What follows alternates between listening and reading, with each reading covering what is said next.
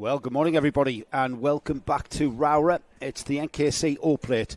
That's what this weekend is all about. We've already had a day running yesterday where we got through some of our heats and also through our time attack. Our time attack sessions took place yesterday in the beautiful confines of the ROWRAH track here in Cumbria, in the very northwest of England. It's well, I was going to say just on the edge of the Lake District. It's not. It's in pretty much the heart of the Lake District. You look all around and it's a very picturesque and beautiful area of the UK. If you've never been here, then the question is why. My name is Joe Bradley. I'm with you all day long, and we're very soon going to be joined by my cohort Nick Damon, who's off for a pit stop, I think, at the moment. The weather, what's the weather going to do? You need to talk to a local, I think. And we've been trying to talk to many locals, and each time we talk to a local about what the weather forecast is, they tell us a different thing. At the moment, it's very cloudy. It's the sky is looking quite ominous. For any kind of motorsport where you use slick tyres, which we do here in the NKC All-Plate meeting, it's going to be one of those days where you are going to be very lucky to be on the right tyre at the right time. Good morning, Nick Damon. Good morning. I'm just checking you're going loud and clear to the PA, and you are. Splendid. So everyone can hear your dulcet tones, young Mr. Bradley. Splendid. We're just talking about the weather, Nick, as we do, because we're British. English, yes. That's it. Yeah. It's forecast to rain. Lots of weather. Yeah, it's forecast to rain. As to when it's going to rain, your bet is as good as mine. I've got a pretty accurate app, but here in the Lake District, it's relatively accurate. So it's going to be one of those days being on the right tyre. For us, Nick, up here in the Drivers' Lounge, where we're bringing you all of the NKC All-Plate live on live TV from the Drivers' Lounge, just above the start-finish straight, it is going to be a very entertaining and exciting day. All-Plate meetings, what do we mean by that? Well, it's a one-off event.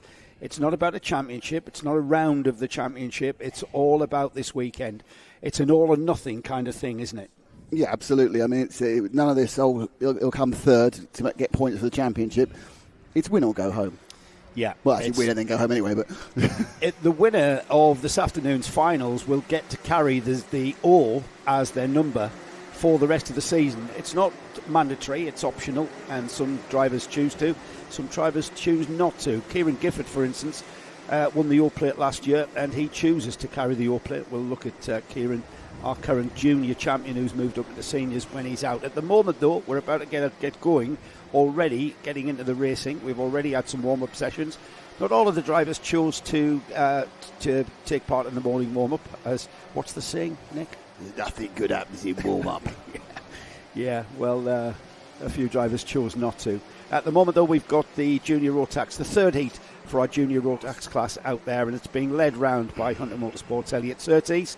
TH Courses' Lucas Howell is alongside. On the second row is Zauri Visarek with Samuel Aston, and we've got Tom Alden and Alex Timmons on row 3.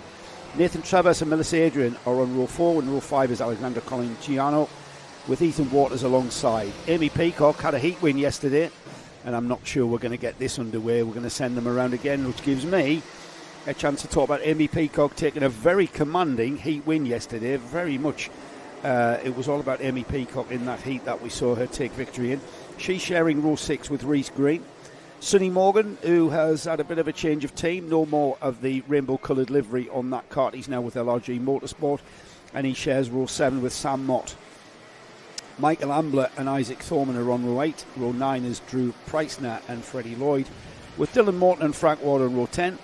Charles Cheesy Green on row 11 with Jimmy Kirkbride, and then we've got the Paul Ozan Racing Jill Leverton on the 12th row of the grid with Ryan Sears, and then rounding off 26 karts is Lincoln Bevan and Jacob Aston. So we've now got them on their second warm-up lap or second pace laps, and hopefully we've got them in some semblance of order as they come out of Sunny Bend. We will have them down towards the paddock, and they're in grid formation. The skies are looking very ominous as we get things underway. We were greeted by rain just as we kicked off one of the heats yesterday, and that caused consternation. Let's hope we can get some racing on the dry tyre, and we do. We go green.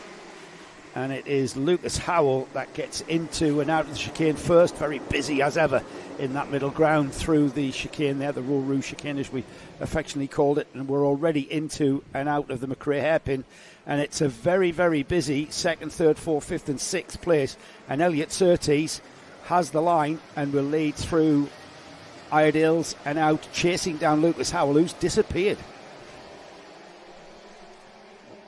into the stewardesses, which is basically a hairpin followed by a chicane, and Surtees managed to get in and out of there relatively quickly and will continue round in second. He sees Lucas Howell disappearing in his sights there, just through Paddock turn, and here they come across the line then to complete the first lap of the day.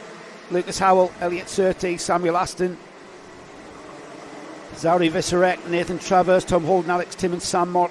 It's Alexander Ciano and Amy Peacock up to 10th. So Sam Aston holding back that number 32 of Visarek, who makes the move at Iredales and gets through and into third, and going with him, I think that was Tom Holden on the 87. So Tom on the number 87 through with Visarek and ahead of Samuel Aston, I think that was, as Surtees now makes a break. Lucas Howell's gone. He's already off and into the lead by about 2 seconds there after one lap, would you believe? And Surtees has gone with him. This is the battle for third, though. And what an interesting battle it is, side by side across the line for Tom Holden and Zauri Visarek.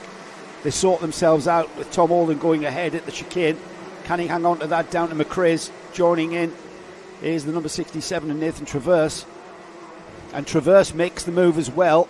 So we've got the 87 and the 67 now in third and fourth through Iredales, and they are queuing up. We've got mixed grids in the NKC, just to remind everybody at home. Mixed grids, meaning all of our competitors get to start one of their heats from the front of the grid, one of the heats from the middle, and one of the heats from the rear of the grid. So you get a real flavour of the quicker drivers making their way through the field and getting and settling in with drivers of a similar capability and pace and ability. But right now, I've got a cracking race on. 3.5 seconds is the gap that Lucas Howell has pulled to second place Elliot Surtees, who's got just under a second for Tom Holden. Tom Holden holding off Nathan Travers and Zauri Visarek, who's holding off Sam Aston and Charles Green. Cheesy in the number 77 with Guy Cunnington racing this weekend. Up into 7th with Sam Mott, Alex Timmins and Colin Ciano. They're rounding off the top 10. Amy Peacock drops to 13th. She was up into that top 10. That's Visarek in the yellow and blue cart, just behind Travers.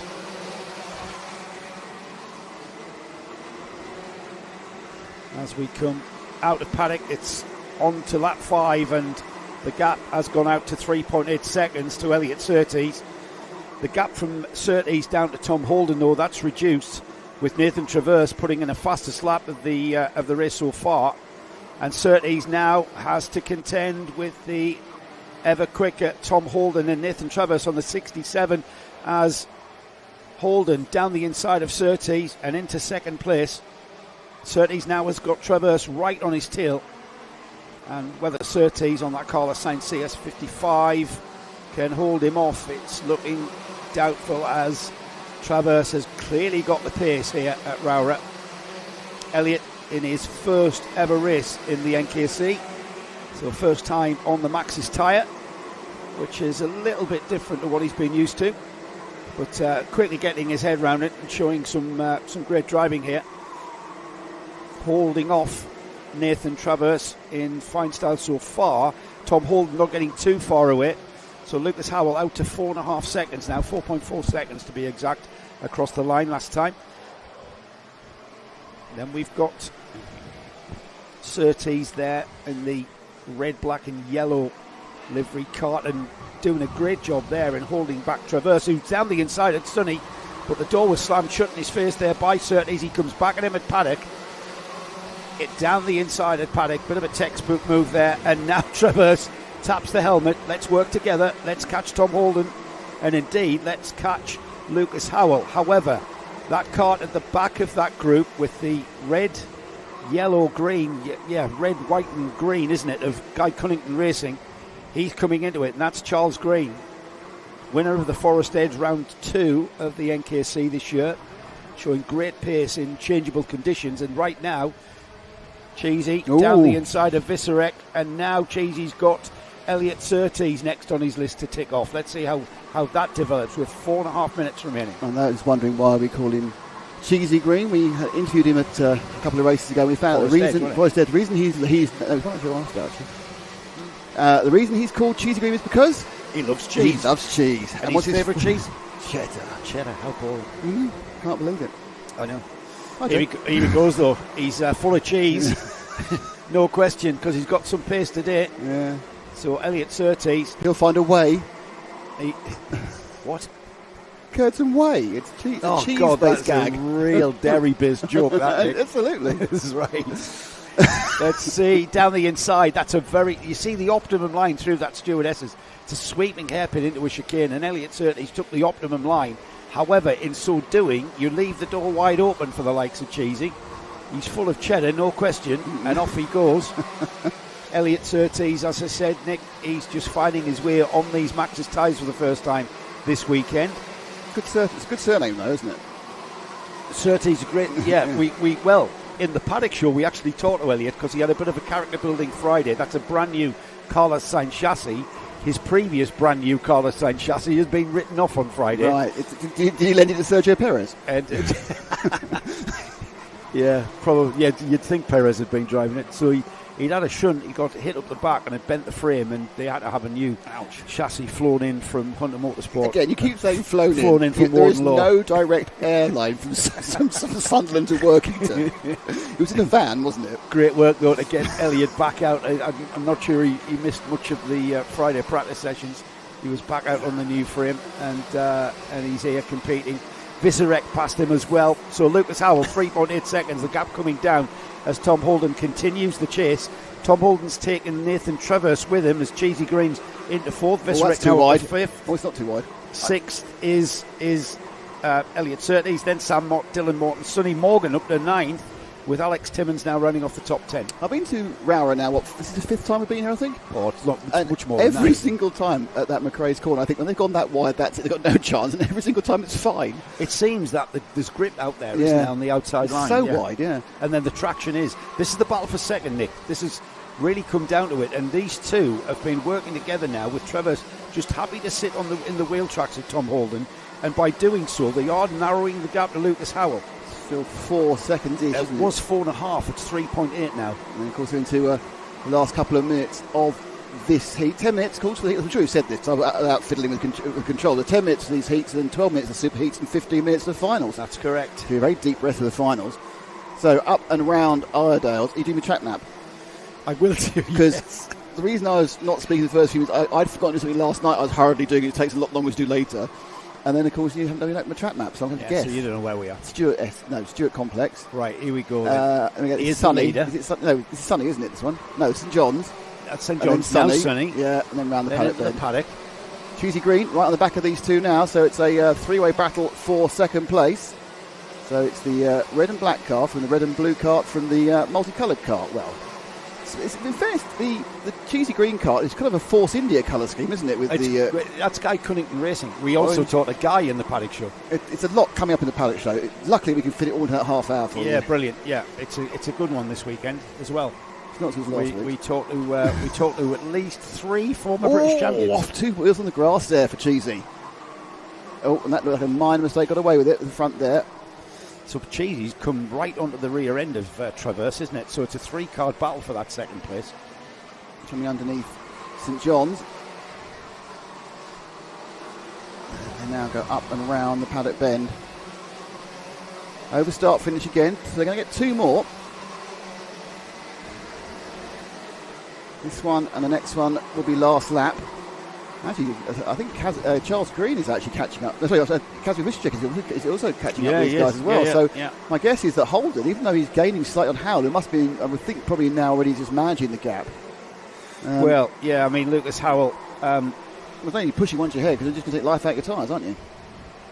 he went off. He absolutely went off. He had a 2-second gap, a 2-second lead at the end of lap 1. I mean, the TH Corsa driver is absolutely on it here at ROWRAH. There was a real shaping up there from Traverse. Oh, Traverse at the inside there. Beautiful move into say the complete. Just as Holden, sorry, Traverse was measuring up Holden. Green just took him on the inside there of Sonny.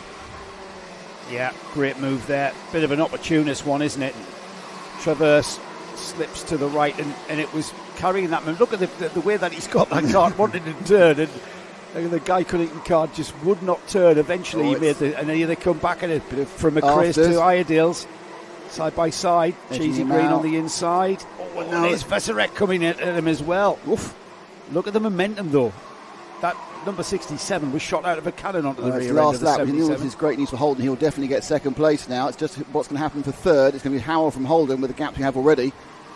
But Green, who stole that third place. Lucas Howell takes the checkered flag just there in the background. His first time, his mum was telling us the other day, it's his first time here, and he'd learnt the track. He seemed to get to grips with this track here at ROWRAH.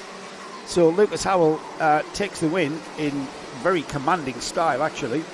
The TH Corsa driver very much at home here with his fastest lap, personal best, right there at the very end, so he kept the pressure on.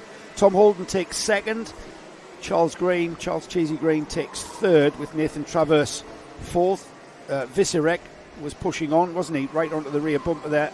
Just a tenth in it at the end for fifth. Sam Mott was behind him for sixth. Elliot Surtees on the number 111 on that brand new Carlos Sainz kart was seventh. And then eighth was Dylan Morgan. Sonny Morgan on the LRG Motorsport kart up into ninth. Alex Timmons 10th. And then just outside the top 10 we have Samuel Aston, Amy Peacock, Jill Leverton, Alexander Colentiano, Reece Green, Jacob Aston, Ryan Sears, 18th Michael Ambler, Jamie Kirkbride 19th, and 20th was Lincoln Bevan. The other finishers, Frank Ward, Isaac Thorman, Freddie Lloyd and Melissa Adrian, Drew Pricener rounded off what was a 25 kart grid. Now there's 26 on the grid, but 25 came out, and I'm not sure who was missing. Nick. It might be they may not complete the first lap. They may have had a problem in warm-up because nothing good ever happens in warm-up. Hello to Martin Taylor on the chat, the YouTube chat. Good luck to all drivers, and let's hope for some fantastic close racing. Michael Burke has said, evening, it's 7:10 here. We're talking at 7:20 now, PM. So he's 9 hours ahead of us, so he must be in Australia. And Zach Bolton. Where is he? Why isn't he here? I don't know, but he says, good luck to the LRG boys with the strong arm emoji. The muscle flex emoji. When I get WhatsApps in the car, obviously it reads them out for me, and it describes all the emojis with a muscle flex emoji. You're going to have to talk, Nick, while I rate you. That's nice. So ROWRAH, home for the O-Plate. Don't forget we have just finished the first half of the NKC season, the Southern Cup that encompassed Clay Pigeon, Forest Edge, and Dunk as well. ROWRAH is kind of a little reset point where we all have a winner-takes-all single-day meeting. And then we have Wilton Mill, Three Sisters, and Warden Law. Wilton Mill, 16th, 18th August is our next round. That's the Northern round, Northern Cup, the first round. Then Three Sisters, which is near Wigan, 20th to 22nd of September. And Warden Law, of course, which is right near Hull. Sorry, Sunderland. It's near Sunderland. You don't get people confused, mate. It's near Sunderland. Michelle Harper says, Ben Harper, go, 62. Michael Burke says he's in Bathurst. So a man from Bathurst, right next door to one of the greatest tracks in the world, depending on your belief whether it's the greatest track in the world. It's right up there. What do you think is the greatest track in the world? Carry on drawing this. Do you want my favourite track in the world? Yeah. In the world. Is it ROWRAH? No. Go on. It's Road Atlanta. Yeah, it's mine as well, actually. I love Road Atlanta. I know, I love going there as well, yeah. I have been there. I haven't been to Bathurst, and I have done Bathurst in pretend, in simulation, and it's a great track to run in simulation. And I know people we know who've been there think it's fantastic. I do like Road Atlanta. I think the thing is, it's part of that is because Petit Le Mans, when you go there, it's October and the weather's really, really nice. It's not that horribly muggy summer in Atlanta. I've been there in April though. Again, you've missed the summer, haven't you? You've missed the summer. Yeah. Nobody races there in the summer. The steaming Georgia summers. But it's great. In the autumn, it's really crisp. Where would you like this? Just anywhere I can see it, really. Okay. That's it. Thank you very much. Will you need your glasses? No. Can you see that? I'm pleasant, but yes, I won't. No, I'll be fine. I don't agree with you. It's very annoying. Actually, yeah. That's sports. Favourite kart track? Favourite kart track? Well, the ones we've been to. I've kind of got to say Warden Law, haven't I? Because you have to say Warden where Law. I live. I find Warden Law. I like Warden Law because I actually see it technically. I don't see it driverly as such. It doesn't bother me about the drive. It's better technical. So it's always very easy to work at Warden Law. I do like this place. It's relatively easy here to get the. I can tell you which is my least favourite, technically. Go on. Dunkeswell.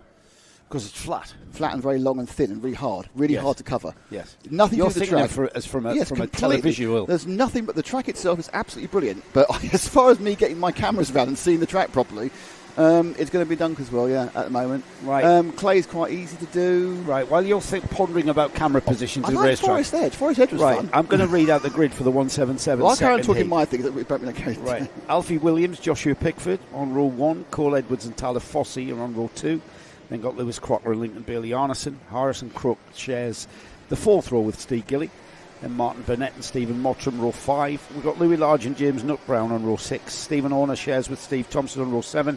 Row 8 is Rhys Llewellyn and Shane Collins. Then we've got Alan Kenyon, Aaron Charles, Scott Clee, Ben Hitch, Billy Faulkner, Rob Simpson, Lewis Halliday, Stephen Richardson, local hero, is on row 12. And then rounding off 26 carts is Alfie Anderson and Samuel Cornwell. Zach Bolton, yes, responding to you, yes, currently on way back from Le Mans, Joe. Oh, of course, he's been working at Le Mans, hasn't he? He sat in the CDG, Charles de Gaulle Airport, watching live.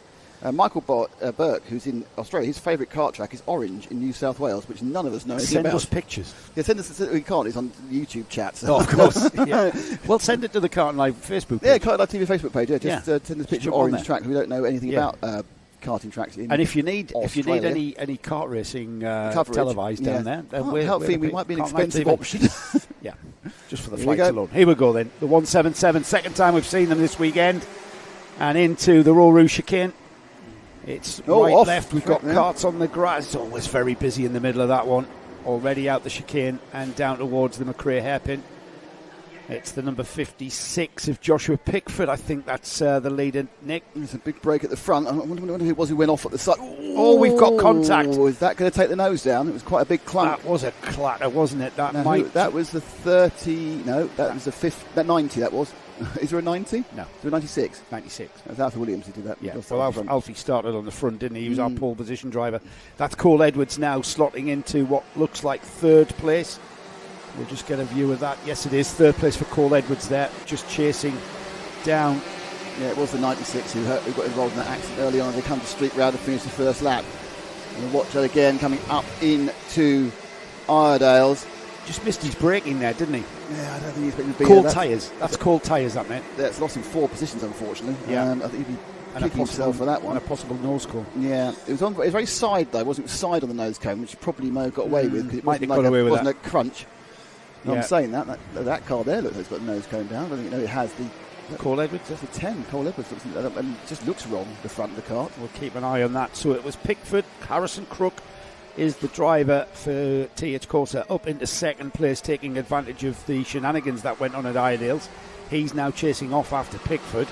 Cole Edwards, Steve Gilly, Lincoln Bailey Arneson, Alfie Williams. Louis Large is already up to 6th, I think, and moving through the order. Yeah, I think that's the we need to keep an eye on that Louis Large car. You see it's about in the background there, red and white. The number 102 for Louis now. He's sizing up. Lincoln Bailey. Matizzi just giving a bit of a space. I think something Cole's front bumper looks weird. I'm not saying it's necessarily down. It looks a bit strange, but of course there are different angles you can choose. There's an air effect of the front of these carts.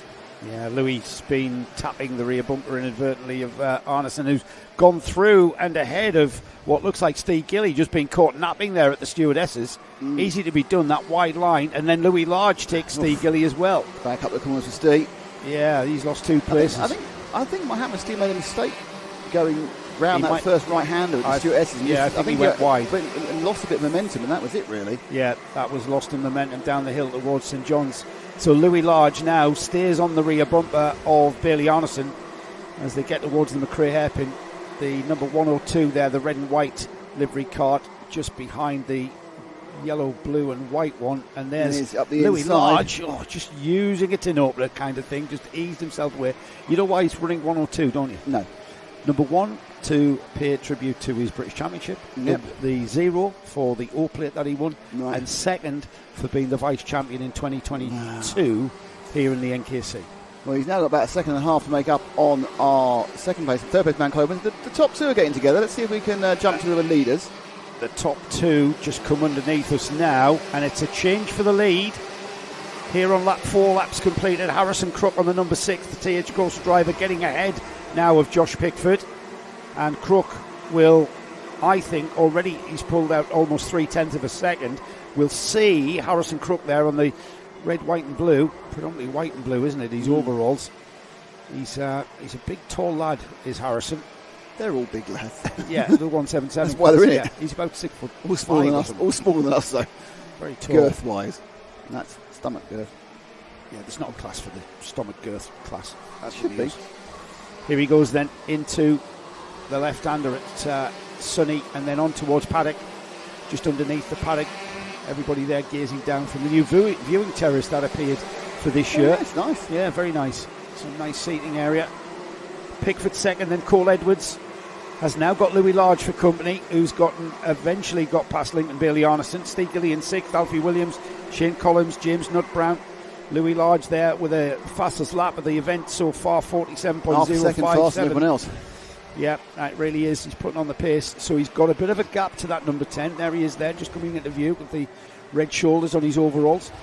The number 102 now chasing down Cole Edwards. Now where did he start? Louis Large started in 11th, so that's his middle of the grid start, isn't it, for his mixed grids? Harrison Crook there crossing the line, 6 laps completed. Coming up to the half distance mark now. 5 minutes has gone, 5 minutes remain. So plenty of time, I think, for Louis to catch Cole Edwards and Cole Edwards to keep him back. And Crook's not just driven away from Pickford either, which I kind of expected. In fact, Pickford's having no problem at all, but it's looking like that Large now looking very much to make the move on Edwards. I'm sure that's got a knock drop down the nose. It looks completely wrong in front of that car. I'll check it out. I keep forgetting to check that out. But Harrison Crook in the lead there, very ragged coming out of the McRae hairpin. Straight through Large. I don't think that Cole decided to defend that. This looks odd, the front of the car. It could be quite low, doesn't it? I think there's a bit of an optical illusion about the way they're running the colour scheme down as well, which makes it look lower. So it's it doesn't matter anyway, because we decided that it's scrutineering and not by the commentators. Top 2 back together again. So Harrison Crook, who we thought was going to disappear in distance, just absolutely hasn't, as he goes up and through ROWRAH. Pickford has decided he'd like to have a bit of a go back. But interestingly, he lost a few lengths actually through the ROWRAH, which is obviously where it's really all about continuing the momentum and really just going for it. Really, I assume they're not on the throttle through the second part, but they probably don't ease off much, do they? No, you're flat out at the turn. When you turn left. Yeah, flat out. But how much are you braking on the way up? Or you just that's a pretty heavy brake into there. Yeah. Because it's a right-hander, the first bit. It's quite long between the right-hander and the left. Yeah. So you've got to get across to the right-hand side to optimise your line through the left and the right-hand part of that chicane. Cole Edwards not being dropped by Louis Large, not gaining either. See in the background there. That's 3rd and 4th. 1, 2, 3 and 4 streak across the line. And then go on down towards McRae's. Large is getting closer there. Harrison Crook gave himself a bit of a wake-up call, because here at the McRae's hairpin a couple of laps ago, he got it all wrong and ended up running out a curb and ending up on the grass. He's given himself a bit of a wake-up now, and he's really smoothed off his driving. And he's holding them at bay. Josh Pickford not being able to really get on terms to challenge, and he's going to have to hurry up because Louis Large is looming large in his, if he had mirrors, that is. Yeah. If he had mirrors, he'd be looming large. In his back of his head feelings. Yeah, he can hear the engine note of that HRS engine of Louis on Louis' kart, and it's now a three-way battle, because I get a feeling that Louis' momentum he'll not want to stifle this momentum. He's drawn up to the rear bumper of Josh Pickford. Oh, and Pickford's letting him through. Pickford's discretion being the better part of valour. It's about points, isn't it? It's about points. Points going forward to the final, yeah. This is all about forming the grid for the final here. We're accruing points through the time attack. We got points for where you finished, through the heats section, into the which will form the grid for the super heats, and then the super heats coming up later will add to the points tally to give us the grid for the final, the all-important all or nothing final. Now then, let's go by Pickford. I think he realised he wasn't going to hold him back for 2.5 minutes. This is a rehearsal. this is a rehearsal, because right now these three at the front are three drivers that I would put in contention for that all-plate victory. The TH Corsa versus LRG. I'm not quite sure who Josh Pickford is with. I've got no details of that. But right now, Louis looking like he is about to have a goal. So it's inter-team, inter-engine. It's the Battle of the Northeast engine builders as well, with Venator leading and HRS second at the moment. But Louis has got his sights set on the outside line into the stewardesses. But Harrison Crook will know how to just fend that off and defend well. He took the inside line, looking over his shoulder down towards Sonny, and look at that. Defensive now. Defensive driving. Leaves you open for the second corner. It's a long way to go though, Nick. Now, just under 90 seconds of defensive driving really takes it out of you. Pickford might still pick up the pieces here, you know. I know, every chance. However, you've got two very experienced drivers here. Louis, a former British champion in this class. Harrison, sixth in the championship last year. Oh, trying several different angles. He's going to go the switch back. Is the over and under going to work? He's on the wrong side. And actually, Cole Edwards is coming back into play. Large got a better drive, but he's now going behind again, and he's lost second place. Yeah, and here comes Pickford. Oh, does he? Oh, does he? Because he fired out of a cannon out of Iredale's, and they're side by side again into the stewardess. And there goes Edwards into third. Edwards takes that third place off Pickford. Some sterling defence here by Harrison Crook. He certainly isn't going to wave Louis through.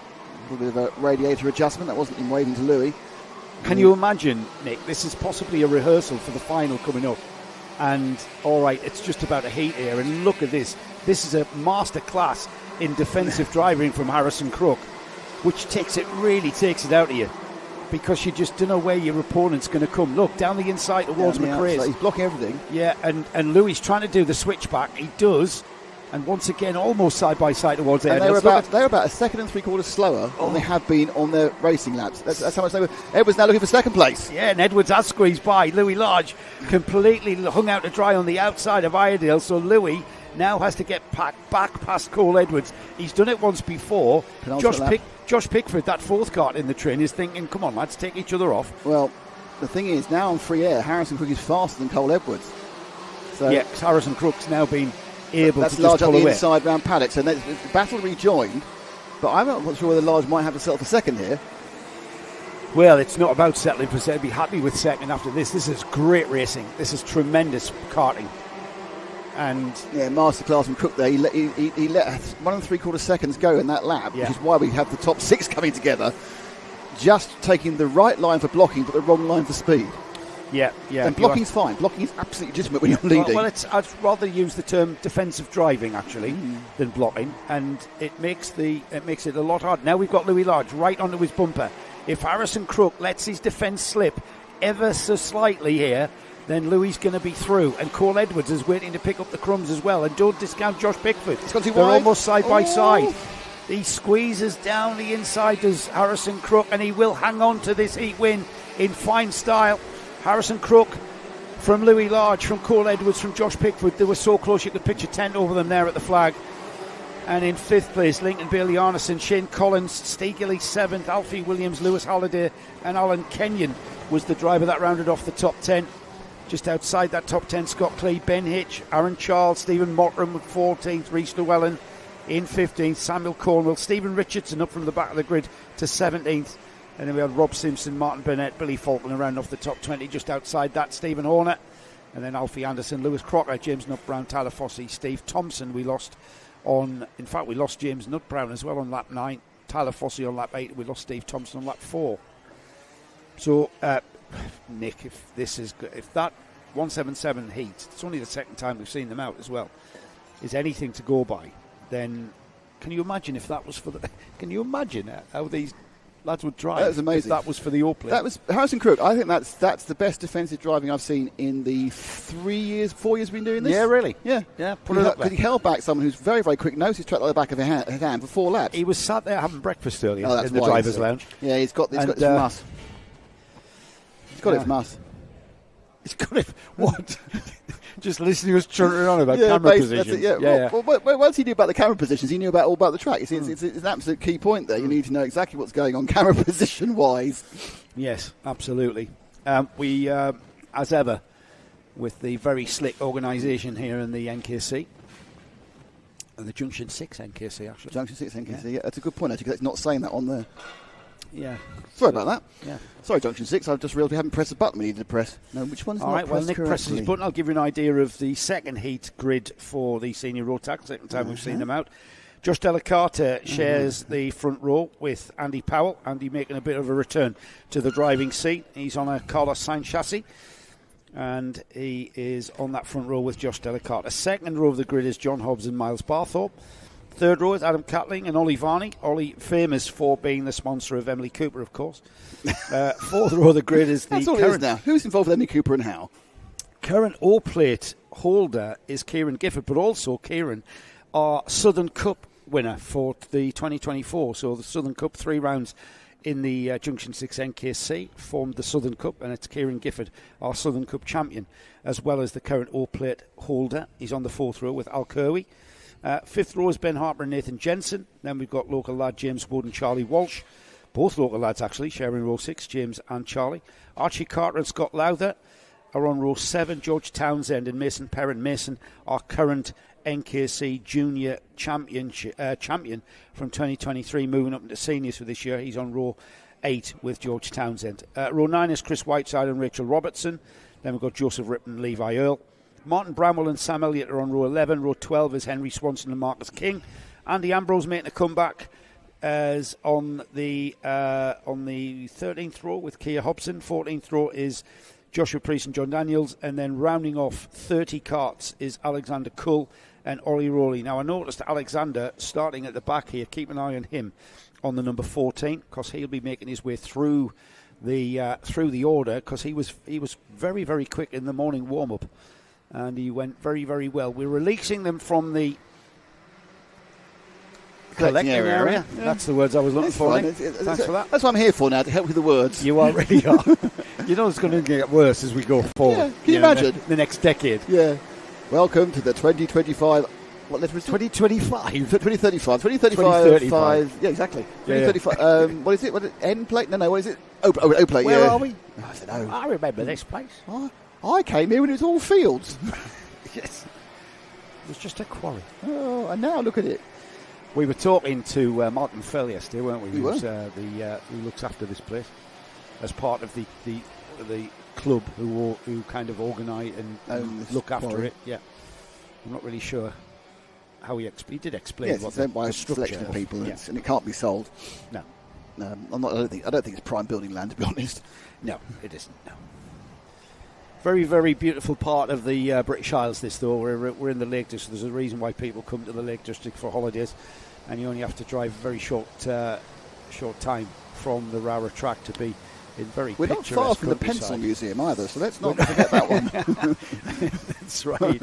Here we go, then. Make a day of it at the Pencil Museum. Here we go. Josh Delacarta on the purple, and the field are released, and it's Andy Powell on the 19, the red, black and yellow, I should say, sorry Nick, gets off into the lead, and I'm not sure if that is a false start. Is it? They full started it? Yeah, they came back out again. Yeah. Yes, the marshals are risking their lives to get on the track, so that's a full start. Yeah, so Josh Delacarta, who's on the Cosmic at the front of the field, the purple, blue and white livery cart with alongside the Andy Powell in the red, black and yellow. Zach Turner says, "Come on, Andy." Yeah. Yeah. See, if you interact with me on YouTube, I'll read out your message as long as it's clean. Absolutely. Could be anything. If it's any way taking the mick out of Joe, then even more so. Zach Turner. Yeah. Well, Zach Turner. I think Andy was possibly Zach's mechanic. Right. At Hunters. I'm sorry for Matt Guppy. One of our cameramen normally comments. He commented the last couple of times how good the camera work was at Dunkersville when he was doing it. The camera 2 at Dunkersville was brilliant. Here we go then. So that is Andy Powell, who's got his little fan club there of Zach Turner, and messaging in on the Cosmic alongside that red, black and yellow cart. The number 29 is Josh Delacarta. And they are in very, very ordered grid order here. Ordered grid order. What am I talking about? Here we go. Let's get this underway. Yeah, they get their foot in. The red lights go out, and we are leading. And once again, Andy Powell does it again. The guy couldn't drive though into second, and that looked like who was that got into second there on the guy Hobbs? It was the guy, the driver, who's in the lead. Is that number 24 miles Barthorpe? I think it's Barthorpe, yeah. Yeah, Barthorpe. He kind of mugged everybody there, didn't he? He came from nowhere. Like shot out of a cannon. Yeah, slid wide there. He went down the inside of Andy Powell, caught him napping. So you've got Gifford Barthorpe, in third. Powell and Gifford on the O-plate, the current Southern champion. Kieran Gifford chasing off after Andy Powell, but Barthorpe, for Guy Cunnington Racing, is off and away. Yeah, it was a great start by Barthorpe, very aggressive, and decided I'm going to get the lead. And these top three have made a little breakette. Fourth place on the Lando Norris kart. I think that's the 777 of Adam Catling. But down they go through ROWRAH for the second time, and just getting back into phase. It looks like. I think Andy Powell was a little bit, unnerved by the aggression in which Barthorpe came through, but now he's got himself back together again and looking to come back forward. The tyres are coming in as well, Nick. Yeah. Remember that everything there on that first lap is all on cold tyres and with a little bit of an unbalanced kart until your tyre pressures come in. Andy Powell gives that little bit of a gesticulation. Catch our leader. And Gifford takes the advice. He takes the advice and says, no thanks, I'll have that second place because I can catch Barthorpe. Now we can work together. Yeah. Now that I'm ahead of you. Who's coming through as well? Adam Catling on the Lando Norris kart. Just behind the Carlos Sainz chassis, both OTK chassis, you remember. Why isn't there a Joe Bradley chassis? Surely there should be one. I'm not famous enough, mate. I'm not a Formula 1 driver. You are famous enough. You're the face of Karting Live driver, TV. you lunatic. I don't know, it'd be good though, wouldn't it? No, not at all. It'd be silly. Nobody would buy one. Only you. Here we go then. 3-kart battle for second place is allowing Miles Barthorpe on the number 24 to just eke away and into the ideal hairpin now. That's Kieran Gifford who's controlling the pace now, and Andy Powell taking and heeding the advice of Gifford and working together with Gifford, and this way the gap will come down because it's already just under a second. I don't know, Barthorpe, I think he's straight. Oh, Powell had a massive moment there. Little bit of a power slide there from Andy Powell. Little bit of a... Barthorpe's got a second lead. Barthorpe. I'm putting an N in it. Barthorpe. He's northern. Let's have a look at this again. Andy gets the power in, and then the back end just, here he comes out of the stewardesses, and then it just, that's a power. That's just the wheel spin. You know what? You should have that McRae's as a tribute. That McRae's, yeah, that would have been. That's in good old Colin McRae style for Andy Powell there, but he held on to that well. He's been out of the driving seat, not done much racing, but done plenty of karting, working for Hunters and been all over the place looking after people, but Andy's reactions have not fallen away there by the looks of things. Going at the front, Barthorpe is pulling away. Yes, he is. He's just purpled the first with a 46.8, so he got 4.10, so this is probably where the battle's going to be. And considering that the chasing driver, Kieran Gifford, we know how quick Kieran can be, and he's not catching him, is he? Let's see what the gap. So the gap was 1.3. Across the line goes Barthorpe. It's 1.7, and another fastest lap from Barthorpe. It's a point where I suppose really he's getting himself the cushion he's happy with, and he can just wind it back in again. Look at tyre conservation. One set of tyres for the whole of this meeting. Well, there's all right, we know the Maxxis tyre's good for 3 rounds, if not more, and it's brand new set of Maxxis for the open. Longer races, but then, still not doing the length of time that it is for 3 rounds. No. So the tyres are good all the way through, but these longer races, the tyres you have to manage the temperature of the tyres, and if you drive raggedly, then they are going to overheat and turn into a bit of jelly underneath you.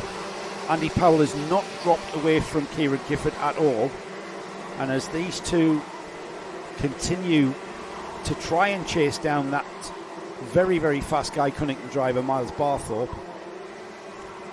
Drop back to 5 and 6. I think 5th and 6th are quite close. So just hold this one, Ash, and just drop back for that. Yeah, so 5 and 6 are very similarly coloured carts, which is never used. With the 2 and the 12, Varney and Wood, for the local boy James Wood, and of course Emily Cooper's manager or team boss, Ollie Varney. Sponsor. I'm not really sure what. I think she explained him as a sponsor. Right. Well, she explained everything as a sponsor. Yeah. I'm getting my skip hire from Gainsborough Skip Hire from now on, I can tell you. Well, you soon will be able to. Very good point, yes, I'll be quite close there. If I need a skip, that's where I'll be going. And you tell him why you've gone and hired one of his skips. I will. Yeah, in the pub with Nick Tinker. Nick Tinker, yeah. And if you don't know what you're talking about, it is all over Karting Live TV and the internet. It's the astounding interview with the junior Rotax driver, Emily Cooper. And Joe and I have been interviewing since the mid-90s. Mid-90s. I've interviewed some very famous people indeed. I made Michael Schumacher cry. You did. But that is one I'm going to remember forever. Absolutely. And I didn't even ask the question, I was just holding the camera badly. Here we go, cracking three-way battle then for Adam Catling, Ollie Varney and James Wood getting involved there as well. Catling slides a little bit wide out to Sonny. This is going to allow Varney a gap down the inside into Paddock, and James Wood going with him. In fact, James Wood has squeezed along the inside, and James Wood goes up 2 spots and into 4th from 6th to 4th. And that was a bit of local knowledge, wasn't it? He knew what was going to happen there and joined onto the back end of Ollie Varney. Let's have another look at this, Nick. This is brilliant stuff from all three. Bad luck for Catling there. He just didn't know quite what went wrong, and then he got effectively jumped by both. I'm sure that he's probably at the moment Ollie Varney saying, hang on, why am I still in 5th? Shouldn't I be higher up? Now James Wood has got his old mate Andy Powell. These two boys now in 3rd and 4th. With James Wood's got a bit of a gap to his old mate Andy Powell. But the way that James is driving here, he had a great 3rd round of the Junction 6 NKC at Dunkswell, did the number 12. He's back with 2nd and 3rd. And he's very quickly going to be on the tail end of Andy Powell. I've got a question here from Michael Burke. Is it the O plate or the O plate? I mean, is it the O plate or the 0 plate? Well, it's called the Open, so it's the letter O. But for the ease of use on timing screen, they're giving it a 0. Yeah, so it's the Open plate. And up the inside he goes. Powell. Oh, he lost the momentum there. Can he block past? Yes, he can. He probably got the telegram that said your old mate James Wood's coming up behind you, mate, so you better get a shufty on. So he has, and he's got ahead of Kieran Gifford. So Kieran now has to look at the rear bumper of that number 19. And Andy Powell, with 3 minutes remaining, his timing is perfect. Let's see what the gap is. See if James Wood is catching them. 1.5 seconds now, the gap between 3rd and 4th. Ollie Varney's dropped off the tail of James Wood.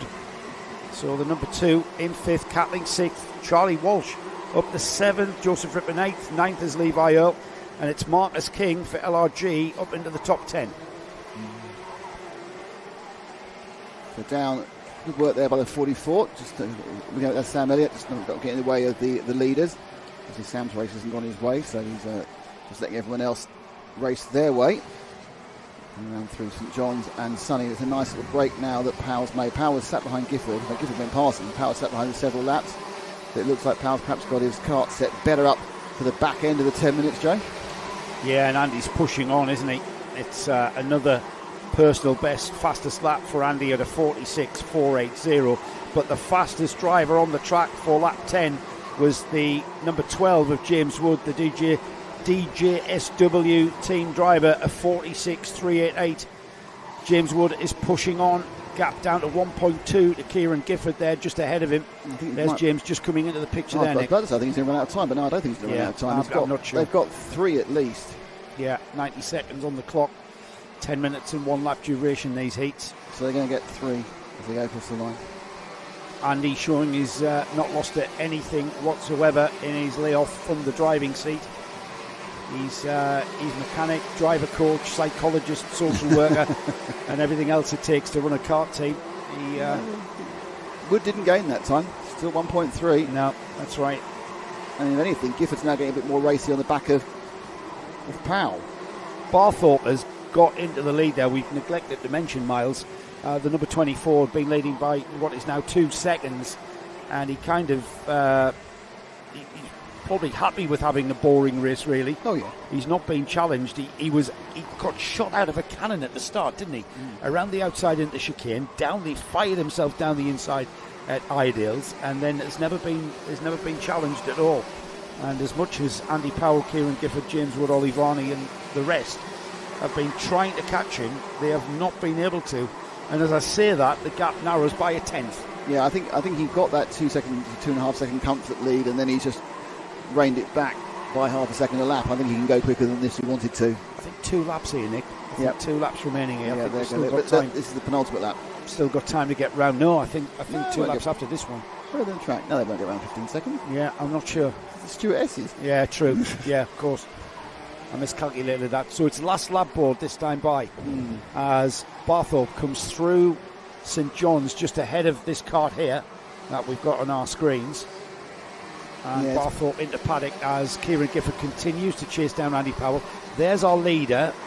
Well picked up, Ash, on the hill. We'll keep our eyes on Miles Barthorpe and give him a bit of airtime, I think, if we can, lads. 24 is his number. He's with Guy Cunnington Racing. We have a chat to Guy in the break, in the lunch break on our paddock walk. And I think that is Guy Cunnington Racing, isn't it? I think it is. You're the one who's... It's the same colours. There we are. It is now, then. All of the teams use different colours. You've said it, so therefore it is. Yeah, please, do not copy other people's liveries. Down towards St John's then. Second, third of Ease right back together again. The leader there, well picked up from Mark on the grassy knoll as he comes out of Paddock to take the checkered flag and take the heat win.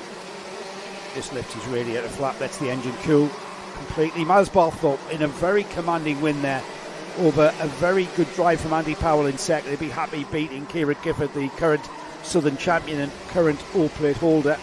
James Wood is in fourth place behind Kieran Gifford, and then we've got Ollie Varney in fifth, Adam Catling sixth, Charlie Walsh seventh, Joseph Rippon eighth, Levi Earl and Marcus King in 10th place. Some aggressive flag waving there by our favourite marshal. He absolutely loves it. He's got some excellent wrist and elbow. Loves it, mate. That's the way.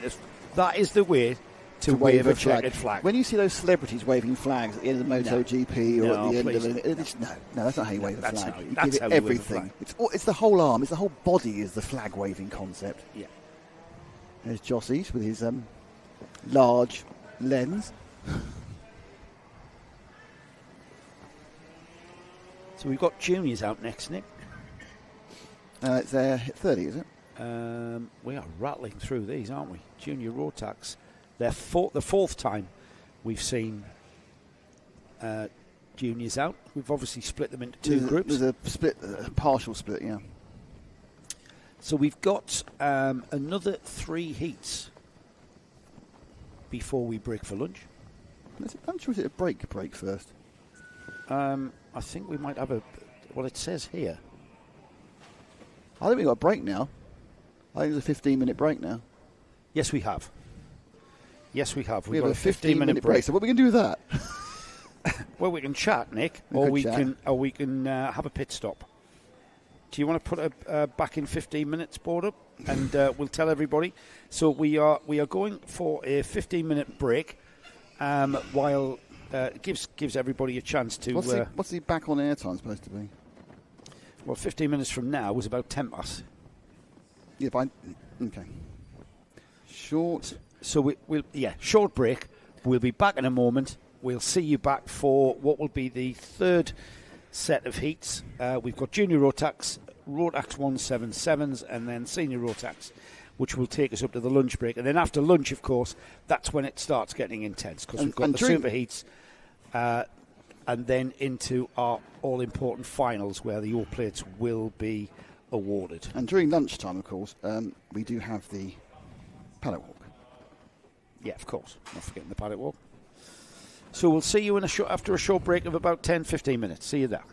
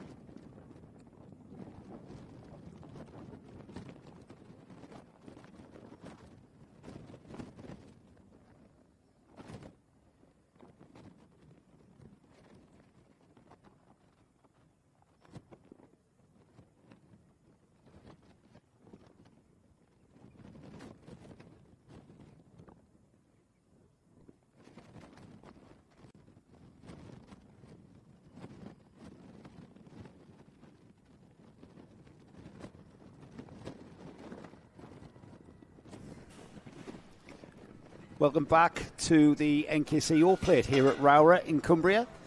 We have just been away for a little tiny break there. We've got carts beginning to assemble in the collecting area, and it's the 8th race of the meeting. The junior Rotax out for their 4th heat. It's not everyone's 4th heat, of course. Smarties.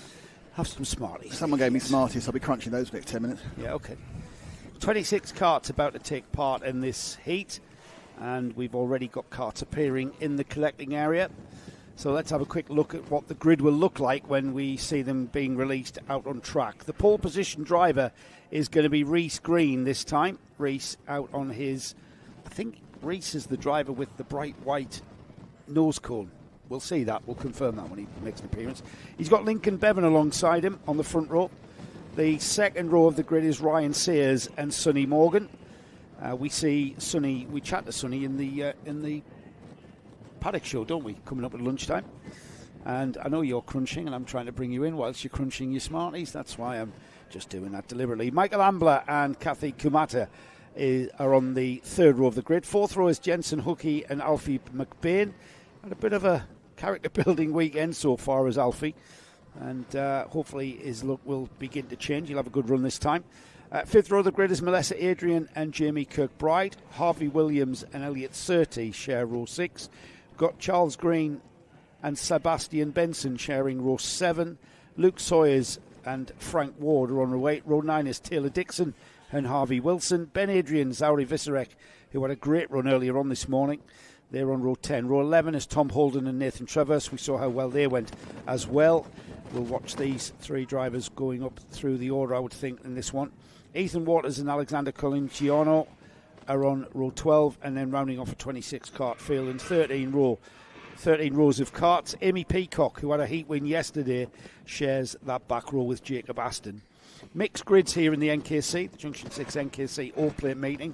Outside of the championship, we've already completed 3 rounds of the overall 2024 season.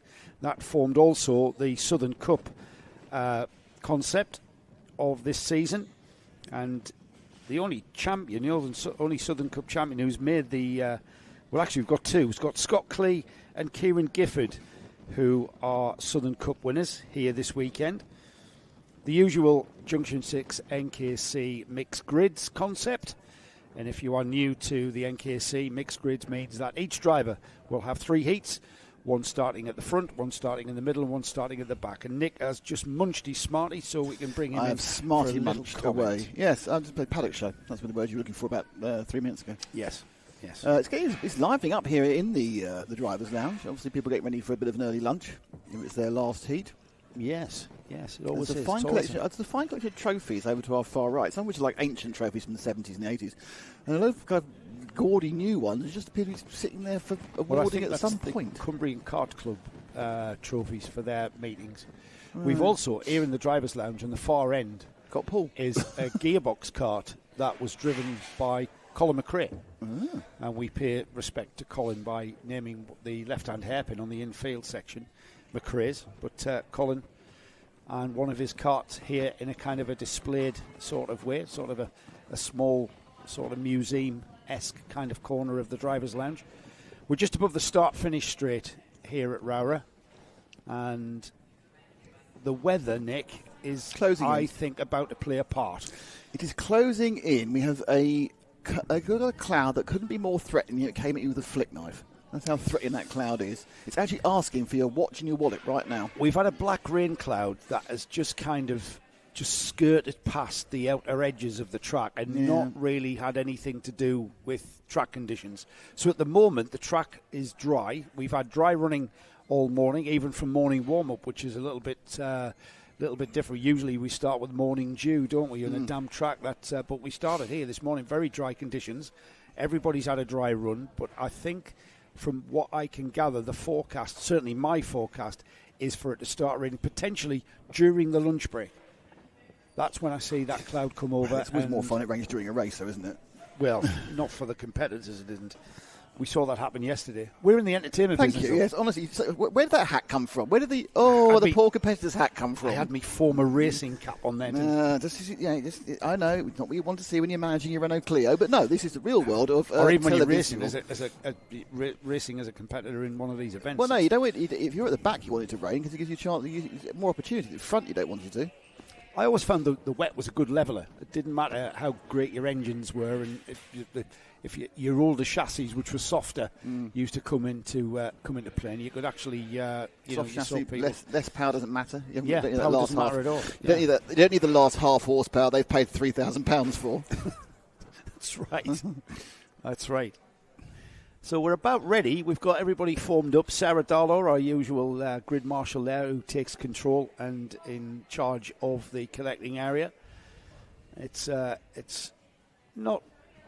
regulated as well. The process and procedure of attending, getting to the collecting area, getting your cart ready, putting your cart on the ground. It's all part of the regulations. Scanned in, don't they? They scan them in for the various things. Need barcodes like tyres. Tyres as well, yeah. Regulated tyres. First one away. Sarah gives them the wave off. And you're right, it is the white nose. Yeah. There's 2 white noses, actually, interestingly. Well, that is Reece Green. And Lincoln Bevan. They're both white. They're both white nose codes. Not showing any kind of sticker kit on there because sticker kits weigh 0.6 of a kilogram, I was told. 100 grams, well. 0.6 of a kilogram. So if you are the sort of junior driver who's beginning to grow tall, as we do see drivers sort of becoming a little bit sort of overweight from the minimum weight, and it's not to do with anything other than they're getting tall and growing into small adults. Yeah. And that's why we'll probably see Taylor Dixon, who is starting at the back of this one, 17th for Taylor. Taylor's about to move up into the senior class with special dispensation going into round 4 of this year's championship proper. It's all about the O plate this weekend, though. And with the rain threatening, as it's been threatening all morning, staying away for now, this is going to allow us a little bit more of a consistent dry running. The rain can come at any time, though, and I'm sure everybody's aware. Once they've been released out that collecting area, though, you've got the tyres that you're on. There's no pit stops for tyres. This is not Formula One. And you will have to control the kart on a wet track if it decides to have a little bit of rain during the next 10 minutes, because we're about to go racing, Nick, and here we go, racing towards lunch break.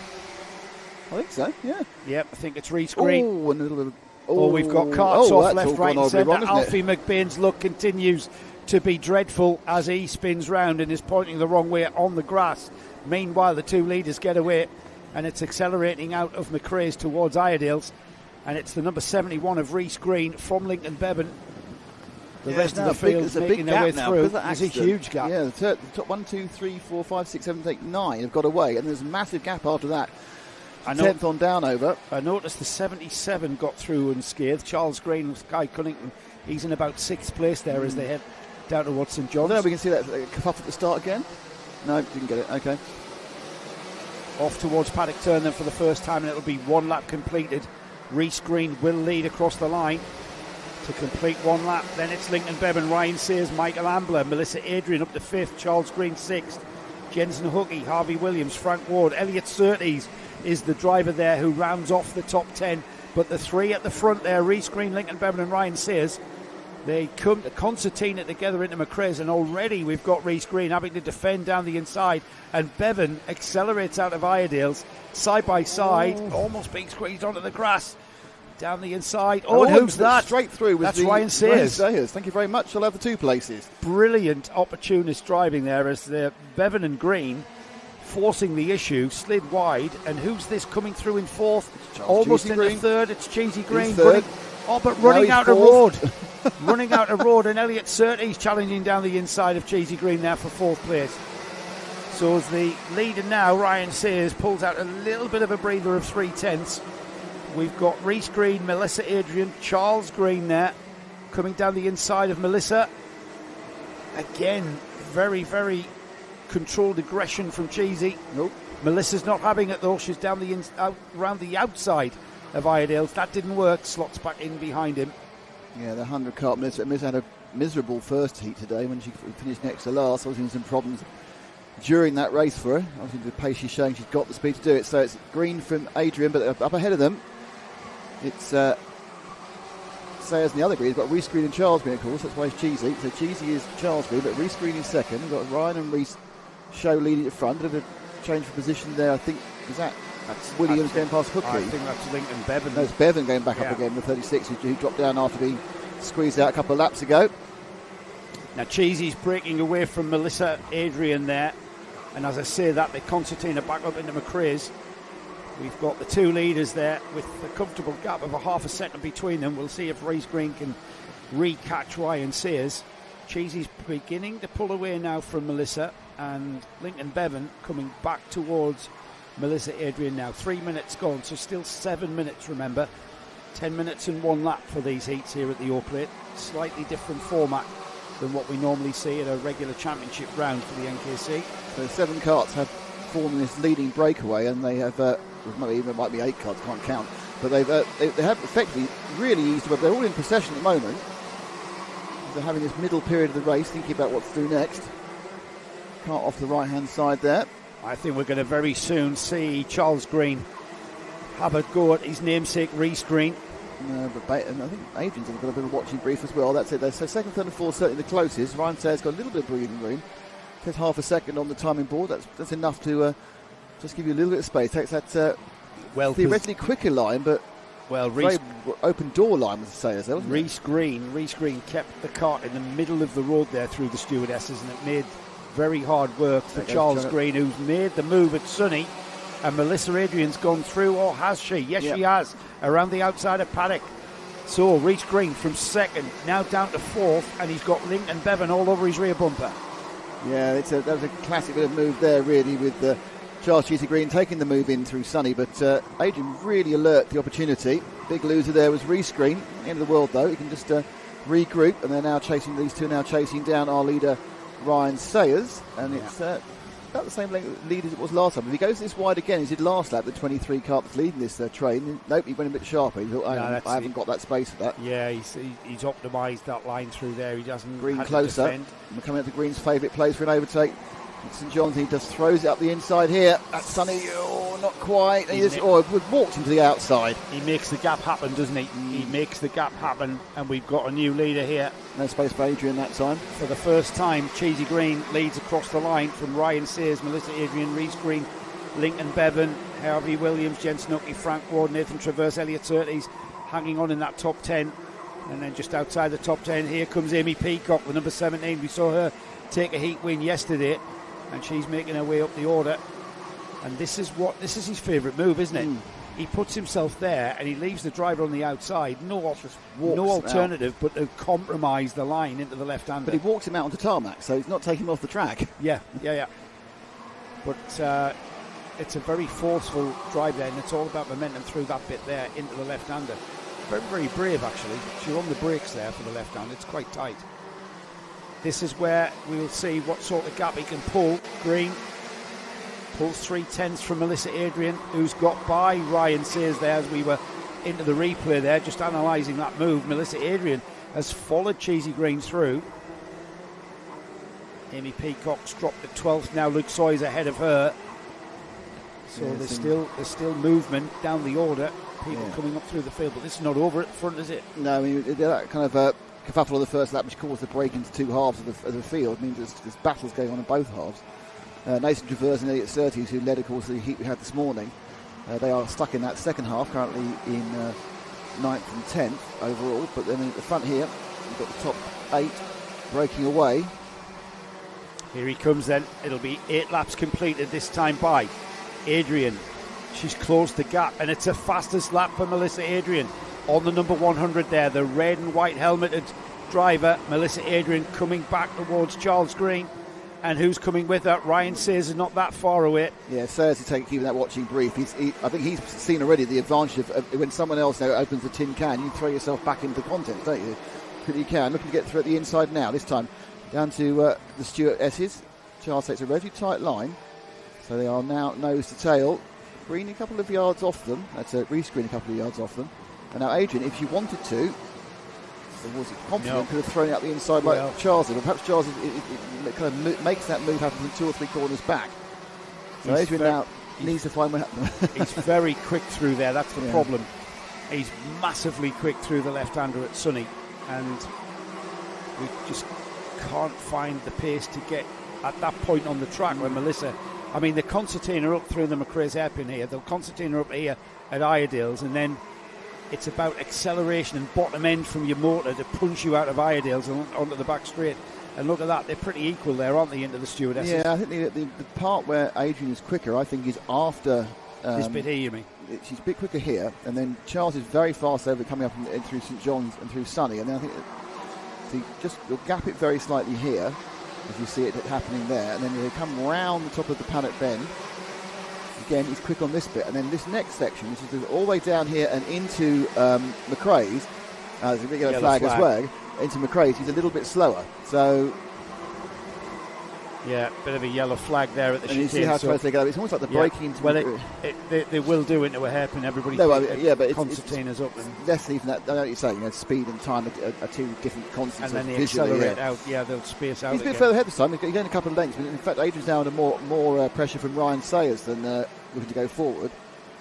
But the karts are making their speed in slightly different places. Or the drivers, perhaps. Inside of 90 seconds now remaining in this heat. There's Charles Green there throws the kart into St John's, catches the slide well, and these 3 seem to have stabilised a little bit, Nick. Not much in the top 8 though. I'm watching the whole field go through, and I've got to 13th so far, and there's no one racing anybody. Everybody's spaced out, just waiting for maybe that last lap moment. And maybe that's what we're doing here. We're playing a waiting game. It's the first time I've used this, but maybe we're in a high-speed game of chess. Yeah, possibly. Absolutely. There's the first use. Which you've even admitted doesn't make any sense, but there we go. Well, no one's moving their rook or their pawn at 60 miles an hour. They're playing a waiting game. They're waiting for their moment. And once again, Melissa Adrian gets back onto the rear bumper of Cheesy Green. Guy Cunnington Racing colours there, the red, white and green. We've got Ryan Sayers there, who's dropped off. Yeah. 2 laps to go as they cross the line. So the 2 laps starting the penultimate lap now. Charles Green looks over his left-hand shoulder. He's come up the hill through ROWRAH. Adrian will get closer, I think, both in time and in distance coming into this braking heavy area for McRae's. We come out, Green takes the very wide line. Adrian takes sort of medium wide up through now to Airedale's. And that gap is a comfortable 3 or 4 tenths, which is quite, because it means that Charles can take the corner, hit the line he wants for his next corner with Stewart without being under risk of a dive bomb attack. And now Adrian has to kind of think what's going on. But the interesting thing is, during those 4 corners, he was Reece Green and caught right back up with him again. You mean Ryan Sayers? Even Ryan Sayers, yes. Could be Reece Green, could be anybody, but Reece Green down 7th with Ryan Sayers. Yeah. It's going so well there, wasn't it? You were doing really well there until and right at the very end. Yeah, dropped the ball. And then you just messed it right up. Beat 4 players, keeps over the bar. Here we go, into the final lap then, and whether or not Melissa Adrian has been keeping her powder dry until this last lap, we're about to find out, and Ryan Sayers may have been the one who's kept his powder dry, because he's now right onto the rear bumper of Melissa Adrian, and if anything, Cheesy Green has pulled out a bit of a gap, a cushion enough to keep her behind. Let's see, time running out there, into the stewardesses for the final time then in this heat. And then they're equidistant coming out of there and then heading down towards the very fast plummeting downhill towards the right-hander at St John's, into the left-hander at Sunny for the final time. I'm not sure anyone has anything in their toolkit to change positions here, as Charles Cheesy Green takes the checkered flag and a heat win for him. Maximum points haul for Cheesy, as Melissa Adrian fought all the way to the very end. Ryan Sayers also fought to the very end to try and get that as well. So Green, Adrian and Sayers, the top 3. Lincoln Bevan 4th, Jensen Oakley 5th. 6th was Harvey Williams. Nathan Travers, who at one point put in the fastest lap. Reece Green dropped to 8th. 9th was Frank Ward. Luke Sawyers was 10th. Amy Peacock finishes 11th. Elliot Surtees just slipped down to 12th there. Sebastian Benson, Taylor Dixon up to 14th. Ben Adrian was 15th. Tom Holden 16th. Ethan Waters 17th.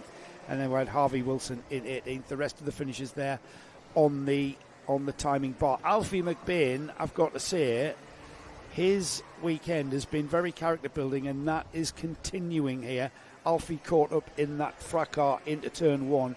and I'm afraid he was a retirement there at the very start as alongside Jamie Kirkbride. That happened to him also. Interesting.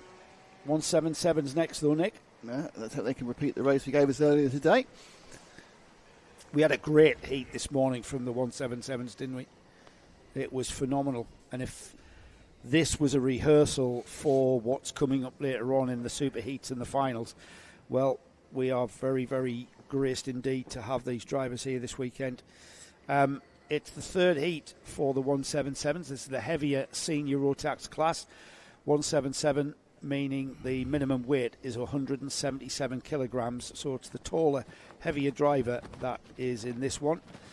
Samuel Cornwell and Stephen Horner will share the front row of the grid with Alfie Anderson and James Nutbrown on row 2. Row 3 is local lad Stephen Richardson, with the former vice champion in the NKC in 2022, Louis Large, making his comeback alongside. Lewis Halliday and Stephen Mottram. Stephen making the journey across from the northeast to start on row 4 alongside Lewis Halliday. And then on row 5, you've got Rob Simpson and Martin Burnett, Billy Faulkner and stalwart of the NKC, Steve Gilly, on row 6. Ben Hitch and Harrison Crook. We saw Harrison take a very fine heat win earlier on. Scott Clee, our Masters Southern Championship champion, Southern Cup, I should say, champion. So Scott on the number 4 on row 8 with Lincoln Bailey Arneson. Row 9 is Aaron Charles and Lewis Crocker. Alan Kenyon and Tyler Fossey are on row 10. And then we've got Shane Collins, Cole Edwards starting at the back this time with Rhys Llewellyn and Joshua Pickford on row 12, and then rounding off row 13, 26 karts, Steve Thompson and Alfie Williams.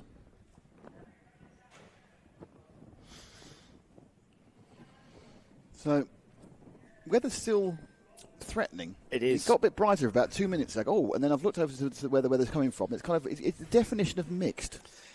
Well, the problem with the Lake District is you have certain pockets of microclimates that the hills just create rain. Yeah, because you've got sudden rises of 1,000 feet or 800 feet. And looking at that landscape view from Asher's camera, there the clouds just appear out of nowhere. All of a sudden, bosh, there's a rain cloud. Then just a little downpour. And we've been lucky so far because those rain clouds have just skirted the circuit. It's as if they've not had a ticket to get in and they've had to just go around the outside. So if you are local, it's free to get in. If you are on the if you are on holiday and you're already filled up of the kids and the spouse, then come over. Or bring your kids and spouse with you, Nick. Why not? To be honest, I'd have a couple of hours off. I brought my stepson with me. Does that count? You've got him working a camera. You know, he's a professional cameraman. Well, you know, it's the only reason why you've brought your stepson. I'd like to point out that that is true actually. Yeah, no, and obviously, no, that is the only reason that's true actually. Yeah. You try to find another reason and couldn't think of one. No. Yeah, just keeping him employed out of the house. Just to remind everybody that Karting Live TV will be bringing you the whole of the Junction 6 NKC Championship. We kick back off with round 4 and the first round of the Northern Cup section of the 2024 season. We kick that off at Wilton Mill the weekend of the 16th to the 18th of August. From there, round 5's the 20th and 22nd of September. That's at Three Sisters in the northwest. It's near Wigan, is Three Sisters. Nearest town is Wigan. And then, telling me that? I know that. I booked into a room with no towels. Well, I'm not actually talking to you, Nick. I'm talking to the viewers. I just happen to be looking at you. I just feel it's a personal conversation. I'm going to look at Paul for this one. Well, Paul knows it's in Wigan as well. And then round 6 is Warden Law, which is just on the outskirts of south of Sunderland. Yes, that's the 11th and 13th of October to round off the 2024 championship. The overall championship is rounded off at Warden Law, as well as the third and final round of the Northern Cup. So we've got kind of 2 champions to crown at my home track. So we look forward to that. We've got the carts released. And people have wondered why Wilton Mill is in the north. It's near Northampton. It's in the name. Though it is about 6 miles south of Watford Gap. Well, it would have been the NKC, Junction 6 NKC would have been lacking a trip to Wilton Mill. You can't lack a trip. You can't. No. Oh, problem there Wilton for the Mill. 85. 83, isn't it? I thought that was 85. It's difficult. It could be either, actually. Yeah. That is James Nutbrown, who was due to start on the second row. So problems for him. I think Louis Large has already nipped up and taken his place. He's filled in the gap as we've got Stephen Horner. So the two LRG carts, the red and white carts there, Stephen Horner and Louis Large on the left-hand side of the grid. And we've got our pole position driver, Samuel Cornwell, on the blue-sleeved overalls with the blue and white helmet, bringing a very ordered grid around. I think I'll start to maybe happy with this. We get things underway, and the MLC cart, Horner cart off to the left-hand side. Just breaking my eardrums once again, Nick. Some reaction to that. Well, you know, little fracas. Let's see what happens there. I want to make sure you miss the camera. It's the third row of the grid, isn't it? Is it? Yes. It was Louis Large moving to the left and just catching I think that was, I'm not sure who that was. We'll find out as they come round to complete. There's the tap of the head, and Alfie Anderson there. No, and immediately Louis goes past him. Yeah, takes advice there and says, and clips his nose cone as well, actually. So, a little bit of a busy start to this one. And a very busy start from just behind these three, with about 5 carts trying to go through Sunny at the same time. We've got a little bit of movement down the order, as I think that was Stephen Mottram who ended up off the track there. The Lando Norris cart of Mottram was the one, as we've got a move for the lead there. Oh no, that's not the lead at all. That's Lewis Halliday down the inside of Stephen Richardson. And the second and third now coming together, 2 LRG carts, and it's still the team member leading the boss. A team customer. So I don't know. Yes.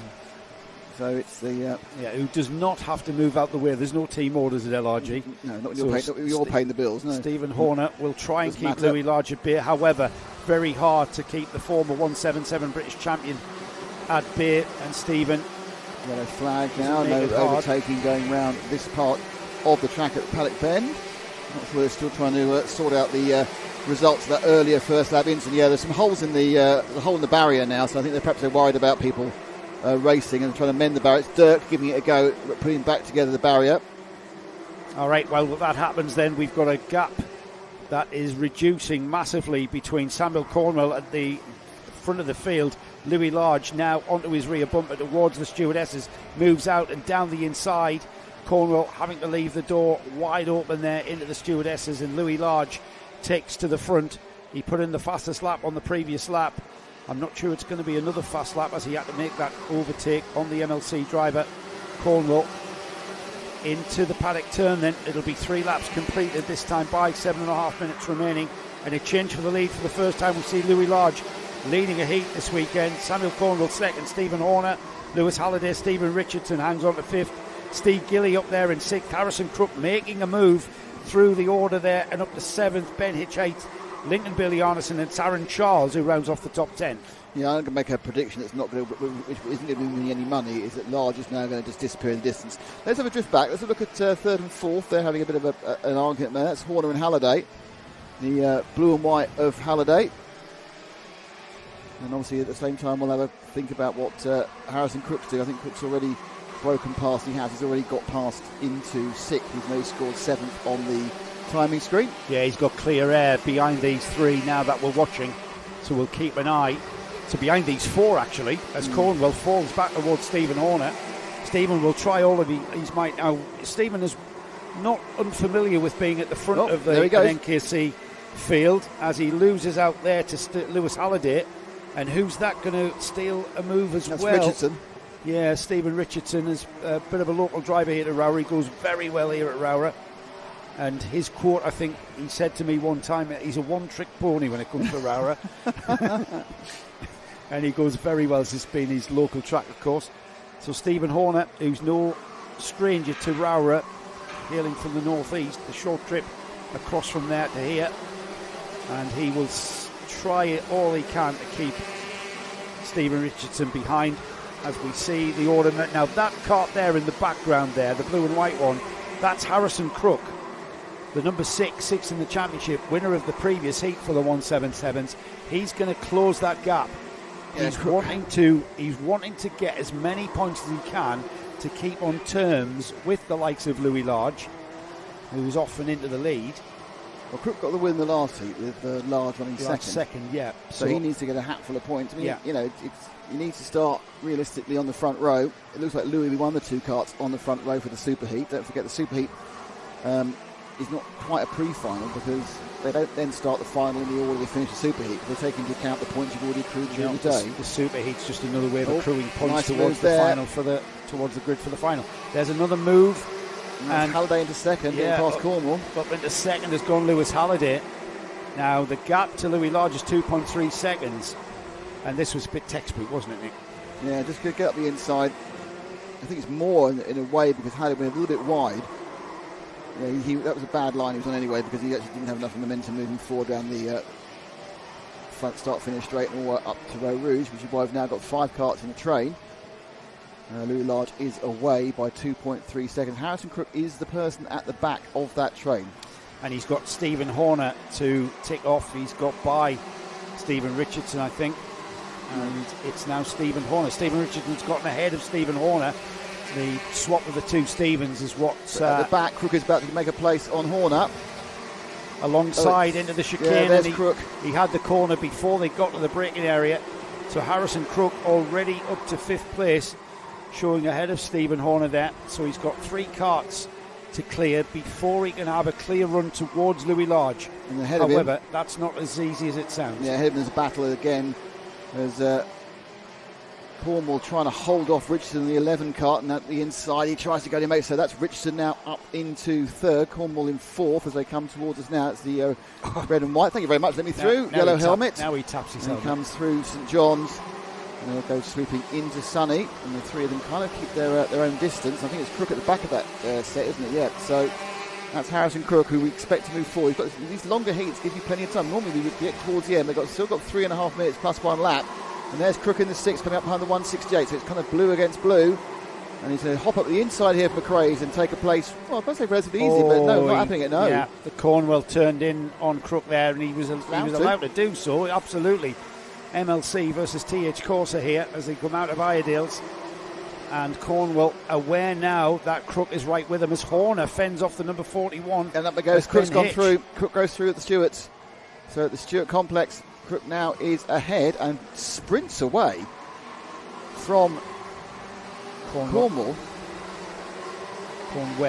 actually. Oh, yes. Yeah. Cornwall. I did the same. He's down different vowels. Here they come. 3 seconds is the gap to Louis Large, from Louis Large to Lewis Halliday. Then Stephen Richardson in 3rd. Harrison Crook now chasing after Richardson, who's now just up ahead of him. 2nd and 3rd battling hard, though, coming into Airedale's.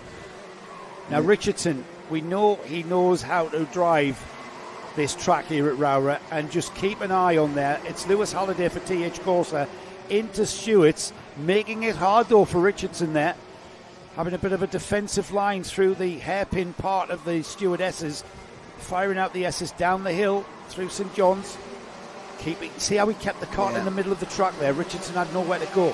He's doing the same into Paddock, but Richardson uses that tin opener again, and look at that, fires out like a cannon. The TH Corsa teammates now, Halliday and Harrison Crook, I think now through the chicane together.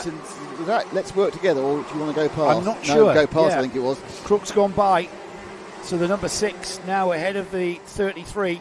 So it's Large, Richardson, Crook, Halliday, Ben Hitch, Corner, Gilly, Charles, Collins, and Cole Edwards rounding off the top 10. Yeah, 2nd, 3rd where they're actually going to be. I don't think if Crook gets past Richardson in any way he's going to make up the needed 4 seconds that Large has got ahead. But it's that yellow helmet in 2nd place that is trying to control the field. And in fairness to Stephen, he's been moving forward most of the time. He's had a bit of pace, but it does seem that Harrison Crook has certainly the ground speed in open ground. Now, don't forget, it was reversed a few hours ago, and then Crook was able to hold back Large for 4 laps. So those defensive lines do work if Richardson can run them. I think there's with a minute on the clock and a 4-second gap to Louis Large ahead of that number 11 kart.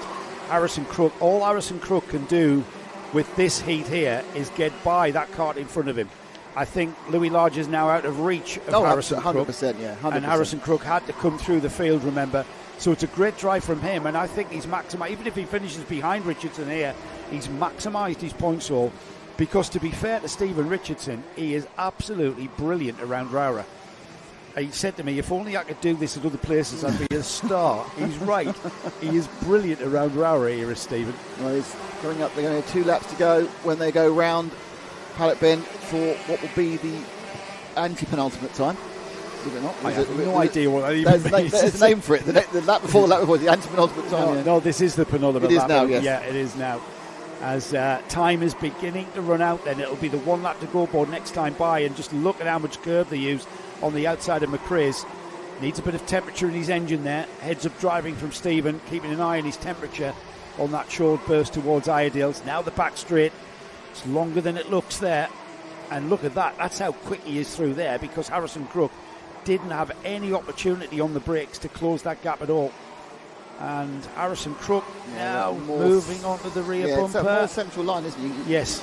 If you come round through St John's into Sunny, you haven't got to go quite as into the middle as Crook was doing in his attempt to hold, successful attempt to hold back large. It's a similar event here. We've just seen that, there is obviously a chance he can get a run. Now, the inside line is the safe line, The problem is, Nick, that Stephen Richardson is so quick around here. And now he's got the inside line. Harrison Crook needs to think about a switchback, which he does. And he switches back towards the inside line, but Stephen Richardson's got the momentum. Oh, look at that. Richardson knows he's got the corner. And Harrison Crook has maximised his points. It was Harrison Crook and Louis Large in the previous heat. It's Louis Large and Harrison Crook here. This is boding very, very well for not just the superheats, for the overall onslaught of driving that's going to be needed as Louis Large takes the checkered flag on his way to that all-plate final. Yeah. Harrison Crook's second. He's going to be happy with that, Crook. He's delighted pretty much. He's going to go, that's about the best I could have done. There's Dirk waving the flag like it should be waved. Super Dirk. Absolutely. Let's have a look at who came third then. Stephen Richardson, local hero, in that fine third place. He'd be delighted with that, I'm pretty sure. Lewis Halliday was fourth, Ben Hitch fifth, Stephen Horner sixth, Steve Gilly was seventh, Aaron Charles eighth, and then Shane Collins ninth. Cole Edwards rounds off the top 10. The rest of the field there on the right, and a little bit of commiseration there to both Stephen Mottram and Lewis Crocker. Rob Simpson we lost on lap 2, but Mottram off there at the start, and you know what? I'm not sure. I think the stewards may see that as a racing incident, considering how busy run to the first corner is. Yeah. So, cart retrieval going on there. We've got the last of our heats coming up before the lunch break. Is it? Yep. It's senior Rotax, heat number 3. That means lunch is going to be at 12 o'clock rather than 12:30. Only going off my chart, Nick. Oh. Is it really lunch next? Huh. We've got one heat. And then the lunch break. Well, Ella Hayes just said these heats are so long, 10 minutes. They are 10 minutes, yeah. And the longer than normal. Are 12. Longer than normal. And the main finals are 15. Because it's the all-plate, slightly different format. I mean, yesterday we had Time Attack. Time Attack was it's a time session, and you got points for where you finished, how fast you were. That goes towards the grid for the superheats.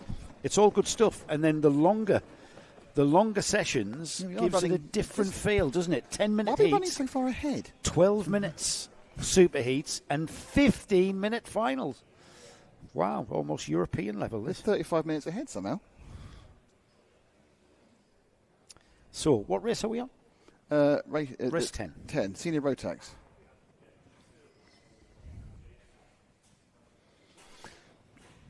I assume that they're going to...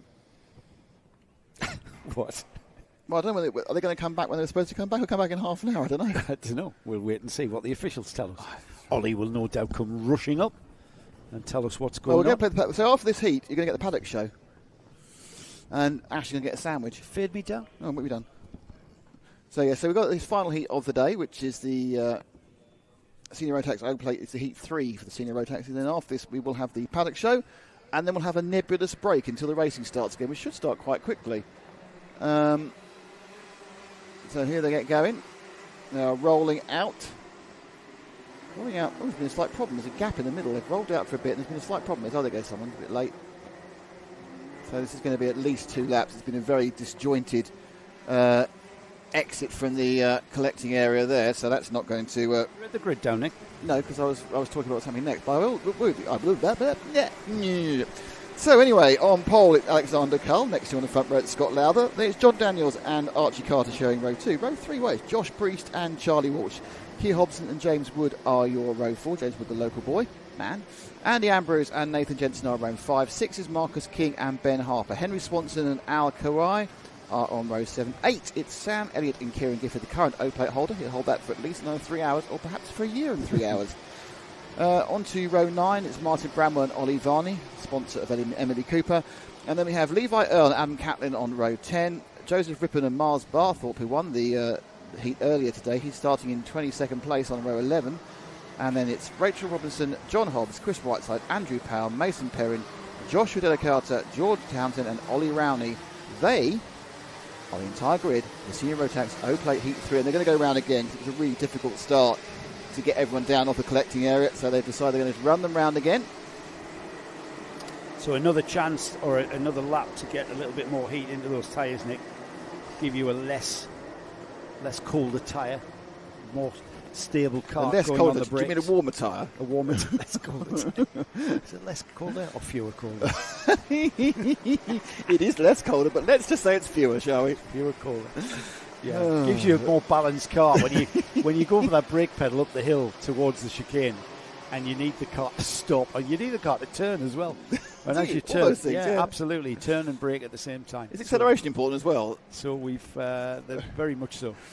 That looks like got 2 Guy Cunnington karts there. Guy Cunnington new to the championship, new to the NKC, and we chat to Guy about what brings Guy Cunnington racing. Guy was the former British champion. If you were going to enter the championship as Joe Bradley race, what would your colours be? It's a very good question. Can I come back to you on that? Yeah, you can. Because we've got a race about to start. Well, no, but I just want to throw it in your head. And now that's going to stick in your brain for the entire race. It absolutely is, yes. I think they should let this one go because the straggler has literally caught up the rear end. They are accelerating away, coming down the start finish straight and over the line, and they're happy with that one. They streak up through ROWRAH the first time. It's a good start from position 3. Oh, bumping and boring, and the third place man is unhappy, lost. Oh, you don't want to be going sideways there in front of the 26 other carts, but everyone seems to have got away with it, and certainly the cart in the lead has had a massive advantage from him, huge arguments behind him. And Charlie Walsh, I don't know how Charlie squeezed through that carnage, but he did, and he came through unscathed in third. Look at the lead that Alexander Cull has got, and then the number 27, John Daniels. It must have been Scott Lowther who was involved in all that I'm not really argumentativeness. Sure. I'm not really sure who was absolutely incredulous there, He's waving his hand saying, really? What's going on? Why all this bumping and boring? We are almost completing the first lap here for this senior Rotax class, and we'll get a handle. I think it's Lowther who's having all the fun. He only dropped 2 places at the end of it, but he held everyone up effectively. So it's Alexander Cull in the lead, John Daniels second, Charlie Walsh third, we knew that. Scott Lowther a recovering fourth, Archie Carter fifth, Marcus King, Joshua Priest, James Wood, Nathan Jensen, and Kieran Gifford is the driver in that 10th spot. But however, Guy Cunnington's number 27, John Daniels, is about to be challenged massively from Charlie Walsh. So Charlie, who is a local driver to this area at ROWRAH, and will know, he knew that move into the stewardesses. Charlie, ST Racing supported, I have to say, because I'm not sure John Stewart is actually here this weekend. But Charlie, sporting that livery, and usually with ST Racing in their awning, is up into second place. And that really looks ever threatening in the sky. It's like it's sitting there going. It's like you know when there's somebody in a bar who's like an unpleasant drunk and sitting in the corner and about to go bang, and you're just waiting for him to have one too many beers. That's the weather. It is threatening. Right, Charlie Walsh is already pulling away from John Daniels, and we'll keep an eye on that gap to Alexander Cull, who's pulled fastest lap of the race there on lap 2. He's got 2.5 seconds, so let's drop back a little bit. Henry Swanson had a technical defect, 74 car. It's picked up a bit of damage. Let's drop back to James Wood. Drop back one more. Just back to third from where we are, but drop back one car, Paul. James Wood is just over on the 12. Marcus King, and I'm interested to see if Marcus can stay on terms, because he's going to learn a lot from James Wood. Marcus back to the NKC, and we'll learn a lot from James Wood. James Wood's in the yellow trimmed helmet there. Yeah, he's on camera. And he had a great Junction 6 NKC round 3 at Dunkswell, and local to Workington, not far from his hometown here at ROWRAH. And he's got somebody on his list to overtake now, and that's Archie Carter for the number 12. Just chasing him down. Marcus King trying to hang on there, Marcus having a great run yesterday, if I remember rightly. And he needs to follow James around in his wheel tracks, because James is a bit of an expert here at ROWRAH. going very, very well indeed, and just closing down that gap through Sonny out towards Paddock now.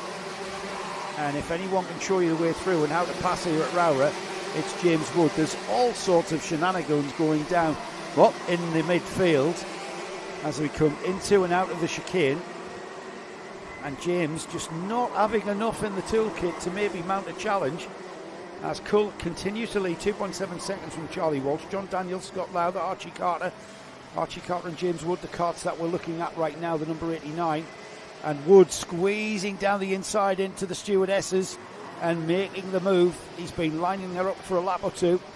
He finally makes that happen. Off down the hill towards St John's. Archie Carter coming back at James there, getting a bit of an inadvertent nudge there. I'm pretty sure that wasn't deliberate. And Carter right over the shoulder now of James Wood, who just can't seem to break that gap to him. He does now though, out of Paddock turn, and Marcus King is looking very threatening on Archie Carter. Yeah, they're coming down. It's an all-action battle here just behind the Alexander Cull, who got away very nicely with that 2-second gap at right the first lap from the argument behind him. Glance over the shoulder, but it's getting close, and the battle really here is Archie Carter and Marcus King as they accelerate right down towards the Stewart. It's all just a little bit too far away, even for an optimistic move, isn't it, Joe? It is, and James Wood took 2 laps to get by Archie Carter at that point. We're not even at half distance though, Nick. We're still half a minute away from that half distance mark, so there's still plenty of time, and I'm pretty sure these drivers are not even thinking about the clock. All they're focused on now is getting past the cart in front. And if the cart in front is pulling away, it's all about catching that cart in front. And talking about that, as we watch Archie Carter being threatened ever more by Marcus King, James Wood is catching his mate Scott Lowther. As Marcus King down the inside of McRae's, they're side by side around McRae's. It'll be a drag race out of McRae's towards Iredale's. Side by side, Archie Carter on the inside now. Archie Carter got to watch the switch back coming from Marcus King, but Marcus King has got Kieran Gifford now on his rear bumper, and Gifford having a bit of a look as Scott Lowther is overtaken by James Wood. So James Wood continues his progress, and he's now into 4th place.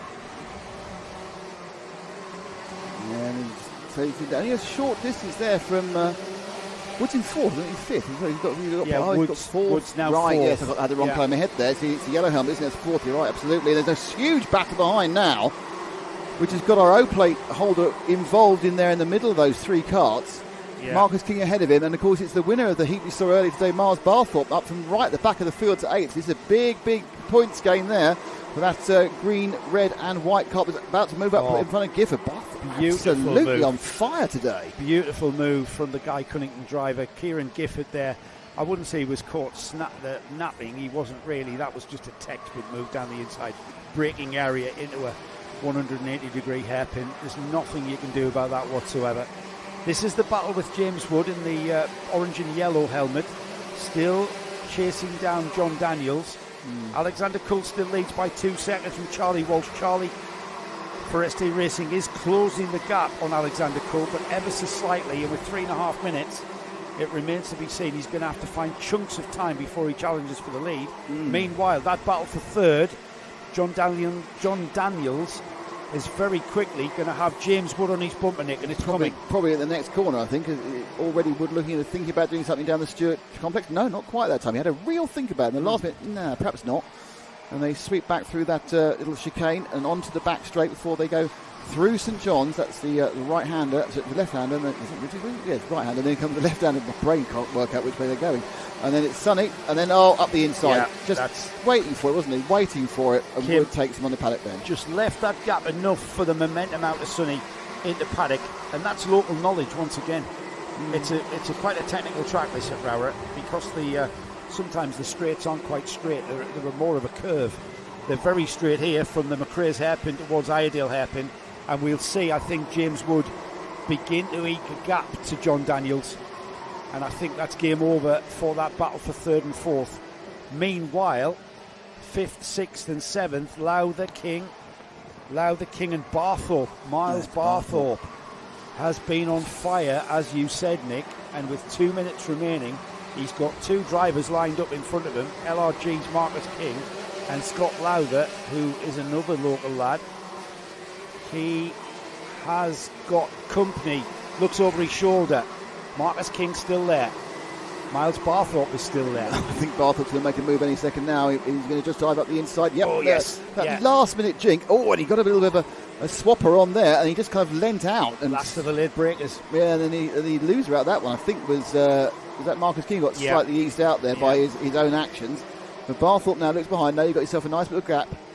And your next move forward is to see if you can get Scott Lover. Alexander Cull just coming into Paddock now. He's just put in the fastest lap last time by, so he's keeping the pressure on Charlie Walsh. The gap's still at 2 seconds, and it has been for some time as we continue watching. Barthorpe again. Yeah, the Alexander Cull teammate, Miles Barthorpe, making more progress, and Marcus King has gone past Lowther with him. So Marcus King regained his composure and follows Miles Barthorpe through. So let's see if Marcus King, the young man, can make any kind of inroads into Miles Barthorpe. We know how quick Barthorpe is. And a little bit of air needed for that radiator flap being lifted to keep the temperature from the engine from overheating. You see the drivers playing with that and managing the engine temperature to maximise the power output from these Rotax 125cc 2-strokes. As Scott Lowther now has Kieran Gifford to contend with. Yes, Lowther and Gifford looks close at the moment. Kieran won the O-Plate last year at Wilton Mill in the Southern Cup Championship. He likes it down south. Right. There he is, gone through. That's awful for the person just overtook, because Scott Lowther lost 2 more places there, and it's been a terrible couple of laps of Scott. I think he's got 5 or 6 in 2 laps. Yeah, Nathan Jensen's the driver, the number 32, who has gone by Kieran Gifford. Nathan Jensen, his HRS motor pounding around here at ROWRAH. Nathan, no stranger to ROWRAH. And Nathan now through on Gifford, and he's took 2 places. So he's took Lowther and Gifford in the space of just a few yards. And behind them, Andy Ambrose there on the red and white cart, another LRG driver. Andy making his comeback for the NKC as well, and he's having a good run as well, rounding off the top 10 there. Yellow flags round Paddock Hill Bend, so there'll be no Paddock Hill Bend, almost entirely Paddock Bend, but they are on the last lap now. So Alexander Cull, who's led from the first lap by 2 seconds, is still leading by 2 seconds after 10 minutes as they all streak through, but there's a bit of sort of kerfuffle there in the middle of the field, and that's the 27 kart of John Daniels, who's now under heavy pressure. Did Miles Barthorpe nip past Daniels then?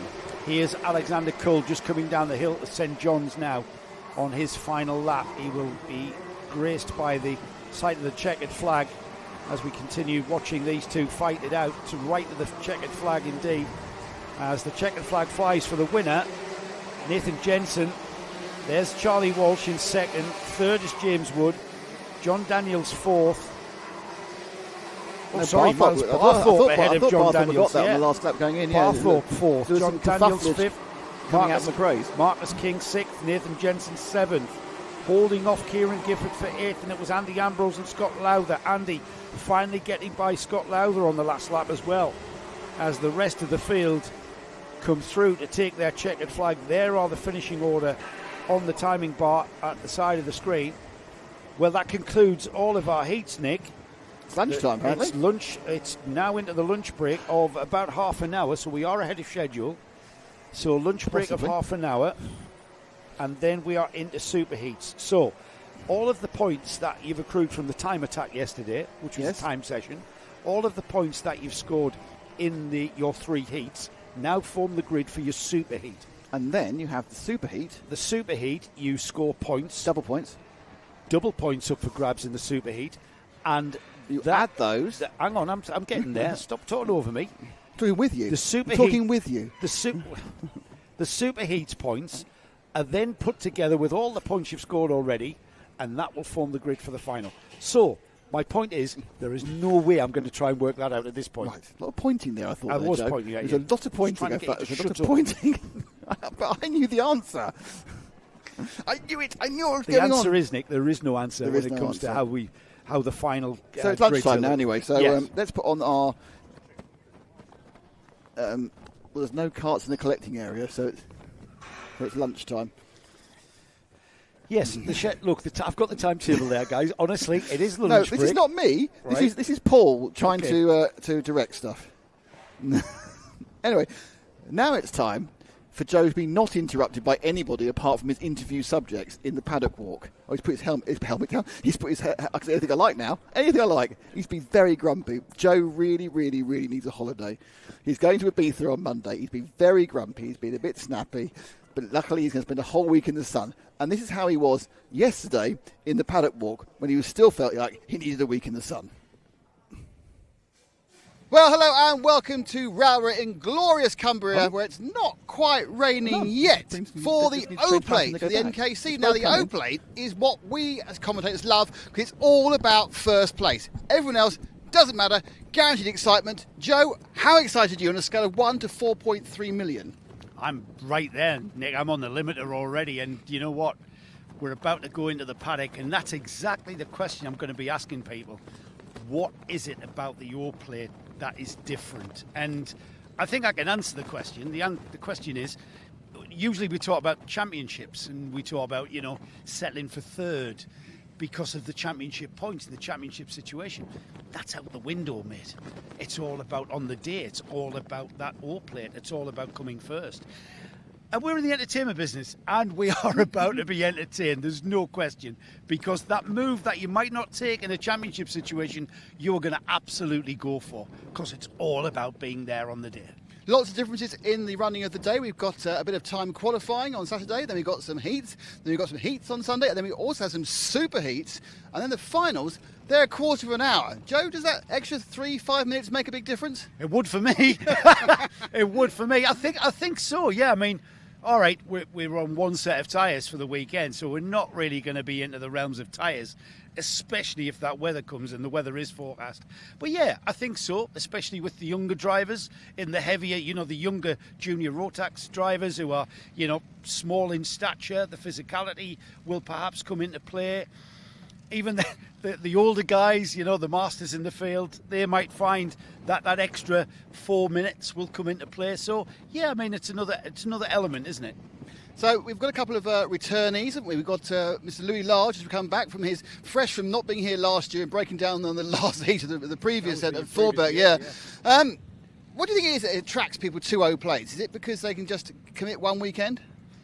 I think so. I think that everybody feels it's got an event feel, hasn't it? It's the whole weekend. It's also the whole weekend is allowed to be. We've enabled the weekend to be strung out a little bit.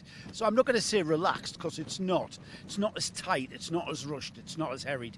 We've got time to get through our programme this weekend, and I think it's just that accolade of carrying the O plate. If Louis does win the O plate, there's every chance Louis Large can be up there in the 177 class, but is that going to bring him out of retirement? What I'd love to see is championship regulars taking home the O plate, and then we'll see in the final 3 rounds of the championship coming up for the rest of the season, we'll see that O plate being brandished on the grids in the NKC. Well, enough of us talking about this. What Joe needs to go do is to go into the paddock and talk to the drivers. What I need to do is work out how I can green screen out this shirt for one that's supposed to have sponsors on it. It's the summer. It's the summer.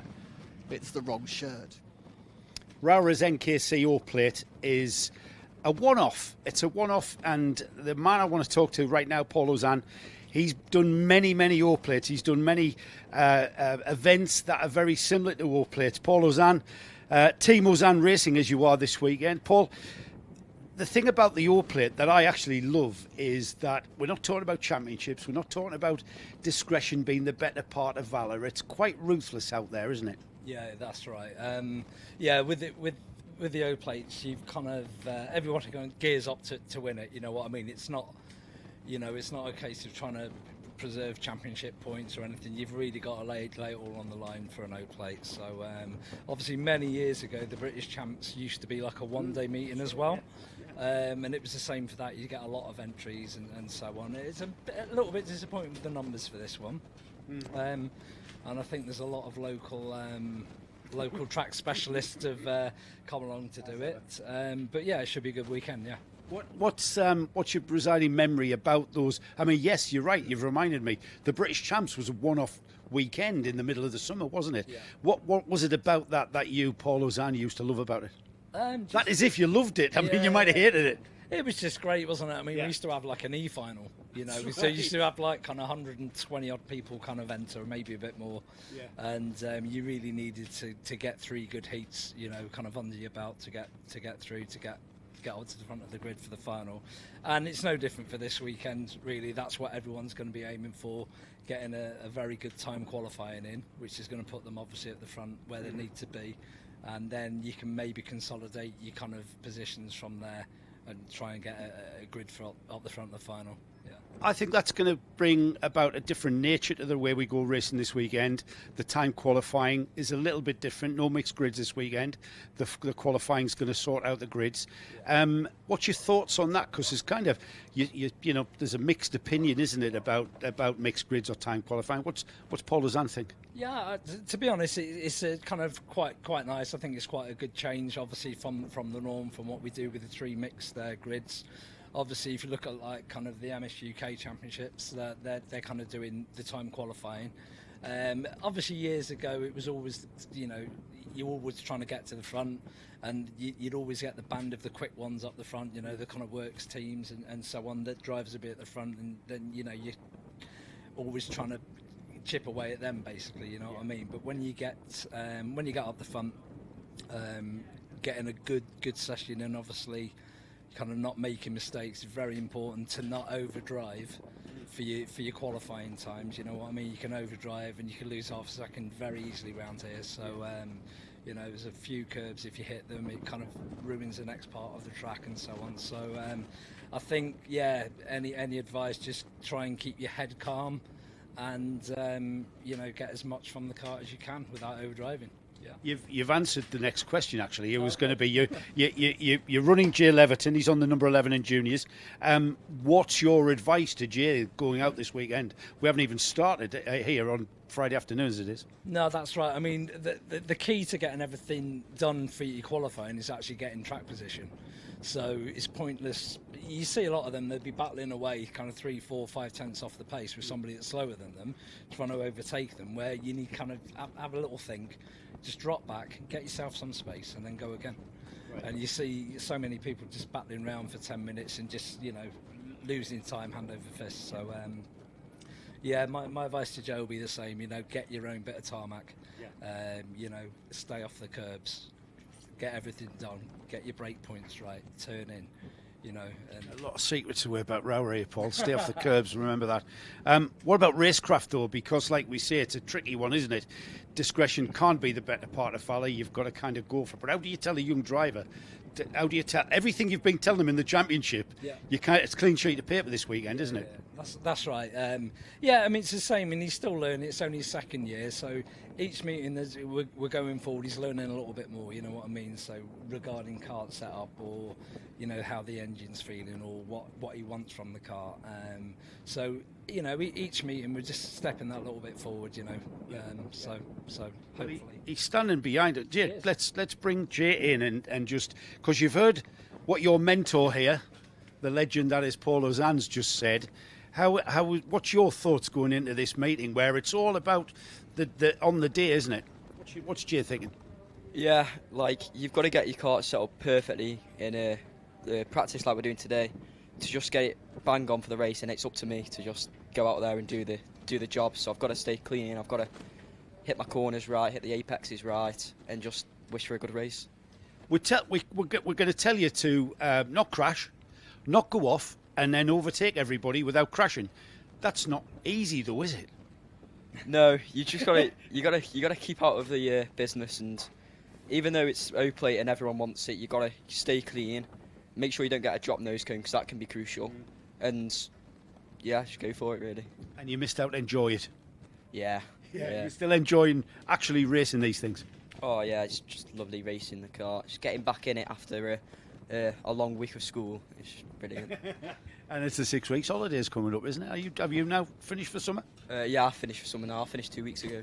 So you've got the test programme all mapped out for the next 6 weeks? Yeah, we've got a few races I think coming up, haven't we? Over the summer. So yeah, and Wilton's actually not that far away really. So cool. So yeah, all good. All good. Great stuff at Ozan Racing here, and we wish you all the very best, guys. Have a great weekend. It's becoming a bit of a trend here in the NKC.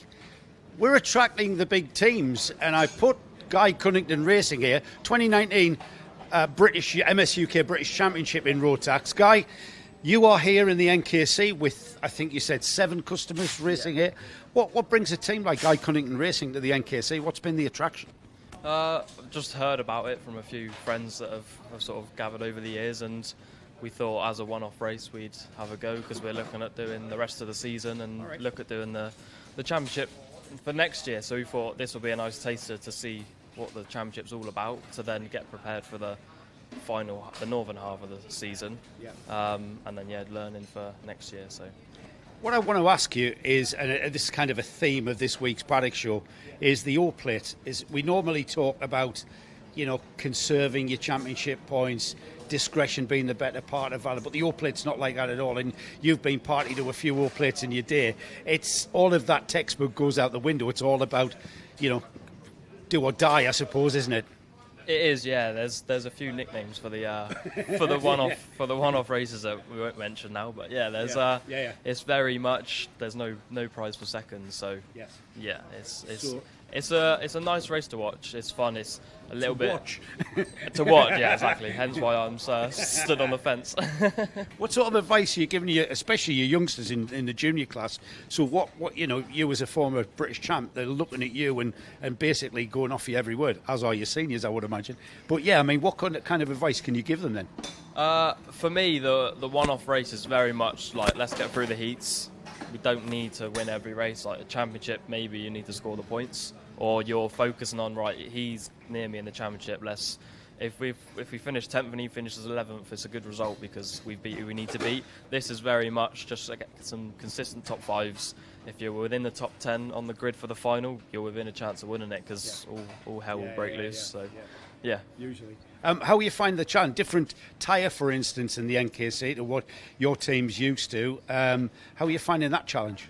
Very different tyre. Very, very different. We're again learning that with mainly the seniors with a bit more experience. So trying a few different, mainly just tyre pressure really. The kart setup hasn't changed too much. We've got a bit more front grip. I was going to ask you that bit next.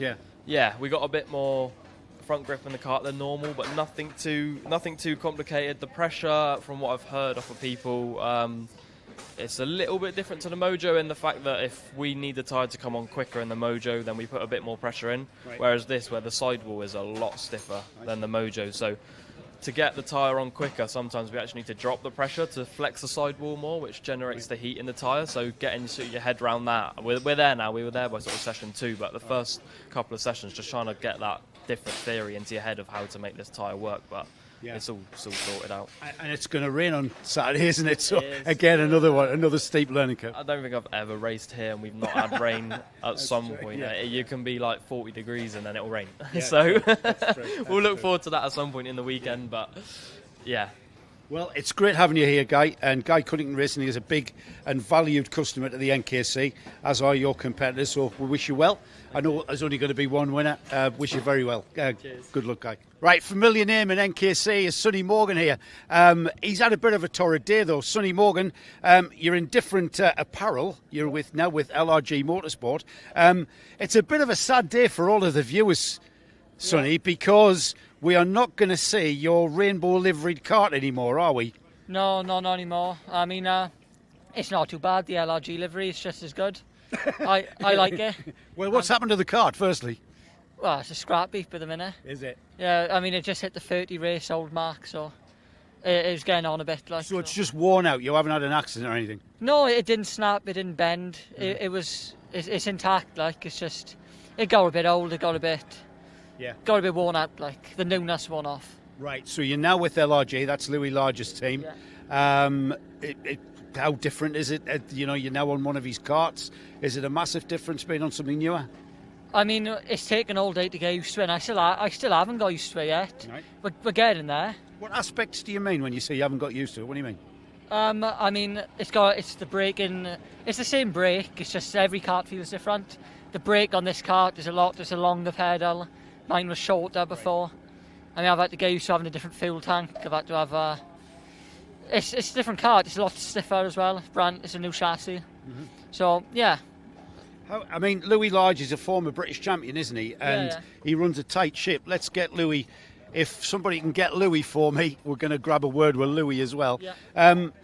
Is it like a massive pool of knowledge that you're just sort of soaking up like a sponge? Yeah, 100%. I mean, you learn a lot more when you're going in and out with different people. And I mean, we decided to be with Louis as up north. I mean, he's won everything, isn't he? Yes. He's the man to be with up here. So. Yeah. And are you in with Louis for the rest of the NKC Championship? Probably. Yeah. We haven't made our mind up, but the way it's looking that way. Yeah. Yeah. Good stuff, Louis. Let's have you in here, mate. Hello, mate. Welcome back to Louis Large. He was the 2022 vice champion with a great season in the 177 class. You're making a bit of a comeback, mate, to the NKC at least, and you've come all out for the O plate. And I've talked to Paul Ozan, I've talked to Guy Cunnington, and I'm going to talk to another former British champion. The O plate's a different kettle of fish, isn't it? It is, absolutely. It's all or nothing. Anything can happen. It's not about points and championships and long seasons. It's who crosses the line first at the last 100 metres takes it home, and that's all you're here for. And how can you influence that from the very outset? You've got Sonny with you. It's something we've been working with Sonny about today is, going out on practice days, practicing for what you're looking for on Sunday. If you're going off at the back of the pack, if that's your intention, great. But if you want to be at the front and hopefully drive off on a Sunday afternoon, then that's what you need to be practicing for. So it's just about going out, putting in the clean laps, working on the kart, trying to make it as fast as you can. You can never predict what someone else is going to do, or you can't affect how fast someone else is going to be. Mm-hmm. So all you try to do is look after yourself, get yourself as fast as you can, and just try to keep putting in the good times and see what happens on Sunday. How do you stay out of trouble? Is it easy, or how do you do that? Well, normally qualifying helps. Right. But obviously we've got a mix of time attack and mixed heats this weekend, so you've got to you've got to take the chances when they come, because if you're not going forward, the person behind will go in on you, and that's when you end up in the dogfights. But pick your moments, be committed, and just keep your nose clean where you can. It's motorsport. At the end of the day, there's always going to be a risk and a chance that you'd spit it off, but you've got to take the chance, especially at a weekend like this where it's winner takes all. Now, normally as team principal, you've got several hats on. You've added another hat to this weekend, Louis, because you're actually a driver as well. How tricky is that? How tricky is sort of switching the focus on and off for the various roles that you have this weekend? Yeah, it is really difficult. I know we've spoken before, and I've said that the team manager, team principal thing, it's really hard. You've got so much to balance. It's not just about tyre pressures and sprockets, but keeping your drivers in the right mindset, making sure everything in the tent's running as it should, and then you try to add in the driving aspect again. It's just another element. It's really difficult. You've got people like Guy Cunnington who do it all year round. Don't know how they do. Maybe it's just because he's a younger man, I'm not sure. But no, getting towards, it's a lot of things to think about, and you've just got to try to make sure you do the best job at every area you can. Just to finish with, what do you think of Sonny's hair? He's been working on it all afternoon. He has. Good, hasn't he? Well, I'm going to see it. It's better than it was this morning when we missed the first practice session because we were still in bed. So as long as he's had the chance to do his hair, then we should be all right come Sunday. Happy driver. Are you a happy driver, Sonny? Yeah, I'm a happy driver. You have been known for entertaining us, remember? Yeah. Karting Live TV is all about entertainment. And when there's a bit of action on track in the NKC, that rainbow kart this year, but other coloured karts. Yeah. And so how are you going to keep out of trouble then? Not implying that he's causing trouble. What I mean is, after hearing what Louis just said, what's your mindset going in? Well, I think I remember the O plate last year. I mean, I really learned off that one. So we'll just try not to do the same. We'll keep our nose clean. It's a one-off. Everyone's going for it. We're all on new tyres. Everyone's just going to send it, really. So I don't know. I'm just going to be trying to be fastest out there. That's all I can say, really. Yeah. Watch it, everybody. He's happy with his hair as well. So he's going to be on fire. The NKC O plate is always action-packed, but the action doesn't necessarily start when we go racing. For Elliot Surtees here, it happened on the practice day. And Elliot, a bit of a character-building practice day. You had a massive shunt. There's the bits and pieces that were left. Firstly, kart written off. Is Elliot Surtees okay? Nah, I'm all right. Racing, it happened, isn't it? Yeah, it is. The chassis was bent out of... unable to be repaired. So then what happened? I mean, Hunter Motorsport really did sort of go to work then, didn't they? Yeah, so basically Ted came up from Warden Law, chopped the chassis off, and it was basically all hands on deck. Jacob and Ted just went to work, and within, I would say, half an hour, I was all ready to go. Yeah, I mean, so brand new Carlos Sainz. This is the Carlos Sainz 55. So Ted in the van, all the way across the Waterloo, brand new cart put down, and your faithful mechanic here, Jacob, behind you. Take the accolade, Jacob. Half an hour, did you say? Yeah, around about that. I mean, it might be a bit shorter, but pretty impressive. That is impressive. And did you miss any sessions? One or two, but... Is that all? Yeah, it's going to happen, innit? Yeah, absolutely. Well, yeah, I mean, you've taken a very pragmatic approach to this and you're just getting on with it. Yeah, it's racing. Yeah, I like that. I like this attitude from Elliot Surtees. What a name as well. Do you know who Surtees, what Surtees? Yeah. Do you know what year he won the World Championship? No. I told you this months ago. Did you? 1964. 1964. Ferrari. Kids. So, you're here in the NKC for the first time. So it's a big, warm welcome. We love to see new competitors. How are you finding it? Especially, you're on the Maxxis tyre now, so that's a tyre you're unfamiliar with, isn't it? Well, yeah, it's a good championship, and I like the Maxxis, so yeah. Yeah, have you got... Did it take a little bit to get used to? Yeah, I mean, it took a day, but it's a different tyre. Yeah. What differences are there then? A bit harder and a bit less grip. So, did you have to adjust your driving for that? Yeah, I just had to go in hard and just grab a hold of the car a bit more. Right. So here we are at the O Plate, Elliot. It's all about the weekend, nothing about a championship. So, what's your attitude going to be? Win. Just going to go for it? Yeah. Yeah. That's the attitude, isn't it? Elliot Surtees here, Hunter Motorsport. What a job. Good team effort. Well done, Elliot.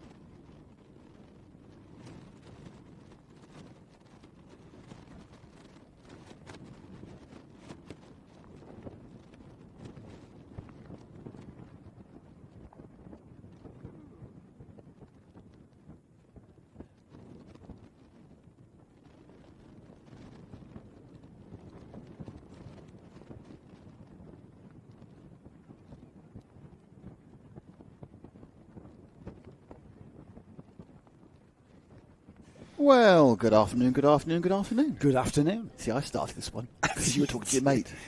Now, interesting, you know how you talk. Who are you talking to? I was Darren Lodge. Louis Darren. Yes. So I thought I'd read you some of the reviews of your Paddock show. Right, okay. All right. They're all from the same man, who is called Zempi. And he said, wouldn't be NKC without another Ozan interview and Joe mentioning ST Racing and LRG 9 million times, would it? Northeast Kart Team interviewer with a smiley face, in fairness. Well, TH Corsa gets a mention. And who else? Yeah, no one really. Guy Cunnington. Mm-hmm. He's here. Did you interview him? Cool. We did. We did, yeah. Guy Cunnington, yeah. This is selective We'd memory, like to share the love. We do. It's only because I know them. And if people came and told me what teams they were in, please do. No, please tell me what team you're in. Never defend yourself. I'm just tough it out. Well, I'm not actually. I'm just trying to say that Joe is the face of Karting Live TV. People need to tell me what teams they're in because there is no information. That's the thing. All I get is a number and a driver. And this is. I'm just saying this. I'm not sort of defending anything here. We get the number and the driver. We don't get told what motor they're on or what team they're in. And it's only by one or anything else about them. Or anything else about them. So please, if you're in 177 or senior Rotax and during the day you're a welder or a tax inspector, tell us. It's a bit of extra information. Well, I learnt something about the DGSW team. Who are the DGSW team? Tell me more. The DGSW team are an amalgamation of 4 karters. DJS&W. The Dunmill Motor Services. The GSW Heating Services. Gas and Heating Services. Gas, heating and motors. This is which good. is James Wood. Right. Locals then. The Dunmill Motor Services, Levi Earl, number 11. Okay. The Sawyer's Brighter Homes, I think they're a builder. This is brilliant. And Walsh's Butchers, established 1978. Can I make a point about this? That's basically going to sort out all your home needs, isn't it? Absolutely. They need to. What they actually do. I can see a problem here, though. What they need to do is they need to affiliate with a painter and decorator and kitchen fitter, and then we've got the lot. Then we really have got the lot. Yes. Mm-hmm. Yes. Well, we're back for this afternoon's coverage, taking you all the way to the checkered flag for the O Plate. And what have we got coming up? Tell me everything we've got coming up, Joe. We've got super heats. How many of them? We've got 2 junior heats. We've split the juniors into groups of 18. And then we've got our senior Rotax super heat. Sorry, Rotax 177s are next after juniors. And then the senior Rotax super heat. Now, and how long are these super heats, Joe? They're 12 minutes and 1 lap. Slightly longer than the heats. So quite long heats process we have here for the NKC O Plate. And Joe, tell me how the points work for the super heats. Well, the points, Nick, if you stay quiet enough, I will remind everybody that we've already accrued points from our time attack sessions, which was a time session where you are given points from how you finish. Then you go into the 3 mixed grid heats, you acquire points there. The way that the points are for the heats and the time attack form the grid for what we're about to see. You then accrue double points for how you finish in the super heats. You put all that together with what done so far, and that will form the grid for the all-important, dramatic and intense final this afternoon. Right then, karts are on track. Is it happy, dramatic and intense? It's going to be. And also, if you're in the paddock, don't forget to buy raffle tickets. Everybody, raffle tickets are for sale with Ollie and Chris. So roll up, buy your raffle tickets. So after the time attack and the 3 heats, we've got our junior Rotax super heat number 1. Dylan Morton has found himself on the pole position with Sam Mott alongside. Row 2 is Nathan Travers and Ryan Sayers. Zauri Visarek and Ben Adrian are on row 3. Reece Green and Jill Leverton, row 4. Taylor Dixon and Elliot Surtees are on row 5, with Lincoln Bevan and Samuel Aston behind them on row 6. Row 7 is Ethan Waters and Harvey Wilson.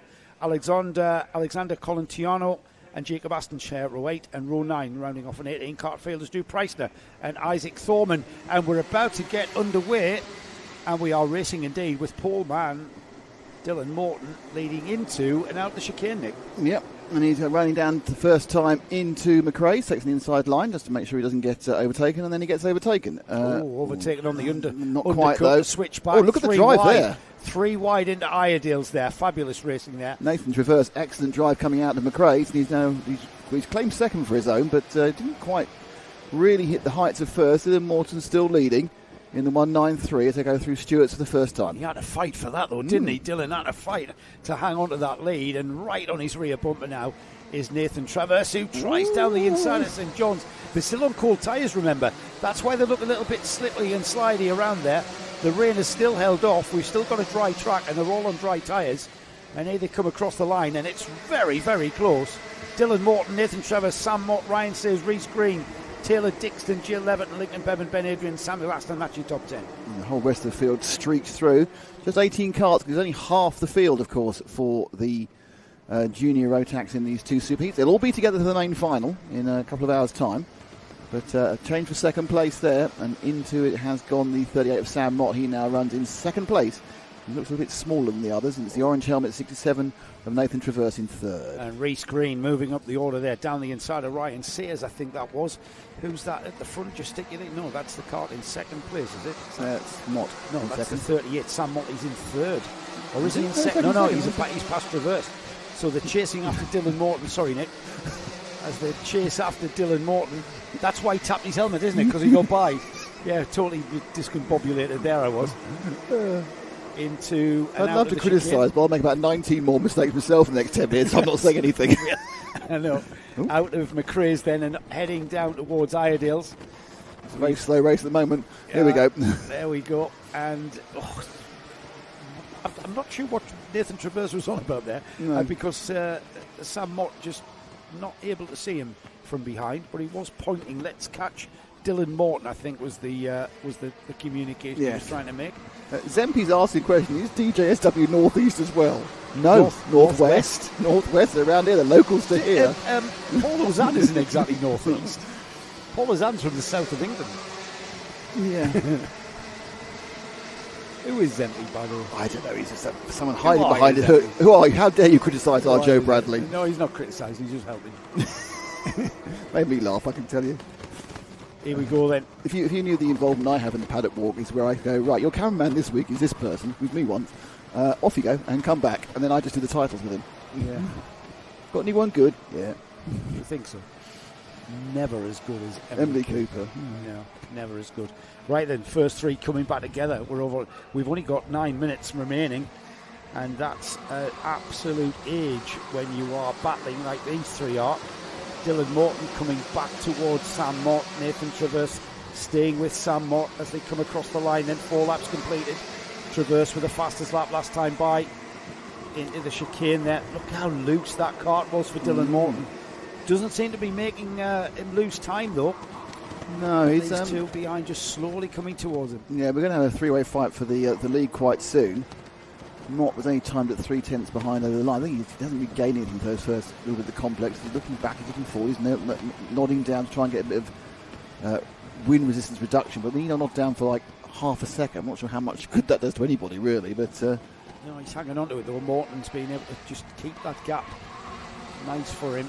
He's not in any way, shape or form in a position to be challenged. And as I say that, Sam Mott just pulls further towards that rear bumper, but not enough to maybe challenge. But then again, Nick, they may be playing a high-speed game of chess. They could be, yeah. They've playing a waiting game. He's not playing any waiting game. He's gone for the move at McRae's. And Traverse did him. Yeah, Traverse T-boning Dylan Morton. And look at the number of places they've lost. He's lost about 4 places there.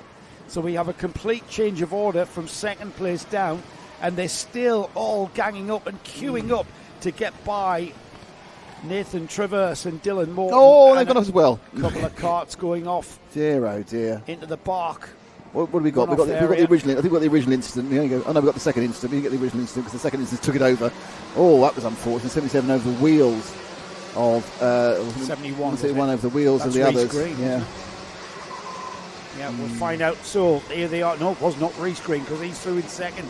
Sam Mott, Reece Green, Jill Levitt and Ryan Sayers. Matthews and Morton and Aston. So Dylan Morton from the lead now. He's down in 15th. Wow. That's how badly that went wrong from that lap. Absolutely. He got hit by Traverse, went in the wrong bay, then got involved in the second accident. So that's just a really definition of a nightmare lap for Dylan Morton from 1st to 15th in one lap. So that's the battle for second then, with Sam Mott slightly ahead by a few carts lengths. That's been held by That coming together of second place, that's giving him a cushion now. Rhys Green taking up the cudgels of that challenge. Jay Leverton on the gold cart in third. Ryan Sayers fourth. Lincoln Bevan fifth. It stays that way as Nathan Traverse ahead of Lincoln Bevan for that fifth place. As I said, that Lincoln Bevan now sixth. Ben Adrian, Xauri Viserek, Taylor Dixon up to ninth. Elliot Surtees rounding off the top 10 there, just at the tail of that field. And there's a move down the inside to the number 23 Ryan Sayers on Jay Leverton, and he's took Traverse with him. Yeah, I'm not sure. I'm beginning to know how Traverse has avoided getting a drop down, because he really hit very heavily onto the side of Morton, but he seems to. He's got his nose penalty. No, seems okay. Seems okay. Hard to say. It's not bobbing around, that's for sure. Lots of oversteer there through St John's. Hung on to that cart. I'm wondering if there's a bit of precipitation in the air. As a move down the inside, Nick. Move down the inside. And a change for third place as Traverse goes ahead of Ryan Sayers. Leverton down to fifth. Surtees in that 10th spot. Way back now. Huge gap between 9th and 10th. Yeah, it's been a real couple of messy incidents, and that has resulted in this kind of split field. And some of our pre-race favourites dropping down, but it's great for Sam Mott. He's got himself a second lead over Rhys Green, and Rhys has made some good positions up as well. He started sort of mid-pack, and he'll be looking forward to adding these superheat points to his current tally, and that'll mean he'll start a bit further forward if it stays like this for the main final coming up soon. It's the first 16, by the way, Nick, I believe. I've been told 32 kart field for the final. Oh, right. So the first 16. So at the moment, there's only Samuel Aston. We're not going to see. Yeah, Isaac Thorman didn't complete a lap, and I'm not sure whether he took the start, but didn't complete a lap. So Thorman out. Okay, so there is a elimination in the superheat for just one unfortunate karter.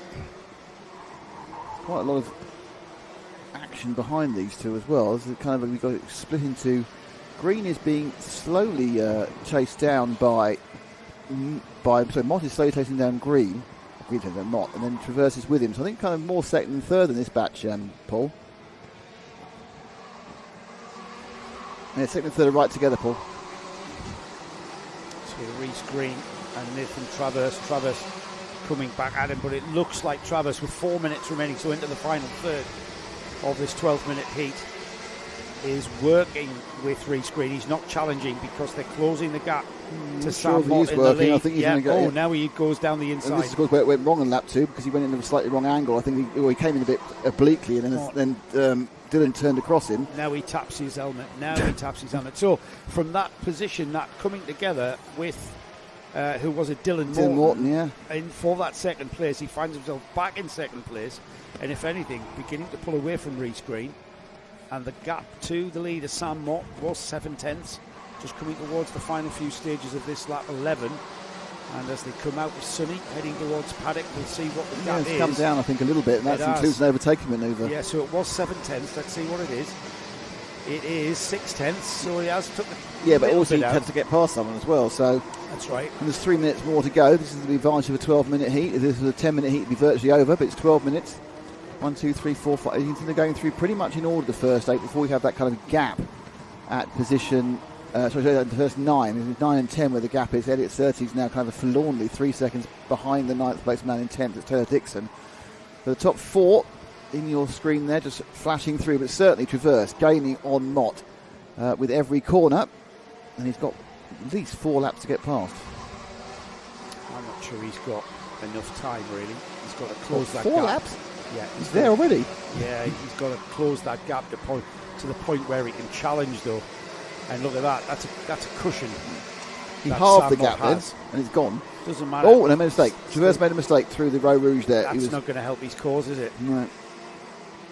Because he was 8/10 ahead of Rhys Green. He wasn't 8/10 ahead as he went through McRae's that time. Remember, this is not how the grid for the final will line up. This is not going to be the way that they line up for the final. It's a points acquisition going forward. Obviously, it's going to put Sam Mott in good stead. He started on the front row of the grid alongside Dylan Morton, who's now down the order from pole position after the heats and the time attack.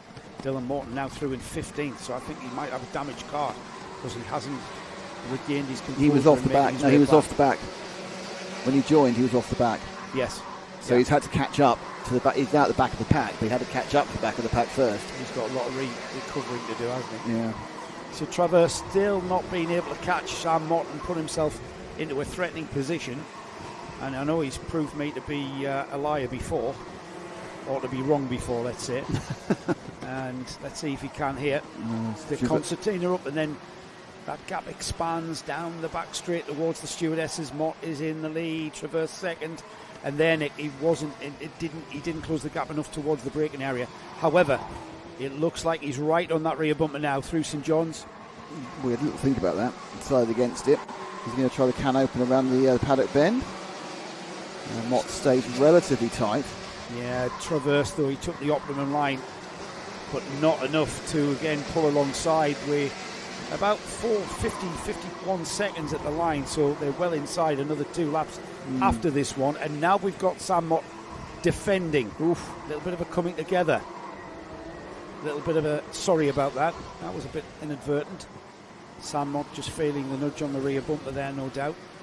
If Reece Green's got anything left for this event, they're going to get 2 more off this. They crossed the line with 51 seconds to go, so they're going to get 2 more laps and the remainder of this one. Traverse now on the run-up to St John's is trying the wide and over line. Mott very wise to that one, takes that defensive line, but not enough. He wasn't quite committed enough for the defensive line. Was he Mott? He just backed out of it all and gets a thump at the back, and Reece is going to put him into 3rd place as well. So Green there to the advantage of Mott, not really committing to the defensive line. Well, he didn't have a choice in it, because that gap was full of Nathan Traverse, wasn't it? No, he didn't commit to. He couldn't turn in. He couldn't turn in. I know you have a go when I criticise 11-year-olds. Look, he should have. No, because he went back out. The guys had been blocking. When we saw Harrison Crook doing it properly, he didn't go back to the outside of the track. He stayed in the middle of the track the whole way through. Yeah. So what he did was he said, "Don't do it." He said, "Don't do it," and then let him do it. You have to sacrifice the time. He left the door open, is what you're saying. Yes. Yeah. Thank you for the replay, by the way. He's left the door open. Prove me right. And through that door has gone Nathan Traverse and Reece Green, which was not in Sam Mott's plan. And now, not broken far away as well. behind him is Ryan Sears, and these two have eked away. Last lap board. So into the final lap of the first of these junior Rotax Super Heats. So maximum points on course for Nathan Traverse. If he can hang on to this, Reece Green with that bright white nose cone of his. Has that got a pattern to it, or is it just rubber marks? It's got a black and white pattern on it now. Yes, it wasn't. He just redesigned the colour of the kart with the new rubberised livery. All 4 coming back together, it seems, but there's not enough time for any change now. They all look very comfortable in the first 4 places. The first 7 or 8 places, actually, just looking down the field. This is first. That 9 that broke away have stayed broken away. Here they come then. Nathan Traverse will take the checkered flag first and will take the maximum double points haul as Reece Green comes through in second, Sam Mott third, Ryan Sears in fourth, Lincoln Bevan, Jay Leverton, Zauri Visarek in 7th, 8th was Ben Adrian, Taylor Dixon 9th, Elliot Surtees hung on to that 10th place, Jacob Aston was 11th, Ethan Waters 12th, Dylan Morton recovers to 13th, Alexander Colanciano in 14th, Harvey Wilson, Drew Preissner, I believe, is the final qualifier for the final, and just losing out there, Samuel Aston just crossing the line now in 17th. We lost Isaac Thorman on that first lap.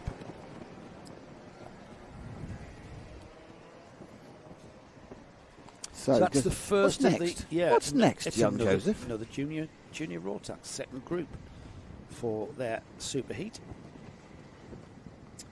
Lucas Howell and Amy Peacock will share the front row for this one. This is going to be a ding-dong. We've got Lucas Howell, Amy Peacock, Charles Cheesy Green and Melissa Adrian on the first 2 rows. And on the third row, we've got Tom Holden and Luke Sawyers. 17 karts in this field. Now then, I was told in the lunch break, 32 karts. 32 karts for the final. So I believe we can run 34 karts here. Which would just about everybody, wouldn't it? Would be just about everybody. Yeah, absolutely.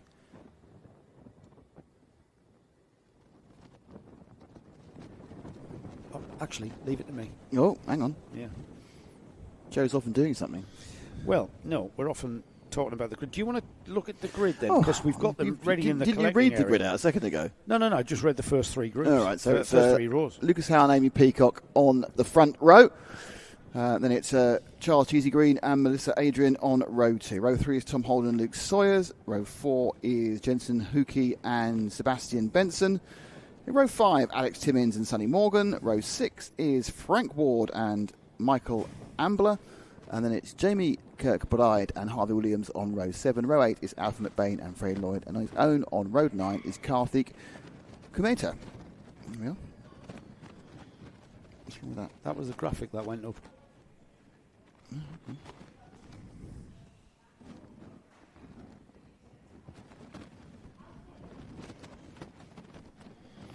Who's that?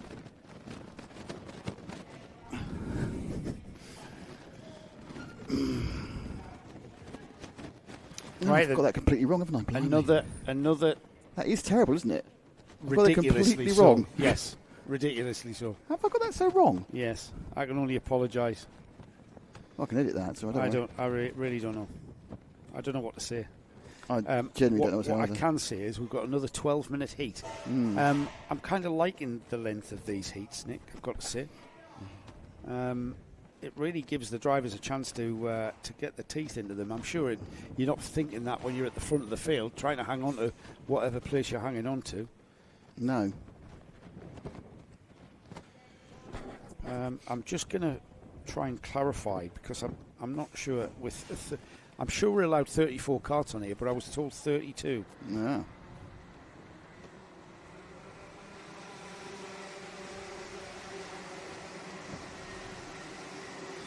Right, carts have been released from the collecting area.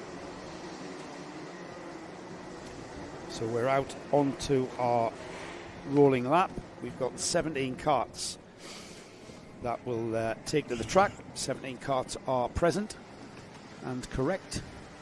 I've changed that mistake, by the way. Thanks to Matt Hunter for that little bit of thanks, Matt. observation. He's right, though. He is right. He's completely right. right. Yeah, his terminology was correct. Don't know what to say. He's right. Yeah. Shocking. Not a good advert, Nick. Not a good advert. Well, it's sorted out now. Here we go then. Lucas Howell for TH Corsa. Amy Peacock, not quite sure whose livery she's carrying, but we saw Amy take a heat win yesterday in very, very fine style. She's going to be one of the contenders for overall honours going forward into the finals. Behind them, we've got Charles Cheesy Green on that white, red and green liveried cart of Guy Cunnington Racing. Alongside him, Melissa Adrian. Behind them then, Tom Holden and Luke Sawyers.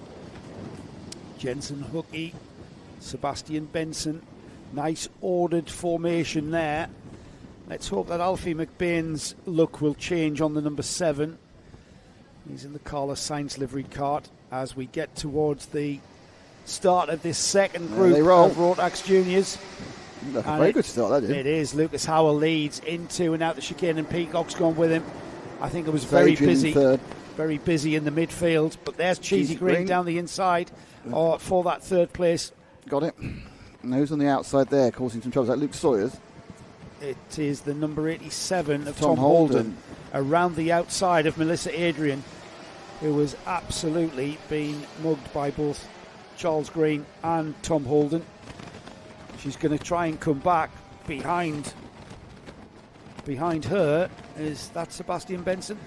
It's an absolute streaky break by the 19 cart of Lucas Howe. He's leapt away. 1, 2 and 3 have all taken advantage of a bit of space as they go around. There's outside, it's Holden there trying to get past Adrian. There's kind of a traffic jam for fourth down over. Still Adrian's got it. And behind them it's Jensen Hookey and Holden. Hookey actually took advantage of Holden trying to go around the outside, and now there's another move there. And that's a think about it from the 2, 5, 6 soil. And they're just kind of concertinaing into each other there. That's caused problems. So this 4 and back has had some problems. But the top 4, 5 and back, the top 4 now are away, all with a bit of a gap. So it's Howell, Peacock, Green and Adrian all have a bit of breathing space, and there's kind of scuffage behind for 5, 6, 7 and 8. Lucas Howell has pulled out a massive cushion as we continue to watch this midfield battle. The leaders have pulled out equidistant. Lap 2 completed, and Howell already with a 1.3 second lead on Amy Peacock. Charles Green a further half a second behind Amy in third. Then Melissa Adrian 1.3 behind them. Then Tom Holden just under a second. Alex Timmins, Jensen Hookie, Luke Sawyers, Sonny Morgan trying to make his way up and into 9th in the top 10, rounded off by Sebastian Benson as a move down the inside. That's Hookie going up the inside. And he lost the place he gained to the 2.56 of Luke Sawyers, and he slips back in again behind the 2.20 of Sonny Morgan. So Sonny on his new livery. They're beginning to stack up behind this cart, aren't they? And what's happened actually, we need to move to second and third, because that's got interesting now, Paul. If you get a chance to move second and third, as Charles Green getting close to Amy Peacock as they come over the line. This is the gap there. Amy Peacock in that black and red livery cart has got Charles Green chasing her down. The gap coming down, it was about half a second. It's now 0.3 of a second, so it's coming down ever so slightly. And we are still got more than 9 minutes left. Lucas Howell continues to put in fastest laps. The TH Corsa driver with the Venator power has been the class of this field, and his mum was telling us it's his first time here this weekend. So on Friday was the first. Did he just do one lap and go, this is great? He did.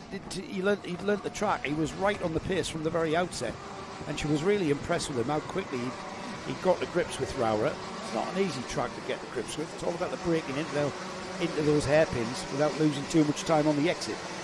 Here we come then. That seems to be the same, Nick. 4/10 actually there. So Amy responding to the advances of Green, and Amy Peacock continues in that second fastest place. Time of the day. Fastest lap of the race so far for Amy Peacock in the black and dark red or purple? Dark red and black. Yeah, there's Charles Green. She obviously became aware of Charles Green getting ever closer. Up to 3:10, she'll have been able to hear his engine. And so she's responded by just getting her head down and putting in the fastest lap there. But Lucas has just shot away. He has. He's well in the lead. 1.8 seconds, so he's gone up another half a second. The rest of the field that was scrapping like Billy-O are now all strung out as well. So there's no. I'm just watching the field streak past out of our window. You'll get a lovely, lovely view here of the sunny corner, and they're all just in line of stern. The whole field is in line of stern, with a couple of stragglers. But on the whole, 15 of the carts are running line of stern. Frank Moore didn't start, which is bad news for him. We're only having 32 carts in the final. Now that 0.4 of a second has disappeared at just over 1/10 of a second between these two. We're soon not going to be needing the stopwatch to fathom out what the gap is, because the gap's nearly nothing as they go down the back straight towards the stewardesses. Amy Peacock, both drivers taking the proper line through there. Get quite an understeer, and he's quite ragged actually when he lost a bit of time there. Yeah, seems to be understeering, seems a bit ragged. Using all of the curbs and more. No track limits here at ROWRAH needed as they come out. Howell leads. The gap has gone out to 2.7. He continues to lap. It's really quick. He's just absolutely flying. Absolutely flying. Amy Peacock, gap back out to 2/10. So this is a proper race we're seeing here. Peacock absolutely flat out. Charles Cheesy Green flat out there, and a little bit of oversteer mid-corner there. 2 bites. That's going to cause a little bit of a loss of time there. Had to correct the slide, didn't she, mid-corner, and that's going to spoil her exit. Not Charles too much. He was better through Stewart's there, Green, and he's now looking like he's. Don't forget, his favourite place to overtake is this next right corner, there. but he wasn't having speed to do it. Yeah, he's got to hang on to her. Is that the sun coming out? Yes, for a brief appearance before the rain starts, I'm sure. Wow, it was. I mean, the scheduled forecast was for it to have already started raining, and obviously being in the Lake District, that's absolutely changed completely. The sun beginning to shine through the clouds here at ROWRAH. Oh, and now Green opens his flap to cool his engine. Dropped away a little bit, looks at the tighter line. A little bit of a different line there through that ideal. Peacock's going to have to be defensive, otherwise Charles is going to just leap up with the inside. No, didn't do it. Interesting, didn't even shape to do it. Very, very fast into that corner, just letting the cart slide, just slowing it down enough for the chicane that comes straight after the his favourite move. No, because Peacock's fast through as well. Peacock's fast through St John's as well. Yeah. Let's see. So, Cheesy Green, that red, white and green cart behind the black and red one there, has been able to follow Amy Peacock for pretty much this whole race. And if anywhere he's been able to what he'll be doing there, he'll be fathoming out where he's quicker, where she is slower than him. And at the moment, Nick, I'm not sure that there are any places where he's got an advantage, a big enough advantage to perhaps make a move. And we are just inside the second half. Still got 5 minutes. The advantage you've got at the moment is a bit of a toe and the ability. It's always easy to go quick when you're following. You're not seeing any, incredible speed gain. This is his favourite place again. Peacock knows full well. She goes a little bit wide and then thinks, nope, he's not coming through this time. Green picks up a bit of acceleration going up through the paddock bend. Peacock completely in control. I am keeping an eye on the rest of the field. It is still strung out. And these two are the closest on the track, and they are fighting for, of course, the podium positions in this superheat, if there was a podium for it, which there was not. No, but they're maximising their point score going forward into the finals. That's what this is all about. Lucas Howell, another fastest lap of the race from Lucas Howell, 46.737. He's really been the class of this field, and at the moment, Nick, Charles up the inside. He's got to be favourite for the O plate. Is he? No. Wow. I think that was the camera giving us the. She slid wide. Amy Peacock slides wide into the stewardesses. She thought she was under pressure, went very wide in there. Look at this. She sees Cheesy in her peripheral, and she just carried too much pace. And Cheesy, like a rat up a drain pipe. So thank you very much indeed. Into the gap and into second, and look at the gap he's pulled already. Yeah. He's got 4 seconds to make up before he gets anywhere near Lucas Howell in the lead, and I'm not sure that's even doable. No, it's not. But it is. What he needs to do is get himself a comfort distance from Peacock coming back at him. Peacock herself is 3 seconds ahead of Luke Sawyer, so they've managed to keep a reasonable pace while scrapping. But it is a little bit strung out. And interesting, I think both these Rotax Junior Rotax have been quite strung out, which bodes well for the final because there should be somebody in each gap. Well, we're going to see. With 32 of them running. Yeah, I'm just getting clarification Green now, Nick. Running well. Magic tyres on We're allowed 19. 34 cars. 34, okay. So by my estimation, all 17 of these drivers have qualified through. Yeah, that's good then. So that's it's fine. just forming the grid. So there's only going to be perhaps 2 drivers out of the whole of the junior Rotax field who unfortunately won't be able to take part in the A final. There we go again. Not really breaking her, is he? He's got himself a few tenths, but Peacock already thinking, nope, I'm going to get him back, and she's actually gaining on him again. So Amy going back towards Giles Green, how 4.4 seconds ahead of this pair. But he's just going past the start-finish now as they're coming round the paddock bend. That's how far ahead he is. And that leaves him about even further than 4.4 seconds. They're going to get a few more laps. I thought it was 10 minutes, not 12 minutes. So there's several more laps to come. Green and Peacock. Then they she hasn't been dropped, has she? There really isn't much else. But when they go around this next corner, actually, you can just hold the shot when you get open. We're just a bit further round. We'll just see who. As you see the rest of the field going around, that's the now the battle between Sonny Morgan and Tom Holden. That is for 5th and 6th.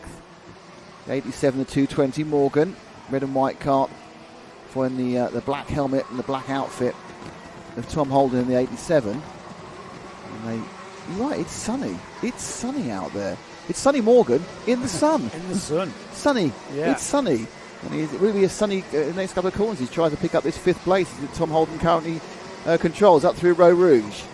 And we've got now about 3 or 4 laps to go. Morgan looking left, thinking about going up the inside of McRae, decides against it.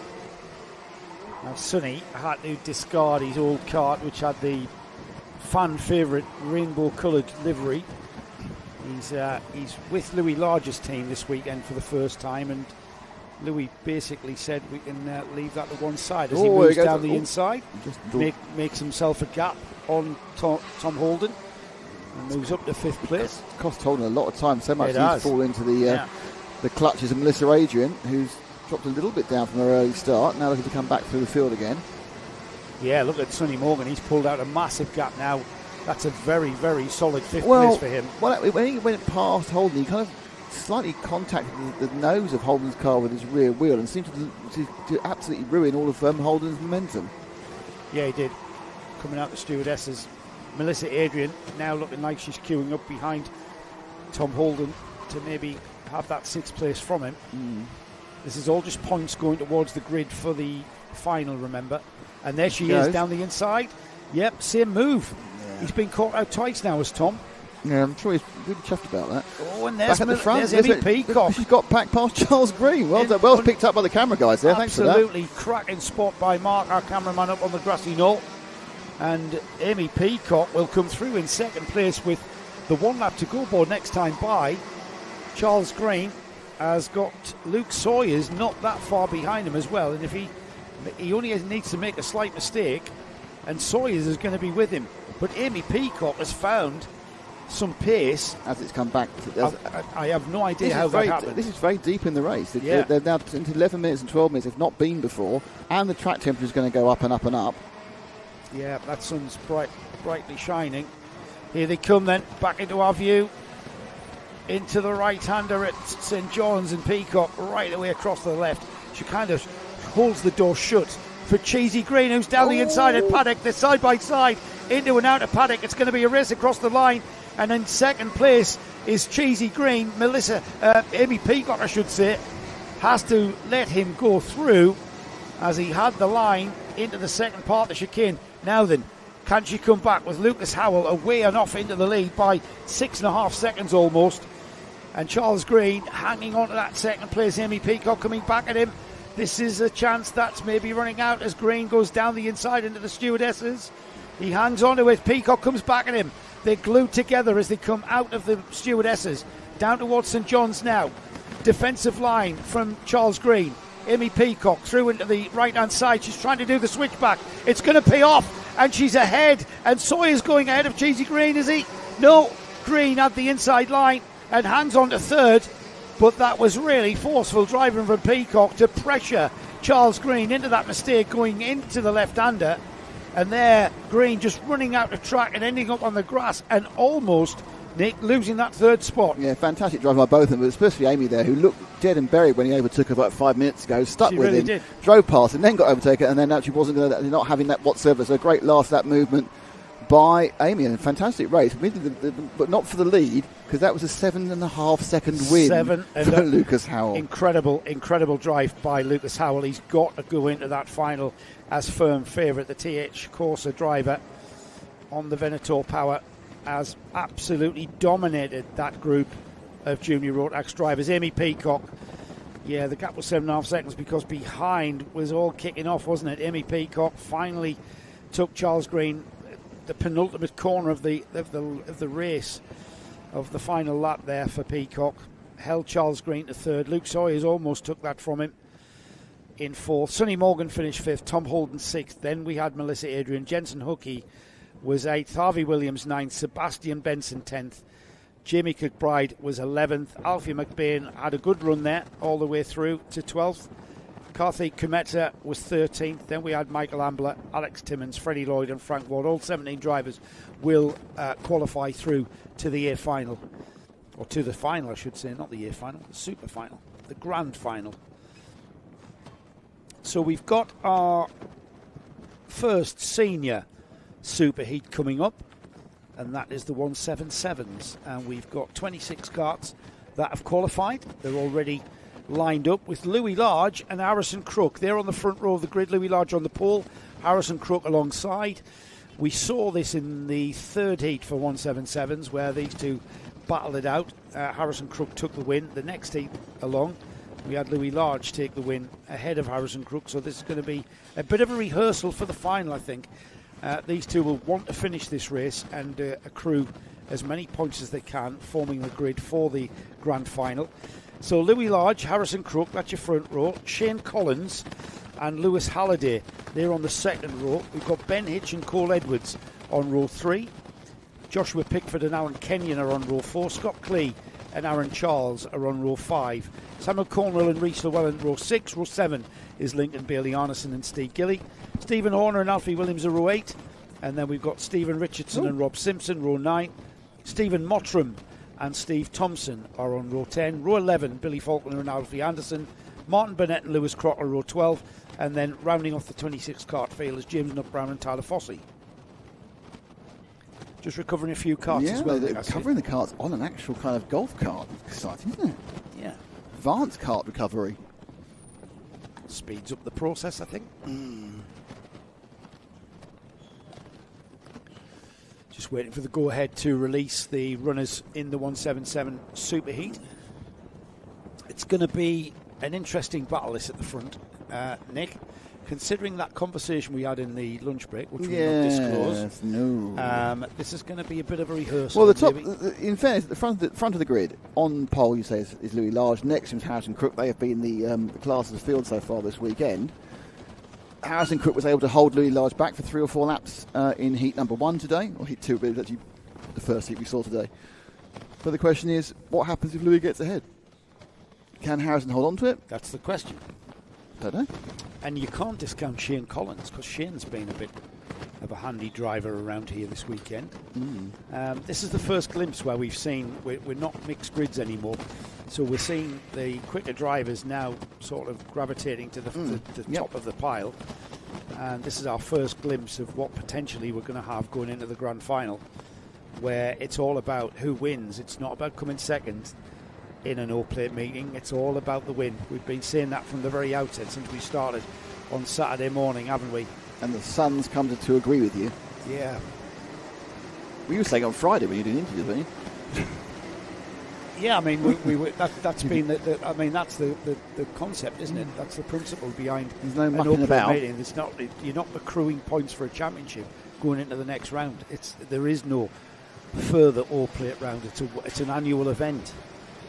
And it would be nice to see one of these drivers carrying the all plate into the 4th round of the Junction 6 NKC. I suppose if Louis does take the all plate, he said he's coming, isn't he? Louis going to. Well, his team's going to be there for the northern rounds. These damn retired drivers. And yeah, just coming in here, winning a race, going back to retirement again. Like Frank Sinatra, yeah. They're like one of those hermit crabs, just leap out and just grabs it and come back in again into their shells again. Leaps out, grabs plate. Right then, that looks good, doesn't it? We're nicely formed up. That's Louis very slow. Holding the pace. Got a bit faster again. Harrison just catching up. Louis will dictate the pace, being on the pole position. He holds the pace down. It's at this point here that the starter's looking for not accelerating too fast. And here we go. It looks clean. Louis Large leads into the ROWRAH chicane. The rest of the field stream through. Not as busy as we've seen. Big old Everybody field. making their way through. Well, of course, they don't forget they're in heat order now, aren't they? So there's less people who feel they need to make massive improvements because they're running back in the first couple of laps. But Harrison Crook on the outside of Large, and they've broken already. Cold tyres as well, Nick. We've only done one warm-up lap. So the tyres are going to be cold, and Harrison Crook is absolutely all over the back end of that LRG cart of Louis Large. Round the outside, has he gone? No, Large holds him back. And there's a 4-way battle there, as that is Shane Collins hanging on to these two at the front. Ooh. And Harrison Crook down the inside on Large. Large gives him room, but kept the momentum in so doing. And if these two are not careful, we're going to have Shane Collins and Lewis Halliday ahead of them taking the spoils. Across the line to complete lap 1. And already we're seeing defensive driving. Yeah, Crook is really looking left, looking right. I think he probably feels his best chances whilst they're all warming up, both physically, mentally, and tyre. Well, look at that drive up the inside by the 33 of Lewis Halliday to take 3rd place. They just came from nowhere for 3rd place as Cook goes trying to around the outside. Now he's looking for the inside, going through McRae's. That run into that run into McRae's by Halliday was remarkable. Yeah, that was the last of the late breakers, wasn't it? Halliday through on Shane Collins. Ben Hitch not that far away, and who's that coming back at Shane Collins? It's Ben Hitch on the 41, getting ahead of Shane Collins. We've got yellow flags coming out of the stewardesses. Things beginning to settle down. Top 3 have broken away, Joe. It's LRG, TH Corsa. That's your top 3 teams, with Louis Large tyres coming on now, beginning to give them a more balanced handling, as Harrison Crook sitting there in second with his teammate Lewis Halliday just behind him. Yeah, but look at that. It's happening inch by inch, but you'd say that Large is moving away. Just creeping away, and now a first glance over the shoulder by Harrison Crook about his teammate. Now, all bets are off on the O-plate, and up the inside does in fact come Lewis Halliday, and this would be his chance to start fighting. But the net winner of all of this is Louis Large, pulling away metre by metre. He is, and he's being helped by those 2 TH Corsa drivers. Not so much squabbling, they allowed one another allowed Lewis Halliday to take the place cleanly and try to just minimalise the time lost in that movement. So we've got a new second place runner Halliday, the number 33. Harrison Crook, 6. The number 6 in third. Ben Hitch, the 41 in fourth. Then Shane Collins, Aaron Charles, Cole Edwards, Josh Pickford, Scott Clay up into the top 10 in ninth. And then Samuel Cornwell, he's the driver rounding off that top 10. And behind these two, and whether or not the gap can close to a little bit less than the 7/10ths we have at the moment is doubtful, because Louis Large has gone purple there on that lap. Yeah, Large is absolutely pulling away, but I'm surprised about the sort of, in inverted commas, lack of pace of Harrison Crook, because he's not able to keep up with his teammate Halliday, and he's being hunted down by fourth place man Ben Hitch at the moment as they go through Sunny. And that's Hitch behind him. So look, that's the tail behind that yellow plated number 6. The blue and white car with the yellow number plate. And look at that, behind him, it's Hitch and Collins who are looking to think about whether they can take the third place in the Superheat. Yeah, that's a little bit of a surprise. I expected Crook to be right on the tail of Louis Large. That's not the case in this first Superheat, as we've got the number 41 of Ben Hitch just beginning to perhaps get into a position where he can challenge, and then you can't discount that number 52, can you? No, not at all. Shane Collins is going to be there as a bit of an opportunist if these two trip over one another. So it's all about, the first quarter's already gone by with 8 minutes remaining. These are pretty long, Nick, but not as long as what we're going to see in the grand finals. The grand finals are going to be 15 minutes of tension and drama, no question. Yeah, I mean, it's these longer heats are giving people a chance to do more interesting things, but they are also... Oh, is that a move? Yeah, no, it was a defensive move. I looked up there. Yeah, you looked at your... and Ben Hitch just drove defensively into McRae's. You've got Shane Collins there saying to Ben Hitch, no, well, let's work together. Let's catch that number 6. Fanning out towards the stewardesses, a little bit of a variation on a theme going through what line is best through there, as Ben Hitch had a completely different one. Shane Collins is looking like he's being held up now. He's having a real think about it in the 52 car, isn't he? Yeah, Shane Collins is what to get by, isn't it? Yeah. There's no doubt. And they need to perhaps stop tripping over one another and maybe close the gap. Another purple lap time from Louis Large. Yeah, he's put the gap out at 1.1 now. He's broken, and more importantly, Halliday is a second ahead of his teammate Harrison Crook. So this is third, fourth, fifth is where it's happening. Fourth is specifically in the just about every single colour under some part of the helmet, outfit or card of that 52 machine of Shane Collins. He's chosen all the colours at some point. Down the inside of the stewardesses. They're side by side, into and out. Ben Hitch has stayed on the outside, and he clenches it. He taps his helmet. He's saying to Shane Collins, look how much time that cost them. Yeah, he's saying, don't do that. We're losing ground on Harrison Crook. Behind them, there's some cracking tail-to-tail, bumper-to-bumper racing going on. But we can't take our eyes off this. There's that gaggle there. Because this is where it's at for this, third, fourth and fifth really is what this battle's about. Meanwhile, up ahead, Louis Large has pulled a gap of now 1.4 on Lewis Halliday, who likewise has pulled almost a second on his teammate Harrison Crook there. Yeah, this is it's not like a slow burn, but this is not a race where the front's going to change very much. I think the top two are probably halfway through, but it's looking like that's going to be what it is, unless we see a marked improvement in Crook's pace, which has been a little bit disappointing on the racing, I don't know, but just not where we expect it to be. And now look at this training carts coming through, and this is the battle for 6th, 7th, 8th and 9th hot down over, and it's a change already over. It's dropping a place to Joshua Pickford, but look at it, 1, 2, 3, 4, 5, 6, them all battling for the same part of the track. Who's been eased out there around Paddock Bend? We had Cole Edwards on that pink and yellow cart moving ahead of the cart in front of him momentarily. That's all it was. It was just for a glimpse of that 6th place. He's now had to slot back into 7th, and this is absolutely cracking racing. That's Aaron Charles on the number 17. You've got Clean on the cart that's been, now the Norris cart's just been knocked back 2 more spaces. And they've a bit further forward, some more. That's another attempt by the 52 to get past. Still hasn't happened again. Shane Collins is all over Ben Hitch, but not actually making that final move. They come round now through Sunny again. Still 5 minutes to go. These are long heats. There's a lot of tactics, a lot of thinking. You've got more than you've got a chance to follow people behind and see where their weaknesses and strengths are. But at some point, you've got to make the move, and then you've got to think about the next one. Well, fastest lap of the race has gone to Shane Collins, would you believe that, on lap number 8. which is the lap previous to this, and he's put in a 47.060.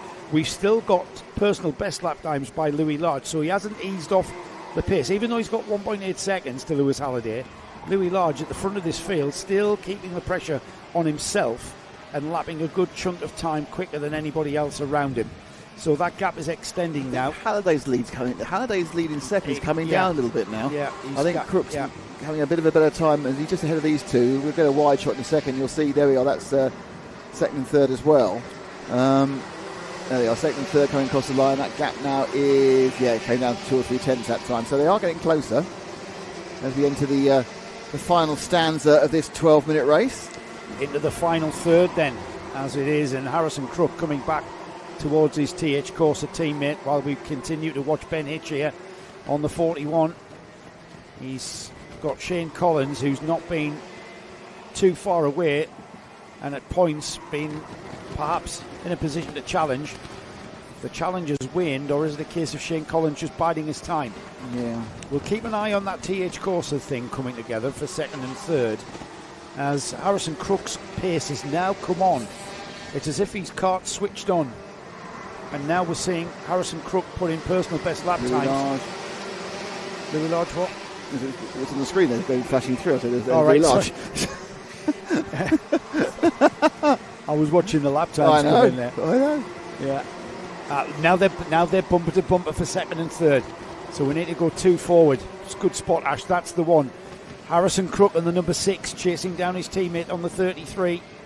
The 2 TH Corsa drivers still just now shy of 3 minutes to go. Coming together with 3 minutes to go. And if anything, there's plenty of time for Crook to have a go and take that position back. Oh yeah, I'm sure that's we're going to have a big scrap here now. It really depends how much Halliday's going to defend. He didn't put a huge amount, in fairness to Crook, he didn't put a huge amount of defence into Halliday when Halliday went past him.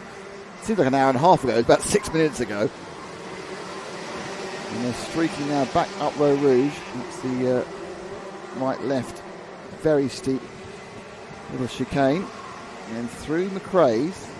Crook not really looking to do anything now, but he is in a position now where he could certainly get up the inside. Yeah, he's going to be careful though. He's got a teammate who he doesn't want to, he doesn't want to have that awkward conversation when they get back to the awning.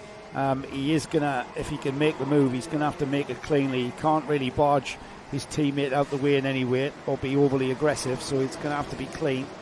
Meanwhile, Louis Large continues to lead by now 2.5 seconds. Louis on the number 102. He was the vice champion in the NKC, wasn't he? Second in the championship in 2022 with that season-long ding-dong he had with Philip Howarth in this 177 class.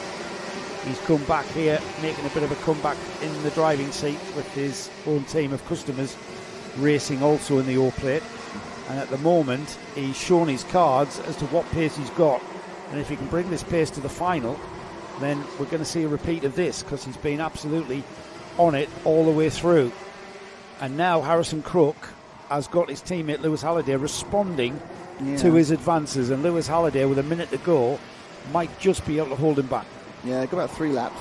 Obviously they will score the next lap. I think that Louis will go past with enough time for another lap. What are they doing? 47 and a bit, so as long as he go past before 13, which he will do. They've got 2 more after this one. Yeah, so plenty of time, and Harrison Crook looks like he's got nothing in the toolkit. He did gain and moved on to the rear bumper of his teammate. He's got a cart's length before that, and as I say that, he makes me look a fool. Let's go. Yeah, let's go. I'm not going to challenge you yet.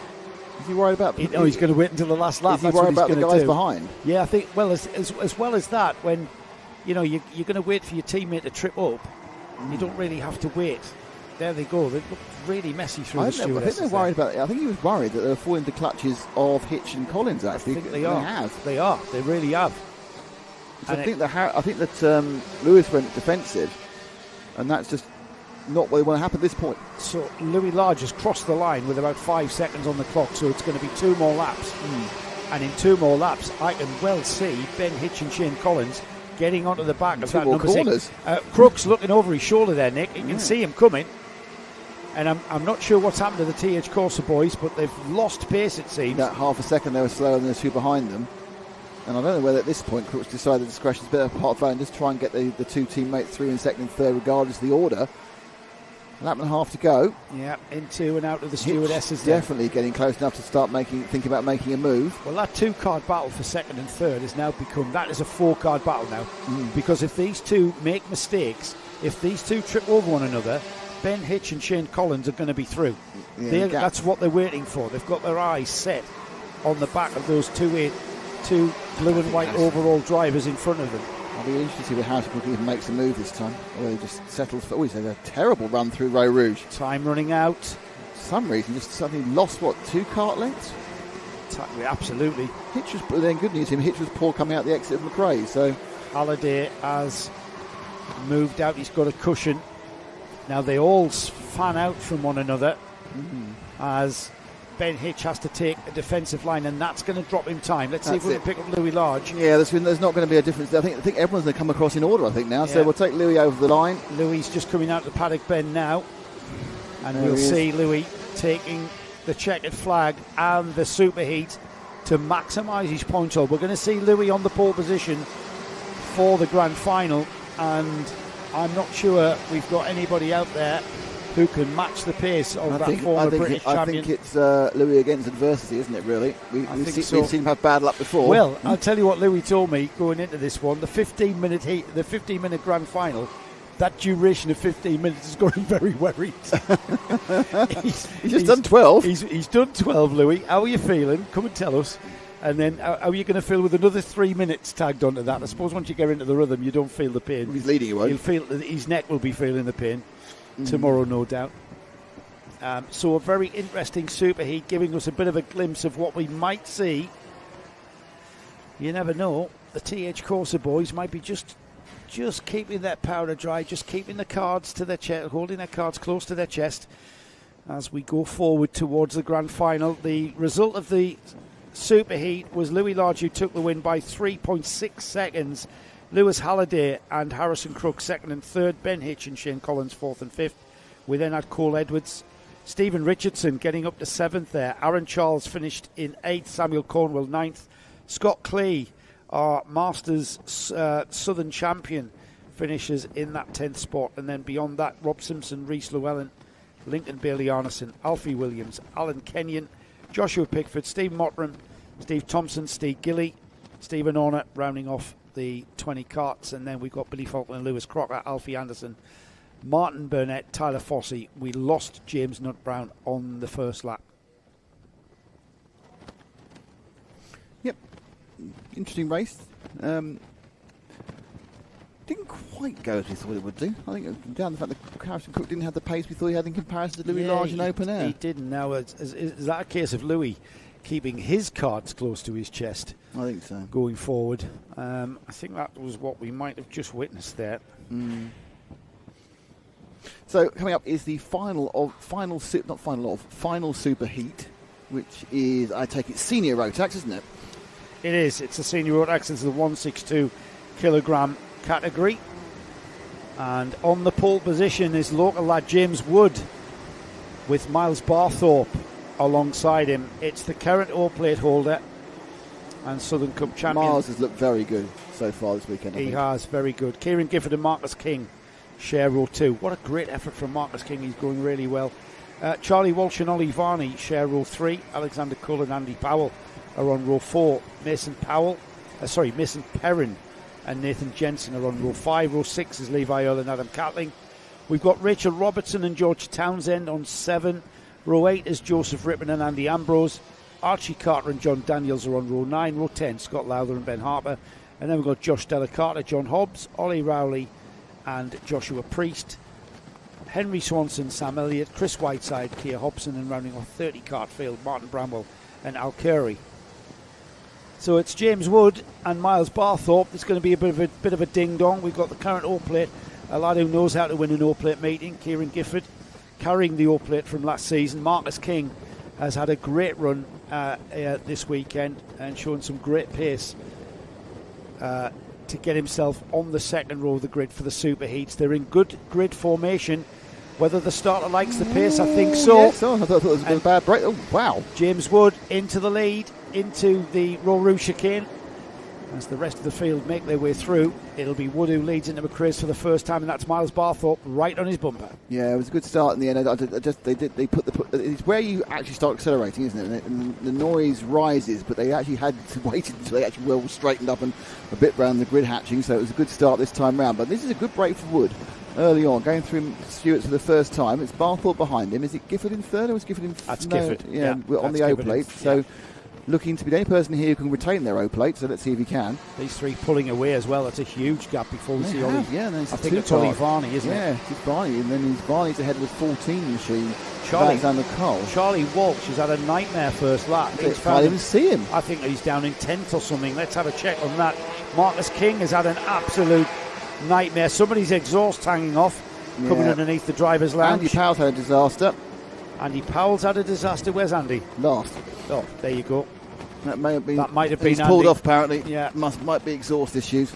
Right. May well be that he was the gun who sounded like a farting pig, which is the sign of a Rotax exhaust no longer attached as it should be. And you will get mechanical for that, so you can't carry on going. It would probably affect the power, doesn't it? You need the back pressure. Yeah, you need the back pressure from the two-stroke exhaust. You're going to damage the engine if you continue in that. Here we go then. These three breaking away. James Wood, Miles Barthorpe, Kieran Gifford. Behind them, we've got a change for fourth. There's Alexander Cole going ahead of Ollie Varney. And there's a huge gap there, so we've had a bit of an incident, I think. There's been a kerfuffle, isn't there? Kind of in the middle of the pack. We've caught a couple on camera, and obviously missed this particular one to see whether there's been a break-up. And Barthorpe now really getting onto the tail of James Wood. James Wood, the local man, should I say, living over in Workington, which is, 6 miles away. Mason Perrin, our current junior champion, has had a nightmare as well. And Mason coming round. Andy Powell's continued. That wasn't his exhaust. No, Mason, it might have been. Yeah, I think it was either Catling or Townsend. Yeah. You don't tell me which car. It's got a 7 in it, the car. It must be George Townsend he pulled up. Yeah, Andy Powell's 7, fine. Yeah. He's come through in 24th. He's not fine. He's down to 24th. He'll not be happy with that. James Wood, however, his old mate, is currently leading this 162 kilogram category. And Miles Barthorpe now right on his rear bumper out of the ROWRAH chicane and down towards McRae's. It's a long time to keep a driver like Miles Barthorpe behind you. Yeah, Woods is one of those eyes forward drivers, isn't he? I haven't seen him throw up. Let's see what does it here. Yep, first it was glance under, but he didn't glance behind himself at all. Coming all through the first part of either part of the switchback hairpins we have here at ROWRAH. But Barthorpe behind him, he's just about 2 kart lengths, just enough to be relaxed about, but. They've pulled away as well, these two, haven't they? They've pulled away massively on Kieran Gifford, who just hasn't been able to hack the pace. Now, Gifford might have a tyre pressure that'll bring his kart onto the second half of the race. That remains to be seen whether he can. But at the moment, James Wood looking very, very confident indeed. Now, the interesting thing is, of course, this is the first time we've seen sunshine on the track, and very, very quickly, even in Cumbria, the track surface will heat up. So they're going to be dealing with a track temperature that's probably 8 to 10 degrees higher than it's been at any other point during the racing part of this weekend. We haven't had the sun on the track, and there's a move. Barthorpe on the inside for the lead. Yeah, move down the inside of the stewardesses for Miles Barthorpe. He's going to be hard to beat. James Wood, he's not going to take this sitting back, is he? Kieran Gifford's coming back towards them after that little move, as we've seen. Can't discount Alexander Cole. He's coming. He's coming in 4th place. He's left Ollie Varney behind. Nathan Jensen in 6th, Levi Earl in 7th. Charlie Walsh was through in 8th last time by. Yeah, Wood's having none of this, is he? No, not at all. He's not letting him go. It's James Wood. He's in the 12th. Number 12 car is 2nd. Blue, red and white kart. The leading kart, that's the green and red and white. It's the Cunnington colour, isn't it? That Barthorpe, isn't it? Is it not? Yes, yeah. Oh, you look like I got it wrong then. No. I was thinking, what are you talking about? You're talking about the colours of the kart, aren't you? Yeah. That's a Guy Cunnington to help. Kart, when people are watching stuff, it helps them identify. They don't know who's going. Cool. No. I agree. It's Guy Cunnington Racing. Yeah. Hopefully you saw the interview with Guy. I did. Bringing his team here to the NKC. Very fast forward. Yeah. Not you. I'm talking to the viewers. James Wood beginning to perhaps lose. I was about to say James Wood beginning to lose touch there. And he has through and out of the chicane, and he was on his bumper a lap or so ago. Now he's dropping off the rear bumper of Barthorpe. Kieran Gifford, it's only a second off the lead. Kieran Gifford is there in 3rd, and if anything, not really making any kind of he impression. lost a couple of tenths in the last lap, but I thought the FTD, or fastest lap of the day so far in this race, gained a 10th. The cart behind the third place cart, the fourth place cart, is Alexander Kull. He's kind of all alone. He's in no man's land, isn't he, really? There's a bit of battle now between, let's just run back to about 7th. It's a battle between the 11 and the 32. That's Levi Earl and Nathan Jensen, who swapped positions in his last lap. And then you've got Charlie Walsh behind him. Just come up the hill now of ROWRAH. And they sort themselves out, left and right, going down to McRae's. Levi Earl, that number 11, is a teammate in the DJSW team with James Wood. He's now got Nathan Jensen there, the number 32, showing his MS kart overalls from his pro kart days probably. And it's Charlie Walsh, the racing driver. Yeah, a bad start, didn't he? Yeah, now Charlie, this is his home track, this Charlie. Nathan Jensen is no stranger to this one as well. Both from the north of England. The whole pack's quite strung out there. We saw that on they are, they are. The camera there, as you let the whole field run through. There's no one really, at the moment, we're only just over halfway, really going for it. And the driver just dropping off the back of Charlie Walsh is Marcus King as well in 9th. So that cart behind these three. So they not again. Are we playing a waiting game? Do you think? I don't know. Are we just sort of pacing each other? Can you play a waiting game in the superheat? Is the question. Well, it's kind of like sort of, you are driving as fast as you can, but you are playing a waiting game before you really try to push and maybe get past. The lead battle has stagnated. Barthorpe, Wood, Gifford, Cole has equidistant. Cole's gained a little bit out of all of that. Cole's a little bit closer, but not in a country mile sort of way. Charlie Walsh, on the other hand, is now looking like he might want to get past Nathan Jensen. Yeah. And have a go at Levi Earl, no doubt. He sees the carts ahead of him. Look at that, right on his bumper now. Yeah. So the number 32 blue and red is going to have blue and yellow, red, white and blue. Yeah. The 32 red and blue, and the 6 is the blue and the yellow. He's conveniently got his name written on his back there, Walsh. We've got Charlie Walsh written, so we have to get a bit. Again, just sitting there though, isn't he?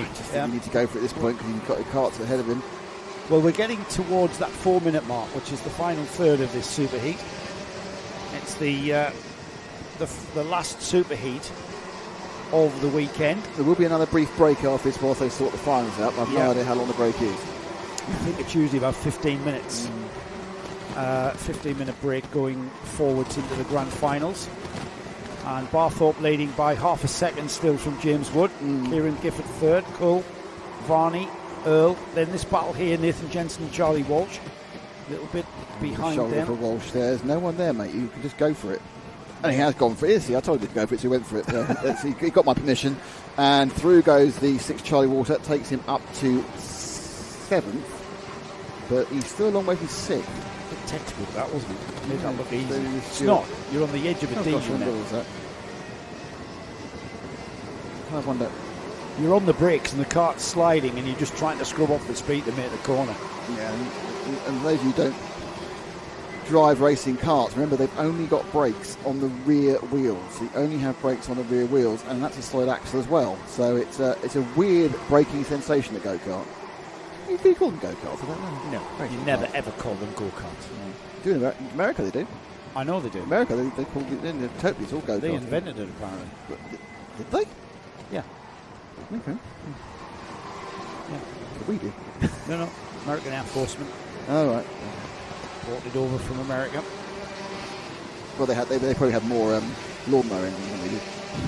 Yeah, it was Briggs and Stratton. Yeah. Sort of 3.5 horsepower things. Yeah.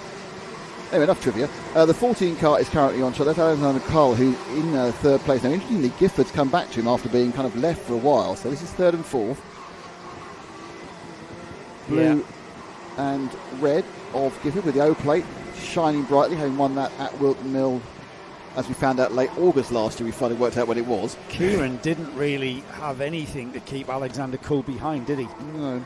And now we've got James Wood in a Guy Cunnington Racing sandwich there. He's the meat in that sandwich with Miles Barthorpe ahead of him. Alexander Cole behind him. He's got a bit of a cushion though, hasn't he? Yeah, I mean, this is, look at Gifford now. Gifford's kind of gained a bit of time. Look at the that, fastest lap there for James Wood. Yeah, last time, 2 laps ago. 2 laps ago, but it's not really doing much. Well, actually, no, first and second now within 3/10 again. He's never broken away, Barthorpe, has he? But on the flip side, he's never really been challenged either. No, once Barthorpe got ahead of James Wood, he wasn't able to come back at him. This is Varney and Earl fighting for 5th. Varney in the 2, leading this one. They're both blue and red, so I won't bother to. The yellow helmet is Earl. The yellow and orange helmet. Bright 11. You can read the 11 as they go away. That's 5th and 6th now. What's happening with Barthorpe?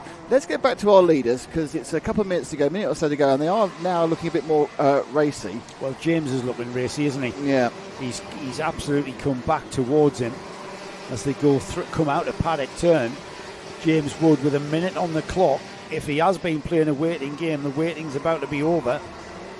And whether or not you should show your cards here in the superheat going forward into the grand final is debatable, but he's just driving as he needs to know how. The 46.350, another fastest lap for James Wood. Yeah, he's this end of the heat, and this is going to be an interesting conundrum for Barthorpe for the final. I mean, there's 3 further minutes, but at the end of this race, this is absolutely Wood coming back on the storm again. Barthorpe very quick at the start. Wood now looking right behind him. He's glued to his rear bumper actually through St John's into the right hander at Sunny. It's going to be 2 more laps at the line. And Wood just now looking like he's winging it up, isn't he? He's come back towards Barthorpe. Barthorpe looking over his shoulder into the chicane, up the hill at ROWRAH, turning left and then right again. And now Barthorpe, having caught a glimpse of where James Wood is, seems to have responded. Yeah, there's a kind of like, he's suddenly thought, hang on, no, where's my cushion gone? But again, this is when you get these are very long races for kart racing. 12 minutes, and about an even longer one of 15 minutes coming up, and then you get these ebbs and flows because the tyres aren't used to running 15 minutes, and you have to look after them. We might have to take into account a bit of driver fitness as well. Well, it's very true. Yeah. 15-minute finals. I mean, these are young drivers, aren't kids, they? Yeah. Annoyingly fit. Dirk showing them the last lap board underneath us now, and into the final lap of this superheat. Then can Barthorpe keep James Wood at bay? It's all about this last few corners now into the McRae hairpin. Remember, Wood, a local specialist here at ROWRAH. He had a great 3rd round at Dunkswell in the Junction 6 NKC Championship, and he knew he was going to be on form coming to his home track at ROWRAH. You mentioned he's from Workington, just a few miles away, and that's perhaps his last real opportunity there at the Stewardesses. He might be able to make a fool out of me. But I think Barthorpe maybe has the pace here as they go through Sunny for the final time. They've got 1 more corner to go. Barthorpe doesn't even need to defend. He optimises the line into and out and across the line to take the superheat. Miles Barthorpe takes the win. James Wood 2nd. Alexander Cull is 3rd. Kieran Gifford, the York plate holder, is 4th. Then we have Levi Earl ahead of Ollie Varney. Charlie Walsh 7th. Joseph Rippon 8th. 9th is Nathan Jensen. And a top 10 finish for Marcus King. Andy Ambrose almost joins his teammate in the top 10 in 11th. And then we have Archie Carter, Andy Powell, after that nightmare start. I'm not sure quite what happened, but it probably involved contact with another competitor. He finally recovers to 13th. Rachel Robertson 14th. 15th, Ben Harper. And then the rest of the finishers there. We have accrued points here from our superheats. The points will be put together.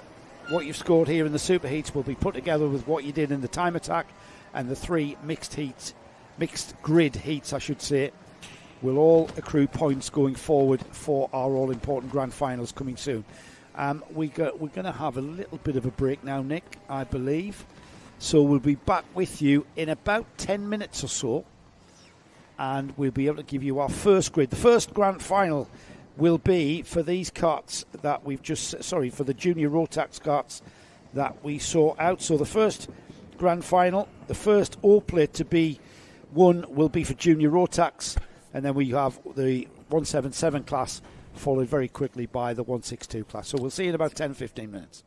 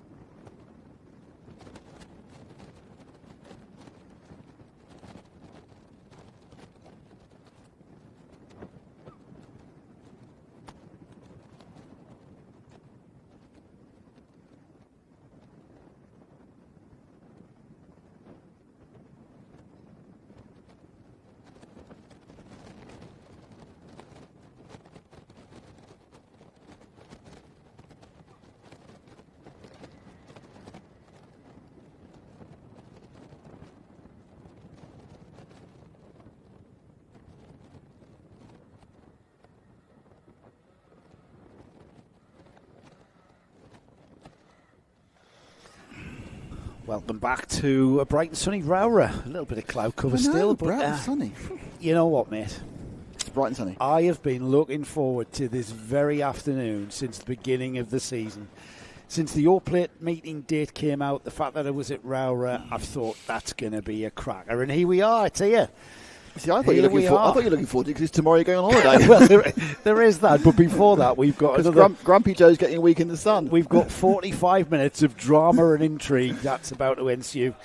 And our 3 grand finals, where at the end of them... The Grand Fromage. 15-minute grand finals, Nick. It's going to be a case of driver fitness maybe become a thing. Mm-hmm. Not for the kids. But for the older... No. You see, I disagree. Because, all right, these kids in junior Rotax are quite fit. And, we're not going to have any rib issues, but they very rarely race beyond 15, beyond 10 minutes. Yeah, 10 minutes, yeah. 12 minutes is a long time. So 15 minutes, it's maybe some perhaps new territory. We've got newcomers to the NKC who've only just come from club racing. So, it might be a factor.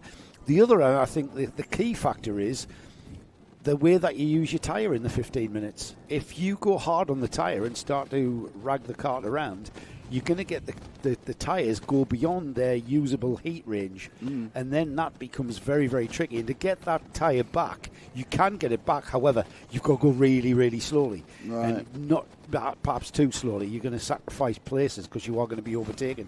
And the tyre will never come back until you cool it off massively. So there's an element of that going to come into it. So we've got a lot of factors, a lot of elements, as ever.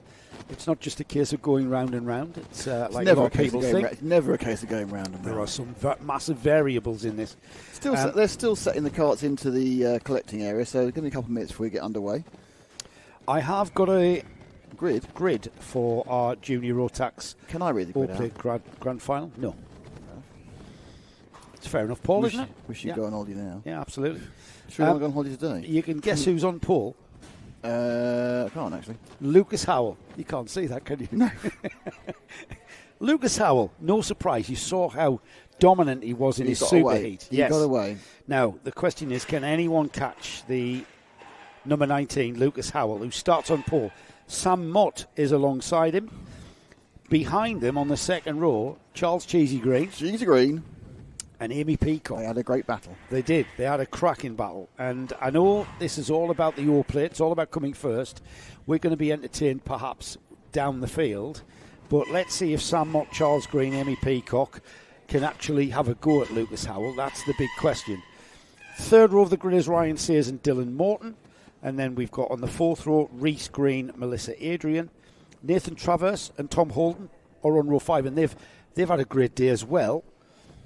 Row 6 is Luke Sawyers and Ben Adrian. Zauri Visarek and Jill Leviton share row 7. Row 8 is Jensen Hookey and Sonny Morgan. Lincoln Bevan and Taylor Dixon. Well, Taylor, I know, has been praying for rain, but it hasn't come. They're on row 9. Row 10 is Sebastian Benson and Elliot Surtees. Alex Timmons and Harvey Williams are on row 11. Row 12 is Ethan Waters and Frank Ward. And then we've got Jamie Kirkbride and Michael Ambler. Samuel Aston and Harvey Wilson. Jacob Aston and Alfie McBain. 16th row of the grid is Alexander Colinciano and Kathy Cometa. I should say. Freddie Lloyd and Isaac Thorman are the drivers that round off the 34 kart grid for the grand final. Le Grand Fromage. Big cheese. That's how they're going to line up, Nick. Last couple of carts going in the collecting area now. Yeah, just beginning to get towards us. They've got to set them all down, get them in the right order, everything else. Work out where everyone is. We are well ahead of schedule here, by the way. We are. The timetable had this grand final starting at 3 o'clock. Well, still might. The way that the meeting's gone ahead, dare I say it, touch wood, we've had no real major issues. We've had the odd carts being collected at the end and recovered. Let's can't believe you just turned around saying all that stuff. 3 15-minute events. Why didn't you say there's going to be no rain as well and get the whole set? There's been no rain, which was forecast at 12:30. And by your normally accurate weather app. I'm really disappointed. But we are in the Lake District. Yeah, it's kind of trying to predict the unpredictable. Yeah, we are in the Lake District where little pockets of weather can appear and little pockets of weather can disappear. And that's certainly what we found this afternoon. The skies Well, the skies have broken, actually. You've got a bit of blue sky poking through the white fluffy clouds now, and those ominous dark clouds have gone away to our left, and the weather's coming from our right here in the driver's lounge here at ROWRAH, just overlooking the start-finish straight. The weather's coming from the right, and from the right, it's broken white clouds with blue sky poking through. Well, there we go. Who would have thought that? Not I wouldn't me. have put money on that one. It's remarkable. There's Josh East there. He's obviously happy with his choice of shorts. I'd have been, that's a very brave choice this morning. It was a very brave choice this morning to be out there, but he's happy to have... that's him just going in the little white box there. Yeah. He's our official photographer. I'd like to point out, pointing at the screen here is not particularly useful. Well, I'm saying that to the viewers. The little white box there, the start marshal, Dirk, who is the best flagman I've seen. Top flag in the waving. whole of motorsport. He would grace the gantry at Daytona, wouldn't he? Oh, he could be. And they get 2 flags. Absolutely. Oh. Can you imagine Dirk with 2 flags? Dirk, Wow. 2 flags. I'm not sure he'd be able to cope. 2 flags, Dirk. Yeah, he'd be overly excited. I would be. Still just trying to get the last of these karts into grid order. It's the first time, of course, the juniors have all been together this weekend. They've been in subgroups the whole time. The first chance to stare each other out, all 34 of them. That's a very, very, very good point. One a weekend, and that's me one. Our Karting Live TV NKC coverage is not over this afternoon, of course. It's just the halfway point. This is the halfway point, Nick, absolutely. We've already had our 3 Southern Cup rounds, Clay Pigeon, Forest Edge and Dunkswell. And from here, we go forward into August with the round 4 of the overall championship and round 1 of the Northern Cup part of the series. And that's at Wilton Mill. Round 5 is Three Sisters. That's in the middle of September. And then in the middle of October is Warden Law up in the northeast of England. So sunny, quite warm, and Sunderland. Blowing a gale. I don't know, October's quite nice up there your way, isn't it? Well, it's early October. It's middle of October, actually, Nick. Oh, yeah. We'll see what the weather might be in can bring. Atlanta, so It can be sunny. It can be blowing a gale. Paul will need his big coat. Is Paul coming to that one? I can't remember what the rotor is. I don't remember the rotor. He loves coming to Warden Law. He's got his phone for the rotor. He loves coming. He loves being on that. Ash is coming on the top of that unit into turn 1. Martin's coming. Yeah, Martin. So it just depends if he's down as the producer. The producer or not. No, well, he's not going to be on top of a roof, is he? Which is much to his liking. Yeah, he's not on a. He's now available. He's now become available. He's not just available. He's already there. Beautiful scenes here, as you can see there, across the paddock here at ROWRAH. That's the collecting area in that shed. Keeps you out the weather. It does here at ROWRAH, and the outside of the left-hander at Sunny, you can see the tyre, the rubber, having gone down. Well, they're off. Giving us lots of grip here. The track is very well rubbered in. The weather has kept off. We did have actually the long-range forecast had it not raining today, if you remember. Yes, Nick. It was on yesterday's forecast. It started, and we have been very, very lucky because we had a smattering of rain yesterday. Half an hour after we left the track, it started raining, and it continued to rain for 6 hours quite heavily. Yeah, that's right. So, but like I say, we're in the Lake District. It's the reason why there are plentiful lakes. I do. It's really not with the grass in the foreground. Yeah. Drivers out on the track then for the grand final. This is what it's been all about all weekend. We've had practice on Friday. We had time attack and 3 heats. We have had the super heats this afternoon, and here we are. It's all about this 15 minutes coming up. The Junior Rotax All Plate is about to be awarded to the driver who greets that checkered flag first. And if you think the racing's been intense so far, well, this is what it's all about. And the thing is, every single youngster on that grid knows what the concept of an All Plate is about. It's not about gathering points for a championship. It's all about this next 15 minutes of out-and-out racing. Well, they've got them to walking pace, which is good. But, of course, with kids here, and they can get overexcited when it comes to actually putting the foot down in the second's time. Well, here they come. The starting marshal right in the way there to stop them picking up speed too much. And Lucas Howell would lead them away. The TH Corsa driver into turn 1 at the chicane. Got a little bit of oversteer, managed to control it. I think it's Cheesy Green in second, and there's been a real problem at the start there for someone who's been... Oh, and it's all gone completely wrong there. Completely wrong. There's a number of drivers that Can we see that again, going completely wrong? being caught up in a massive shot shunt. out the side there. Carts climbing over one another. I think Constantine ended up with carts going sideways. There's the 15 there and the 49. Whereabouts in the field was that? Alfie McBain just sneaking off towards the... now this... Is the red flag, or are we going to carry on carts. going? No, they're going to get them off. They're stuck together. They're going to get them going. Let's get to the front of the field, see who's where. Yeah, we've got Lucas Howell and Charles Green off into the lead, and I think we've got the obstruction at the chicane clear. We've got yellow flags from Paddock turn and onwards as Lucas Howell goes into the chicane. We've got those carts out the way gladly. Yeah, but they're not clear as far as racing's concerned. They're off the track. No, still in the way. It's cleared from the obstruction, but we've still got yellow flags at the chicane. Now we go green, so it's the race is on. Lucas Howell, Charles Green, Amy Peacock, Sam Mott, Dylan Morton, Melissa Adrian, Reece Green, Tom Holden, Nathan Travers, Ben Adrian are your top 10. Thank you. Coming through now, and Howell, who got away last time, of course, in the super heat, but at that point Charles Green wasn't right behind him. Green's got, of course, he had a race on back lane, Peacock in third, but she's been slightly separated from those kerfuffles at the start. But they are now together, and you can see Charles Green right behind Lucas Howell. As they come up through Row Rouge for the third time. It's all clear now, all green flag all the way around, and Howell just beginning to get a couple of lengths of breathing room. We haven't even had 2 minutes of racing yet, Nick. This is all about playing that waiting game, and I'm pretty sure that Lucas Howell is doing that. Charles Green just sitting there, not quite on his bumper, looking over. And you know what? They're kind of making fools of me because they've put their heads down as if they're absolutely on it, trying to break free. But I get the feeling that there's a little bit of conservation of tyre wear, of maybe tyre heat, just keeping the heat out of the tyres a little bit, and maybe giving themselves till the middle of the race before they really start pushing on. It's avoiding the unknown for them as well. These guys aren't doing these finals regularly, if at all. Certainly not here.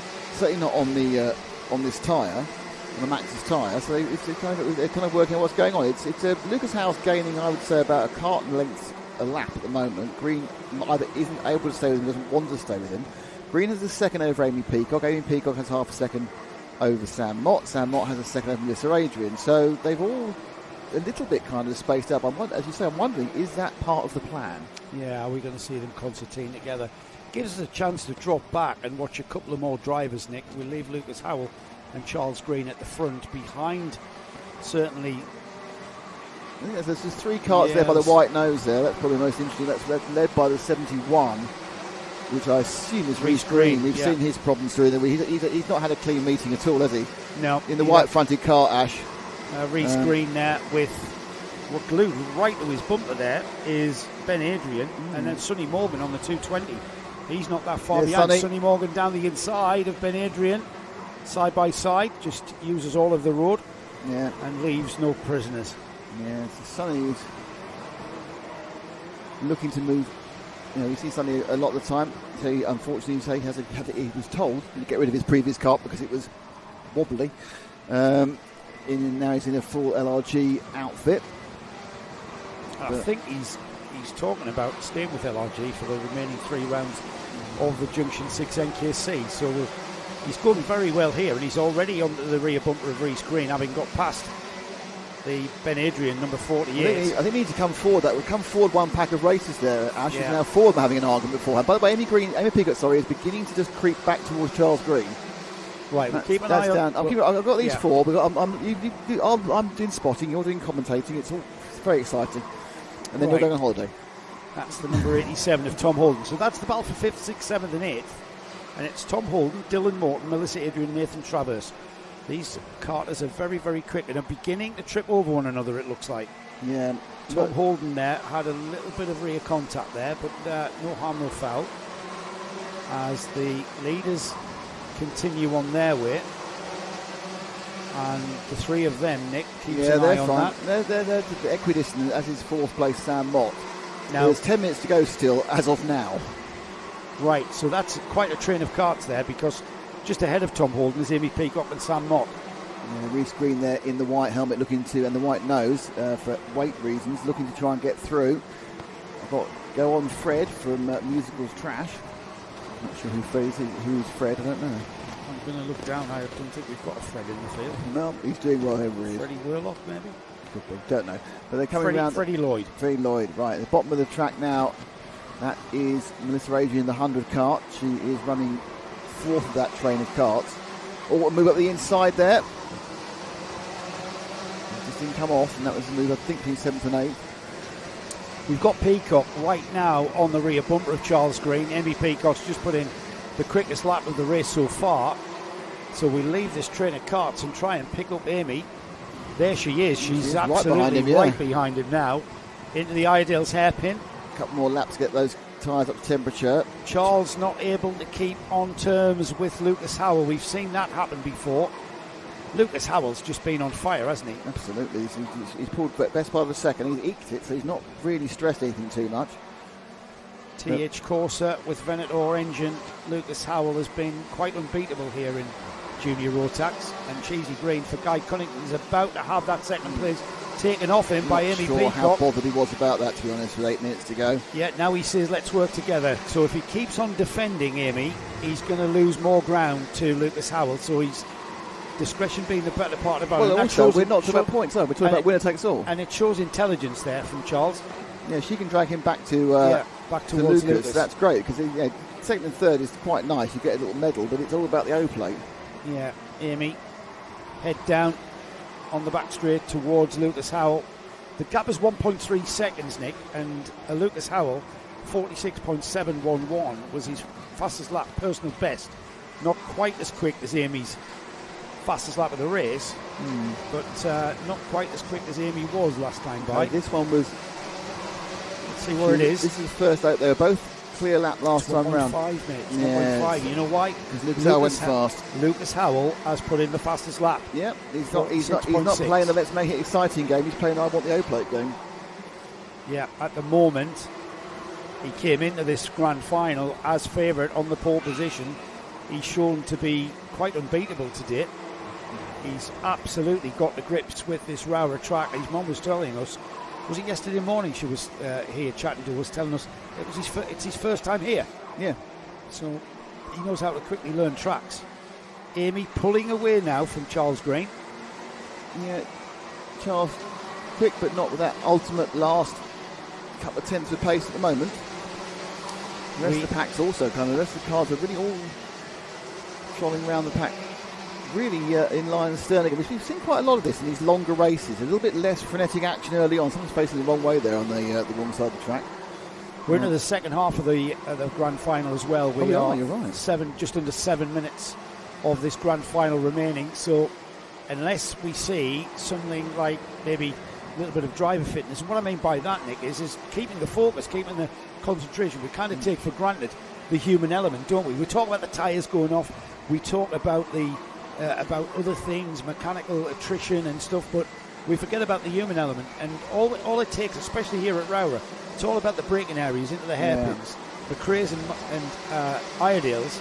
You can easily lose seconds by just missing your braking point by a couple of metres. I think it's interesting because I think it's showing the general quality of the NKC. I think I can only think of like 2 or 3 times this entire race I've seen a genuine mistake.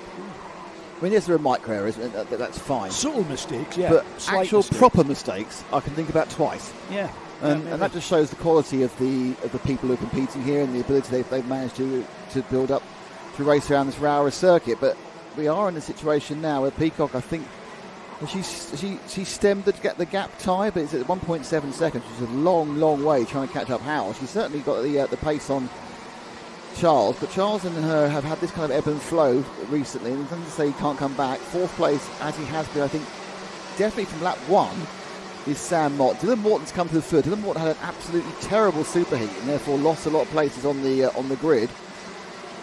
He was, I think he went from second to last, didn't he, during 2 corners in the superheat about an hour ago, but he's actually now at the head of a very long train of cars. Let's let this one flow through, Ash. There's a train of carts coming through about the next set here. We've got this big train of carts coming, and that's I think that's Morton's leading that one, is it? Yeah, 193. Morton's leading from the 87 of Holden and then Traverse. Now, Holden and Traverse have also been quick at times as well. You know, just because you're not winning doesn't mean you're not a quick driver. And then, you know, the first thing you have to say, if this championship was held at a different track, the results would be quite different. But at the moment, Howell looking really, really good. But this is the battle now for 5th, 6th and 7th. Up round Paddock Bend. No immediate moves, no let's have a stab in there as they come down the straight. They're going to go climb up the right left of ROWRAH, brake and then accelerate, power down towards McRae's. Then we're going to make a move at this corner. No, everyone going line and stern. They now turn out and they move up now towards the corner, renamed as McIntyre's yesterday by Joe. Oh, you don't have to mention that, mate. You're now happy because you've got your track map here. They're beginning to trip over one another.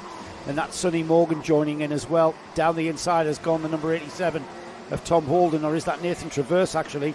And he slid wide, and Sonny Morgan's gone through. So Sonny Morgan up onto the rear bumper of Tom Holden now, ahead of Nathan Traverse. That's Traverse. That's Traverse on the orange hat. Yeah, the orange helmet is Crash. 67 is orange. I'm sure the orange helmet is Traverse. 67 looks very similar to the 87. That's how they always do it. Yes, it is. Yeah, it is. I just remember the orange helmet. Yeah, good spot. But Sonny Morgan there, massive opportunist. He just drew up onto the back of that 4-car train, and now he's right in amongst it, and it's become a 5-car train, about to become 6. Yeah. Because they are catching. Is that? Yeah, who are they catching there? Is that Sam Mott? Yeah, no, it's not. Because Mott's 3 seconds ahead. No, that's Dylan. That's the Dylan Morton cart. That's Dylan Morton cart in fifth. Because they tripped over one another, he pulled a gap. Yes. And now the gap's depleting again. 3.5 minutes remaining. The lead. That's. In fairness to Sam Mott is beginning to gain on Charles Green. Howell is pulling out of. So what's happening is Howell's getting further ahead. Peacock's getting further in second, and Charles Green is falling into the jaws of Sam Mott. But nothing's happening at the moment. If it does, we'll move to it. Yeah, no gap there, and Lucas Howell continues to go purple. 46.517 for Lucas Howell. So he's not easing his pace. He's keeping that flow, keeping that rhythm going here at ROWRAH as we continue to watch this 5th, 6th, 7th, 8th, 9th and 10th, with the number 11 of Jay Leverton beginning to join in as well. He's joined the party on his gold cart into and out of the stewardesses down the hill towards St John's, and then we get a lovely tails away shot through Sonny. See how much curb they're using now on the outside. There from Traverse. Move for Traverse ahead of Dylan Morton, who's got Sonny Morgan now on his bumper. Sonny, he'll want to get past Dylan Morton, and if Morton's not careful, it's going to happen now, because it has. McRae's the hairpin, and that slows Dylan Morton down massively, and he's almost challenged by Tom Holden and Ben Adrian. Yeah, and that's what can happen in these long trains, isn't it? There's a lot of shuffling around. Also, the leaders, just to keep an eye on those, are beginning to get involved with some of the back markers. A couple who have really bad starts, Harvey Williams and Karthik Kameta. Tripping over one another. Oh, is that part of the side there? I'm not sure who's that on the outside. Abandoned cart, that was. Yeah, the 87 of Tom Holden just tripped over Sonny Morgan a little bit there. Or was that Dylan Morton he tripped over? Yes, it was Dylan Morton. As the leaders have already gone through, the gap is 3 seconds between first and second, another just under 1.5 seconds between Peacock and Green, and then Sam Mott, Nathan Trevor, Sonny Morgan, Dylan Morton, Tom Holden, Ben Adrian, Reece Green rounding off the top 10 there. Yes, and if you look over, I was watching the carts that went past, but a lot of that is actually just traffic as well. A few of those carts got left behind early on, and there's quite a big difference speed-wise between the fastest and the slowest here. Let's put the whole field together. That's a yellow flag going through Stewart's complex because of that parked cart on the far side there. Spin there. What happened there? I'm not sure what happened. That's a yellow flag as well. Yeah, so the cart each seemed to have just lost it on the power coming out of the stewardesses. Ben Adrian? He hit the curb on the inside, which spun the cart round. Everybody manages to avoid him, and that was a bit of an unfortunate move. Let's see if we can pick the leader up, Nick, as we're getting towards the last 30 seconds. Where is our leader? Our leader is... I don't know where he is. Yes, there he is, down at the stewardesses. All right, there's our leader. Or is it? It is, yeah, I think so. No, it's not. There's second cart. There's one back. It's the light green one. Is that 19? That's not him either. Oh, we can't find our leader. We've lost our leader. What a nightmare. There's Amy Peacock. There's the leader. There's the leader now. Just coming up there. He comes to Sonny. Two back for Ash. There we go. There's our leader. He's going to get 2 more, though. He's going to get 2 more. He's going to get 2 more laps. And what you need to do, Ash, is when you get the chance, when you've got a better shot than this, just let the next 2 down, because 3rd and 4th are now really close. So just get a nice open shot. Let them breathe through now. And then you've got Amy in 3 seconds, and then you've got the next two is Charles Green, and there we are, Sam Mott and Charles Green battling hard over third place. Right, we'll watch this for a lap or two to see if Cheesy Green can keep Sam Mott behind. We'll see whoever wins this little flat car on the podium. It'll be a 3-2-1 podium as ever, with trophies down to, I'm not going to guess actually, 406. Yeah, they really are generous with the trophies. The leader is into Paddock for the penultimate time. So Charles, let's just move forward to our leader, because it looks like Cheesy's got it under control. And it's only fair. It's an absolutely fantastic race. Let's give Lucas his benefit from what's been a great weekend and a dominant weekend, Joe. It's all about that position there, and Lucas Howell for TH Corsa with the Venator Racing engine power.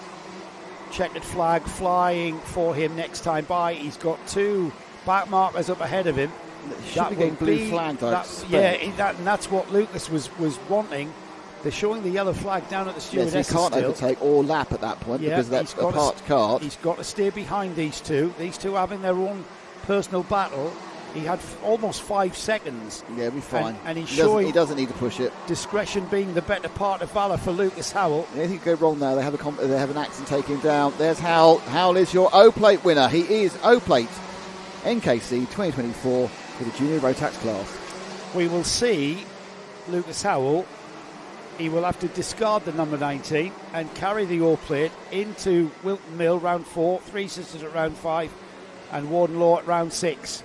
The rest of the runners coming through to take their checkered flag, with Amy Peacock in second. Charles Green hung on to that third step of the podium right till the checkered flag, from Sam Mott in fourth, Nathan Traverse in fifth, Sonny Morgan sixth, Dylan Morton seventh, Tom Holden eighth, ninth was Zauri Veserek, and rounding off your top 10 was Reece Green. The rest of the 34 carters there on the timing bar, with what I can only describe as quite a dominant run pretty much all weekend from Lucas Howell, and a great team effort from everyone at TH Corsa. But the Junction 6 NKC O-Plate for Junior Rotax will go to that number 19 driver, Lucas Howell. Now, it's not mandatory that he carries the O-Plate going forward, but he's earned that accolade. It's not mandatory. He can carry whatever number he wishes to enter as. But I didn't know you're the O-Plate winner. You've got to run the O-Plate, haven't you? You've earned it, haven't you? That's the thing. Yeah. You've earned it. That is the thing. Right, mate, we've got the 177s next. And just as in the junior Rotax class, we were asking everybody who was going to beat Lucas Howell. Well, with the 177 class, we're going to be asking who can beat Louis Large. So all eyes on Harrison Crook and Lewis Halliday. Another couple of TH Corsa drivers wanting to get a full house for TH Corsa if they can beat Louis Large. Harrison is on his second Venator race engine, so I'm thinking that's the second engine of choice. He's also using an Energy chassis, 2024 Energy chassis. His teammate Lewis Halliday, that starts on the second row. Now he's on a 2018 Cosmic. What, a 6-year-old chassis? Oh, sorry, I've read that wrong. Right, start again then. So Lewis is on the 2018 Cosmic chassis, so using Harrison Crook's second race engine, which is a Venator. And where's he starting? And he's starting third. He's starting behind Harrison Crook. Oh, okay. And Harrison's using a 2024 Energy chassis. And Harrison is on his 2024. He's got a brand new stiff chassis. Energy chassis. And Lewis has got a wobbly chassis. I tell you what, give Lewis a go on a new chassis. See what he could do, because that's a great run. If that is a 2018, that's a 6-year-old chassis. Well, yeah, regardless of the depends on how many miles. Yeah, say it was brand new. So you have a brand new 2018 chassis or a brand new 2022 chassis. Much difference? 24 chassis, sorry. No. Has it changed much in 6 years? I would say no. I mean, obviously you need the chassis to be new for the various stiffness and everything else, but actually the design hasn't moved on that much. It hasn't moved on massively, no. No, not at all. If at all. The car manufacturers will tell you it has. Well, every year they will, won't they? Yeah. They've made one thing 1 millimetre wider or thinner or thicker, so you buy a new one. Yeah, absolutely. So, I mean, different. Same as RC cars. They bring out these RC cars every year, and they've run out of things to do now. Yeah. They've gone beyond sharpening scalpels. There's some right dubious stories coming from the car racing world of manufacturers taking somebody's old single-seater Formula Ford or Formula Junior or wherever it was in the 60s, stripping it off, re-powder coating the frame and selling them back as a brand new chassis. Really? Yes. Some pretty renowned car manufacturers as well doing that. Really? Yeah. That's naughty. They're very naughty. It's actually criminal. Sorry, motorsport and criminality? Yeah, I know. There you go. Those two are never mixed. Notice I didn't say who. At no point has any criminal ever been involved in motorsport. And I'm sure of that. Let's have a look at this 177 Grand Final grid then. As I said, Louis Large, who's going to beat him? First to queue up behind Louis Large is Harrison Crook, who's alongside. Lewis Halliday shares row 2 with Shane Collins. Row 3 is Ben Hitch and Cole Edwards. Row 4, Aaron Charles and our current Southern Cup champion, Scott Clee. Southern Cup Masters champion, I should say. Row 5, Samuel Cornwell and Alan Kenyon. Row 6 is Reece Llewellyn and Lincoln Bailey Arneson. Row 7, Joshua Pickford and local lad Stephen Richardson. Hopefully his ribs will hang out there for him. Steve Gilly shares row 8 with Alfie Williams. And then we've got 2 chaps from the northeast. Stephen Horner sharing with Stephen Mottram on row 9. Row 10 is Rob Simpson and Billy Faulkner. Row 11, Steve Thompson and Alfie Anderson. And then we've got Martin Burnett and Lewis Crocker. With the final row of the grid, 25th and 26th, is James Nutbrown and Tyler Fossey. And they have been released. Sarah Darlow making a big waving arm indication, and they all rolled out. They rolled out in two sets of pairs actually, rather than running out in echelon formation 1-1-1. They actually run out in 2 sets of straight line pairs from here. And the echelon formation was actually it was at Dunkeswell. But here we go.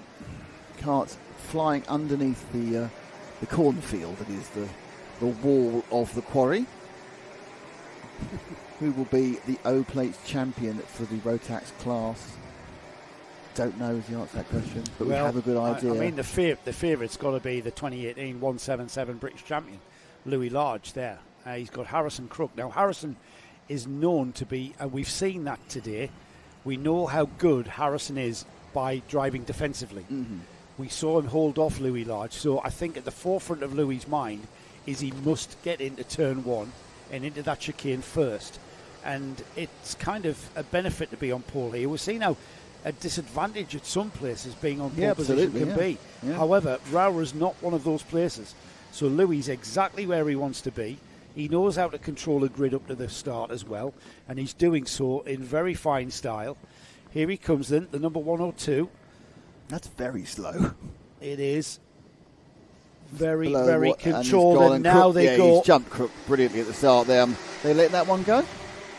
As far as I can tell, we are racing. Great start by, a really good start by Large. And they've got a spinner, 2 spinners at the back. Oh, and that was 99 for Billy Faulkner, just got caught there. Billy Faulkner got caught by the rear end of that cart that spun round. And off we go at the front then. Louis Large, Harrison Crook down the inside. Louis not having the room to make that move back and do the switch back.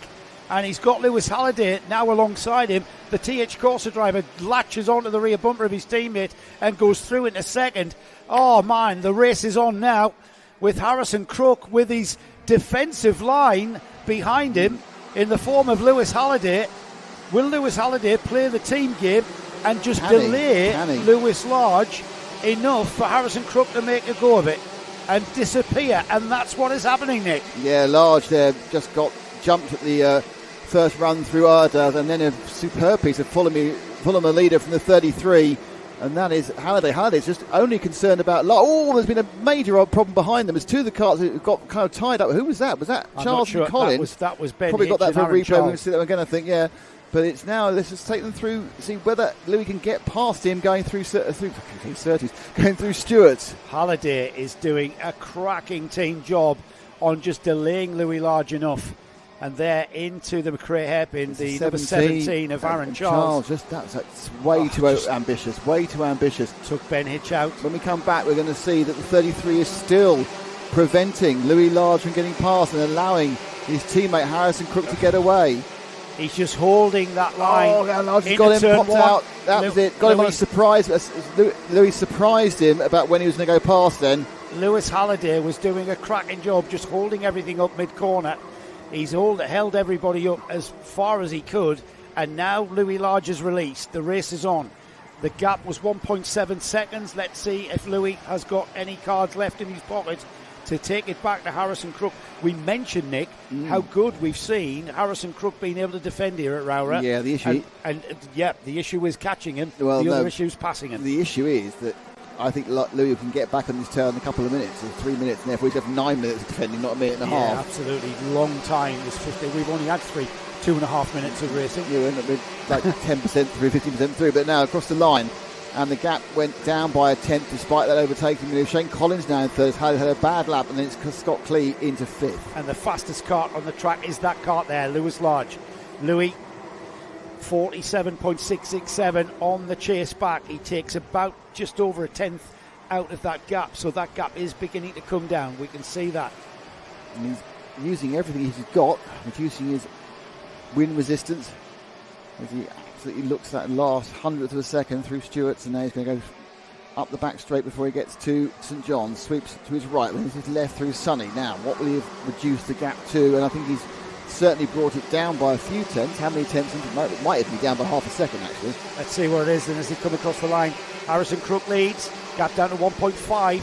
It's about a tenth a lap and another fastest lap. Because it looked to me like a lot more than that. No, it's about a tenth a lap. Just looking at the first figure, it was 1.7, it was 1.6, now it's 1.5. Well, he hasn't got 15 laps to get past him. So 47.457 for Harrison Crook, 47.356 for Louis Large. Do the intricate maths for that one, but the gap still remains comfortable for Harrison Crook. Behind these two, Shane Collins has gotten ahead of Lewis Halliday. Scott Clee up into 5th, Samuel Cornwell 6th, Alan Kenyon 7th, Cole Edwards 8th, 9th is Aaron Charles, and Stephen Richardson up into the top 10.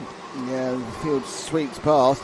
It's all really about the front of the pack and what will that gap have come down to. So it was 1.533 seconds, and now it's 1. Wow, Cook really doing well, 4 or 500. Now it could be that Louis is playing a waiting game, tyres and everything else, and Crook is running absolute banzai, but I don't feel that's what's happening. Well, remember, he's got to just pick away at this gap. The fastest kart on the track at the moment was that 2018 Cosmic chassis of Lewis Halliday. 47.248 for Lewis Halliday on that lap, chasing back at Shane Collins. But still the gap comes down. It's about 1.5 exactly for Louis Large to Harrison Crook. Everybody putting in personal best lap time, so we are not playing any sort of waiting game. There's no doubt about it, the way the guys are driving.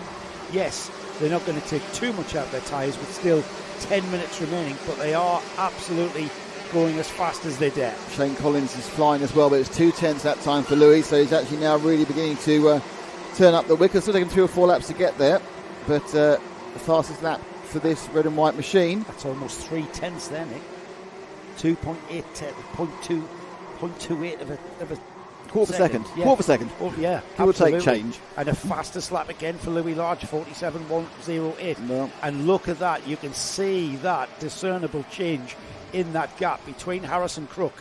So it's TH Corsa target versus acquired. LRG. He has absolutely acquired the target. They're almost in the same shot now. Yeah, it's come down suddenly. I think it's kind of psychological. It gets really close as far as the drivers are concerned as well. Was 1.2. What's this going to be? Over the line. Oh, it's 0.9. It's 3 tenths again almost. Yeah. So Louis, but again, we've seen before, is catching is one thing, passing another. They are both in the same shot now. It's going to get, you know what, I'm holding my head in my hands here, because once he catches him, it's going to get messy, isn't it? Well, he's got 2 ways of getting past. He absolutely surprised the 33 of Lewis Halliday when he just decided to go for it up ROWRAH. So the question has to be... Well, that was about coming out of Paddock. That was, he timed that perfectly and got the switch back. Here they come. They're in the same shot now, Nick. Yeah. Absolutely. Through Sunny now. Harrison Crook in the blue and white overalls for TH Corsa. Louis Large in the red and white overalls for LRG. And here they come across the line. The gap was 0.957. The gap is 0.736. So he's taking chunks with a 46.968, giving him the fastest lap. Yeah, Harrison Crook, everyone's doing their own personal fastest lap, but the fastest of all is Louis Large. But, he's taking life out of his tyres. He's taking life out of himself. As a semi-active racer, which he is. I actually think that will not be a factor here, because he's got that focus. He might have a stiff neck tomorrow and aching ribs tomorrow, but right now He is absolutely locked onto the rear bumper of that TH Corsa cut number 6 of Harrison Crook. What I would say is Harrison Crook needs to give his teammate Lewis Halliday a very firm handshake at the end of this, because he's made this possible by some incredibly clever delaying driving early on. There's nothing wrong with working as a team, certainly not the O-plate, that's for sure. And it's Rotax all, and it's looking really close down now. 6/10, isn't it? Yeah. You know, he's going to start feeling a tour now, Nick.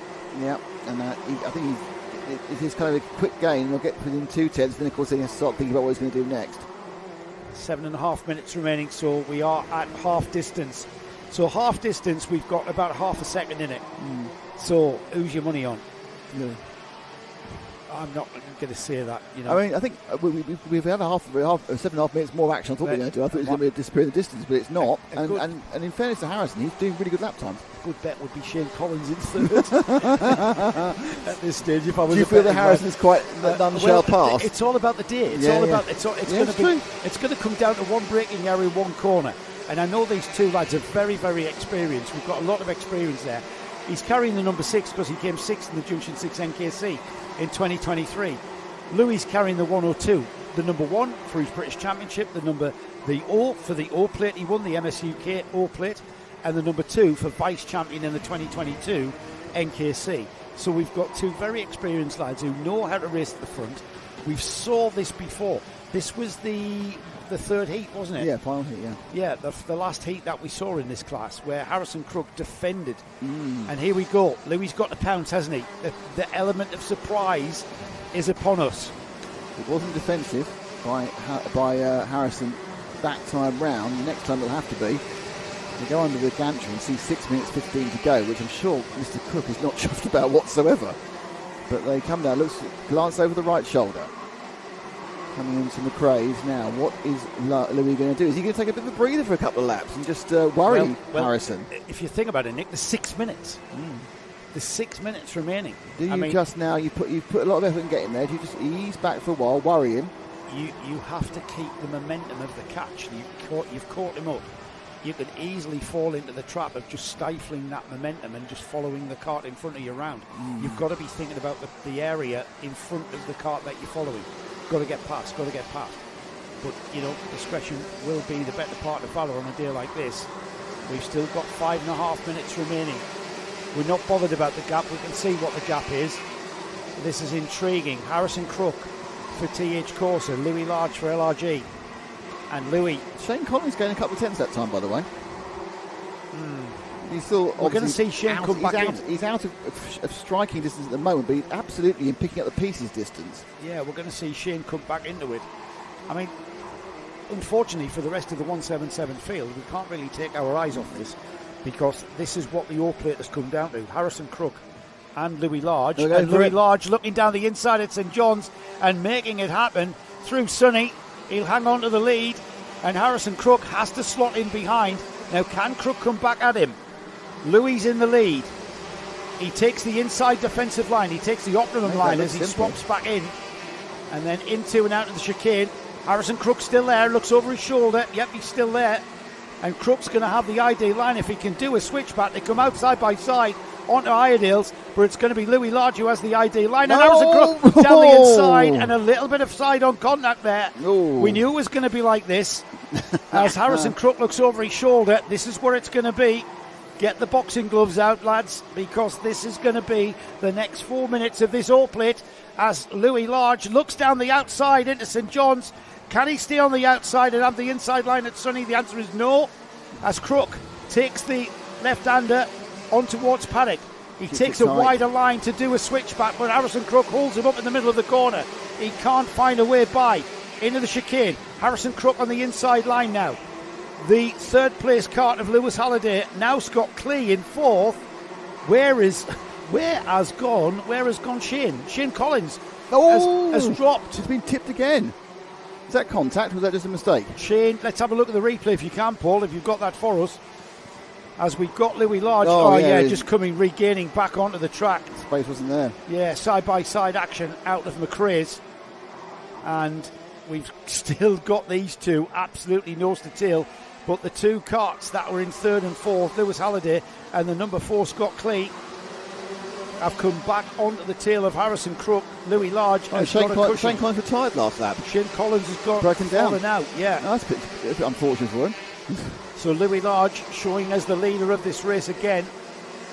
And he's got a gap as well. 3 minutes. He has got a cart's length cushion. That was kind of real tough karting there, both ways. We knew it was going to be. We knew it was going to be a tough. I don't think I wouldn't have called either of those moves as a problem, but it was tough. It was hard but fair, I suppose, in the 1970s football parlance. Well, remember, these are all provisional results. Absolutely. It's down to the officials, and now they see things. For us, it's Louis Large, Harrison Crook, Lewis Halliday, Scott Clee, the first four forming a four-kart train. And once again, with 2.5 minutes remaining, all it takes is for one of these drivers to make a mistake, and they are going to lose whatever position they are. The podium positions are Louis Large, Harrison Crook and Lewis Halliday. And Scott Clee, having just taken the Southern Cup Championship for the 177 Masters, he was 4th in the overall championship last year. And so quite familiar running in this altitude at the front of the field. Didn't quite serve for Shane Collins. I think he could have been in with a real chance here of a second or even a first to pick up the pieces, but unfortunately he had his own problems at the same point as we saw the battle between Large and Crook. Large now just giving himself breathing space with sort of a lead of about 0.6, 3/4 of a second. Lewis Halliday in the second of TH cars is kind of sitting back a little bit, and Clee is, I think, probably quite happy to be 4th at the moment, and he's seeing if he can pick up a pieces of a podium position. 90 seconds remain on the clock, so we've still got at least 3, possibly 4 laps. Yeah, it's going to be tight remaining. On the 4 laps. Yeah, it's going to be tight. We might sneak another one, depending on where they cross the line. Now, Harrison Crook can't allow Louis Large to get too far away from him. He's kept that at about 1.5 carts, 2 carts lengths. He's done well because he's not been dropped. And I think at this point now he's trying to see if he can just use a little bit of slipstream to give him an extra 10th here and there. It's not the biggest track for slipstream, in fairness. No, it's not. You've got these long straights between the hairpins, and they lead into very, very tight braking areas, which can certainly sort them in from the boys, so to speak. 4/10 over the last time round. It's going to be about the same here, perhaps a little bit less, but not enough for trouble. It's got that breathing. He's done. It's got a 3/10. So. Yeah. Realistically, Harrison Crook has decided this is his chance for stardom. It's his chance to really make a difference. He's not letting this one go for his last 30. So they went over at 18. So no, they were going to get this. This is the penultimate lap. They will. The time will elapse. They were actually right on the cusp, Nick. Yeah, but they're doing 47s. Yeah. No, they went over at 18. They're 42 seconds left. All right, I see. So this is the penultimate lap. Oh, it's gone for it. He's gone for it. Harrison Crook and Louis Large off into the barriers. Louis Large off and Harrison Crook into the lead of this race with a dive down the inside at the stewardesses. Oh, that's going to be a conversation. He came from absolutely nowhere. Harrison Crook sent it on the brakes. He slides wide into Louis Large, sends Louis off at a tangent. Wow. Literally at a tangent, and Louis crashes through the barrier. I am not sure how that's going to be seen. These are very provisional results. Obviously, Louis will not be the winner, unfortunately, because he's out of the track. These are provisional now. These are very provisional points here, with Harrison Crook now leading, Lewis Halliday in second, Scott Clee in third, Stephen Richardson just outside the podium here in 4th place. See that? Louis on the outside going, what are you doing? Arms out. What on earth were you on? It was very optimistic from Harrison. He came from way back. Few corners to go. So scored as the winner of the O-Plate 2024 from the NKC will be Harrison Crook as he comes across the line now. Harrison Crook is scored the winner. And nice freeze frame there, thank you. And then Lewis Halliday is second, Scott Clee is third, Stephen Richardson is fourth, Justin Pickler is fifth, but that is all as provisional as can be, Joe. Yeah, it is unfortunate that it ended like that. I'm not really sure. Not our job, really, to make judgments, Nick, but that move came from way back. And if it wasn't for the fact that Louis Large's kart was there, Harrison Crook wouldn't have made that corner. He's just lost at that point, hasn't he? Yeah, he was sliding towards. The fact that Louis was there stopped, checked the slide. That's it, yeah. And he would have slid way towards the outside of that corner if Louis was there. I don't know how it's going to be seen. The only thing we can know for certain is Louis hasn't won, which is very bad luck, because he's done really well and he deserves to be first or second on the podium one way or the other. But That's kart racing sometimes, and it's now down to everyone else to talk about. That is motor racing, so I'm afraid. If you're in the paddock and you want to see that again, we've shown the replay a couple of times. Just get on YouTube and have a look at it and decide, and you can decide. Yeah. And then after that, the people downstairs will decide. The people downstairs who are going to decide how that one pans out. Here we go. Let's have another look at it. And he comes from a 2.5 lengths back into the stewardesses and carrying a massive amount of speed. Louis firing off at a tangent into the barriers there. Hopefully he's not too bruised there. But that's the 177. All plate comes to a conclusion. Harrison Crook first across the line. Lewis Halliday second. It's a TH course of 1-2. Scott Clee, our Southern Cup Masters champion, will be on the podium. Stephen Richardson in 4th place. Joshua Pickford 5th. 6th is Alan Kenyon. Aaron Charles 7th. Ben Hitch 8th. Rhys Llewellyn inside the top 10 in 9th. And Cole Edwards rounding off that top 10. And beyond that, Samuel Cornwell, Lincoln Bailey, Arneson, Steve Gilly 13th. Behind Steve Gilly, Stephen Horner and Stephen Mottram finish in line of stern in 14th and 15th. I don't want to influence your decision. My decision? Yes, I don't influence your decision. But that's my race of the month. So there we go. That's a good contender. And it's not 7-year-olds. Well, the 7-year-olds have been the race of the month. Yeah, that's true. Yeah. That is a very good contender. One of the heats, the 177 heats. That was very good, actually. Was very, very good. Yeah, that's true. Yeah. That was that. The thing is, it's an all plate, so it's all about the first two positions, and those two guys were, and the fact that you know what, Nick, that's very good, because we had the first place. Harrison Crook went off. His teammate kind of stifled. Rear gunnered him. Yeah, rear gunnered him. Yeah, there was a lot of elements to that one. Right then, we've got the last race of the day then, the 2024 Junction 6 NKC All Plate has come down to the next 15 minutes of racing, and that's for our senior Rotax class. And guess who's on the pole, Nick? Miles Barthorpe. You've just looked at that, haven't you? But yes, I mean, you would have. Yeah, Hang on, I mean, how far away am I? How small is that print? I know. Miles Barthorpe has been on fire all day. I was trying not to say Barnthorpe. The Guy Cunnington driver has been absolutely on fire, but also simmering away is the lad who's alongside him, James Wood, local driver to ROWRAH. He's from Workington, which is probably one of the nearest towns to this track. He's going to share the front row of the grid with Miles. Second row of the grid is the last year's All Plate winner, Kieran Gifford, with another local lad, Charlie Walsh, alongside him on the number 6. Ollie Varney, the number 2, is sharing row 3 with Alexander Cole. Marcus King he's had a great weekend, hasn't he? He's in 7th on the 4th row of the grid with another local lad, Nathan Jensen. Nathan will be delighted with that top 10 start. Levi Earl starts on the 5th row with Andy Powell alongside. Joseph Rippon and Andy Ambrose are on row 6. Mason Perrin and Rachel Robertson are on row 7. Row 8 is Archie Carter and Adam Catling. Then we've got John Daniels and Ben Harper. George Townsend and Ollie Rowley are on row 10. Row 11 is Joshua Delacarter and Sam Elliott. Got Scott Lowther and Joshua Priest on row 12. Row 13, Henry Swanson and John Hobbs. Chris Whiteside and Keir Hobson are next up, and then rounding off the 30 cart field is Martin Bramwell and Al Kerwey. Okay, we have a non-starter up on the collecting area. I think it's the 77, I think, or is it? It might be 60. It's the Adam Catling, the 777. Yeah, so there's going to be some shuffle. I think they're going to need to do 2 laps to get them back in 7 order, because he held up about 4 other carts whilst they were trying to get him going. So he's supposed to be 16th. And the people behind him, the 4 wheel behind him, are also stuck behind him because they couldn't get round him. So there's going to need to be a bit of a shuffling. So my feeling is we're going to get 2. Hopefully we'll get 2, because I think there's going to be a little bit of meandering around. They try and get back into their rightful positions. And as you can see, they're a long way behind. I think they've noticed that. I think they're going to make them go out. I think they're going to let them go around again. Yeah, that would make sense, to be honest. No, they're trying to stop them. I think the problem is because unless they're not going to let he's not going to be. He's not going to be back able to take position. No, he's going to have to start at the back. Well, no, he doesn't want to. He's got his finger up in the air, and that's caused all sorts of problems. Yeah, he's not going to be able to. He shouldn't. He's not really allowed to squeeze his way through here.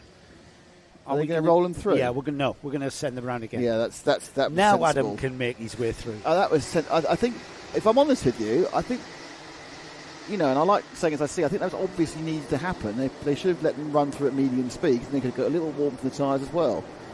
But yeah, it's going to give them. I know balance. It's easy. In fairness, it's one of those things where it's much easier for us to see up here, 6 metres in the air, than it is for the officials on the ground to see. Because I can see so much of the track that people who are actually doing the work can't see. So I'm not criticising anybody there. It's just one of those things. Because I am able to see with my eyes. Thanks for that. Do you want me to give you any other blooming obvious statements? It's our last race. Yeah. Not together, not forever, just for today. It's your last race for your holiday. Joe's going to Ibiza tomorrow, in case you don't know. I have no words, Nick.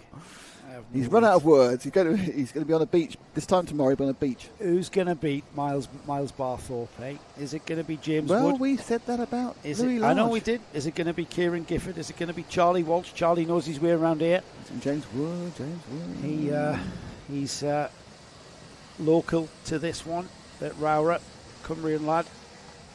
They're going very slow. They're going to be in danger of oiling the plugs up. It's going to be Miles Barthorpe who controls the pace coming through Paddock and really does stand them up there as he crawls onto the grid. He'll now get his foot in, and James Wood will want to try and go round his outside.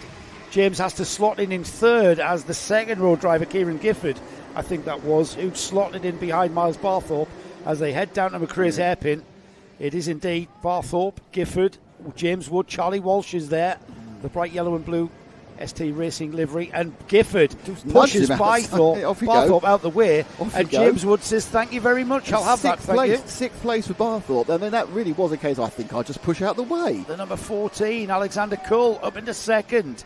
Used a bit of curb there at the stewardesses, and now the race is on. Just wondering whether the rest of the field has decided that we actually want some action in these finals, so they're making sure we get it. We're just nudging him off. That was just, and he tried to keep, you can see he's on the brake, trying to stop the cart, and he just couldn't. Remember, the tyres aren't exactly where they want them, and James Wood, Charlie Walsh says thank you very much, and also said Alexander Cull, and Cull's off towards James Wood, who leads the O-plate.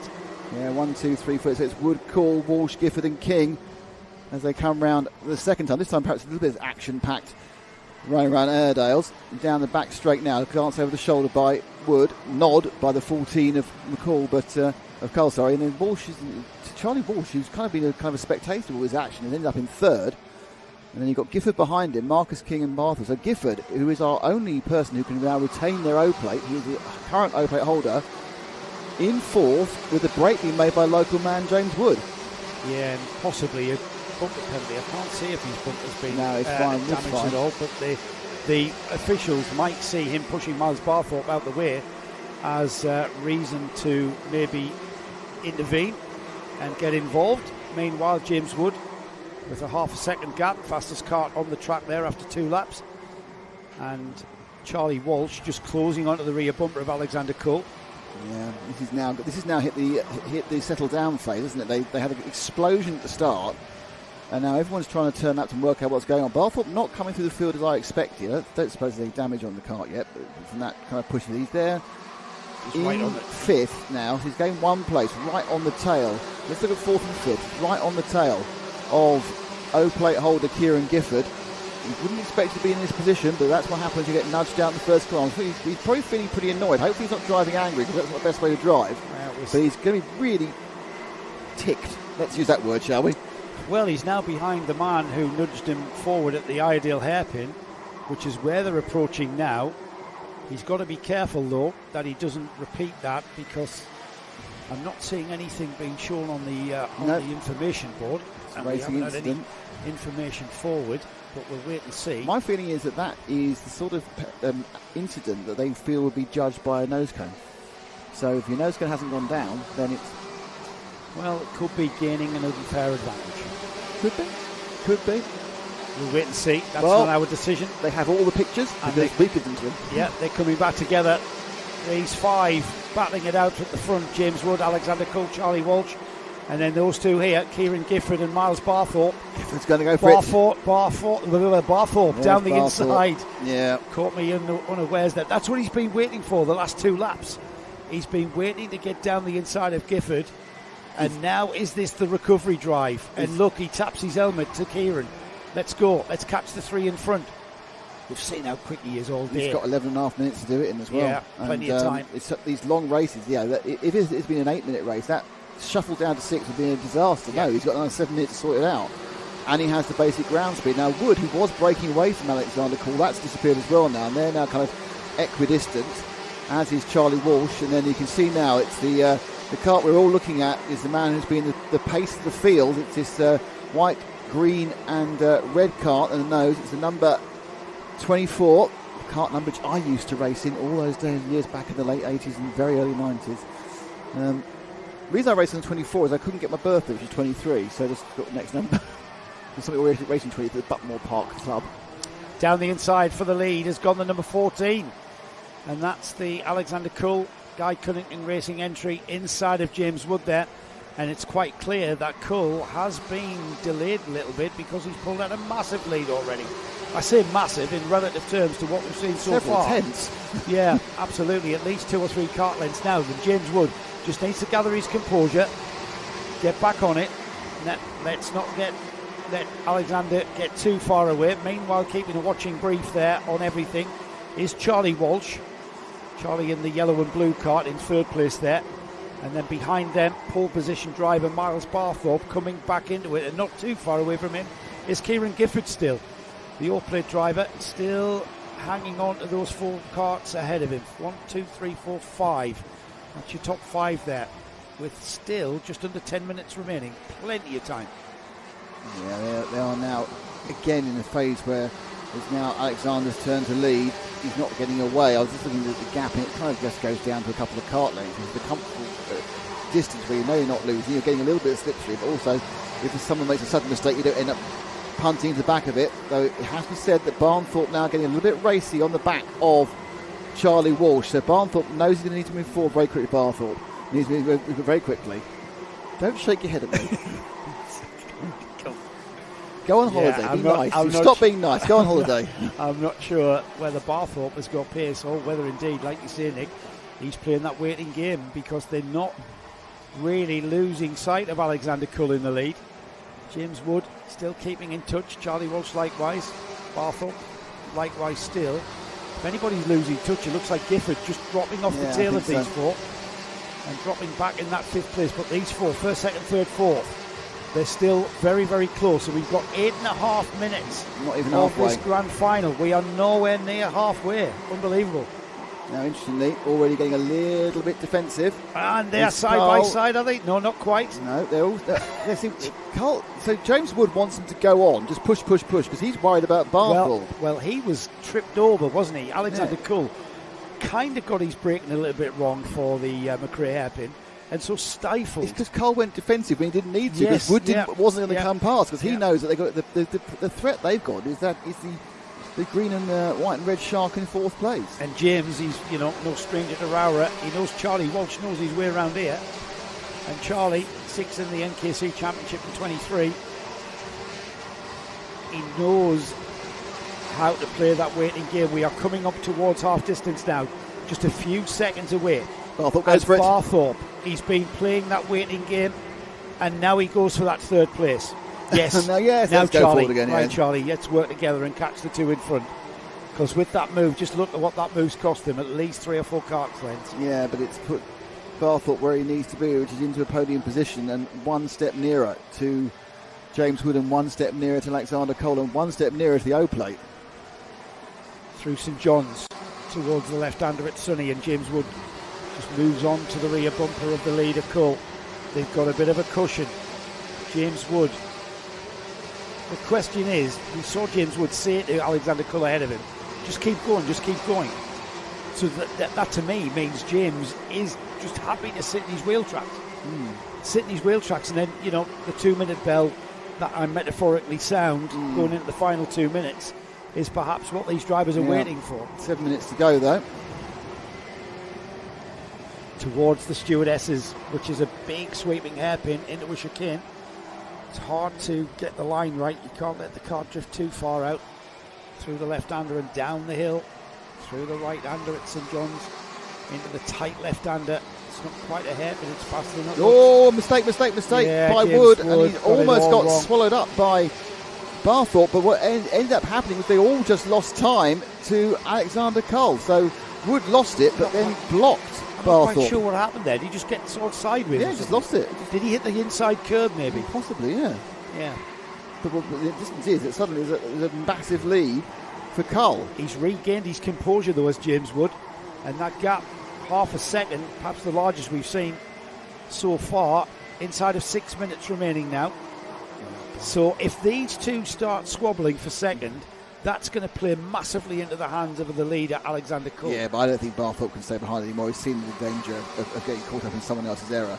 You can see that Oakley going the way of his teammate, the Guy Cunnington. Yeah, he needs to get past Wood, and that's no easy job because Wood's brilliant around here.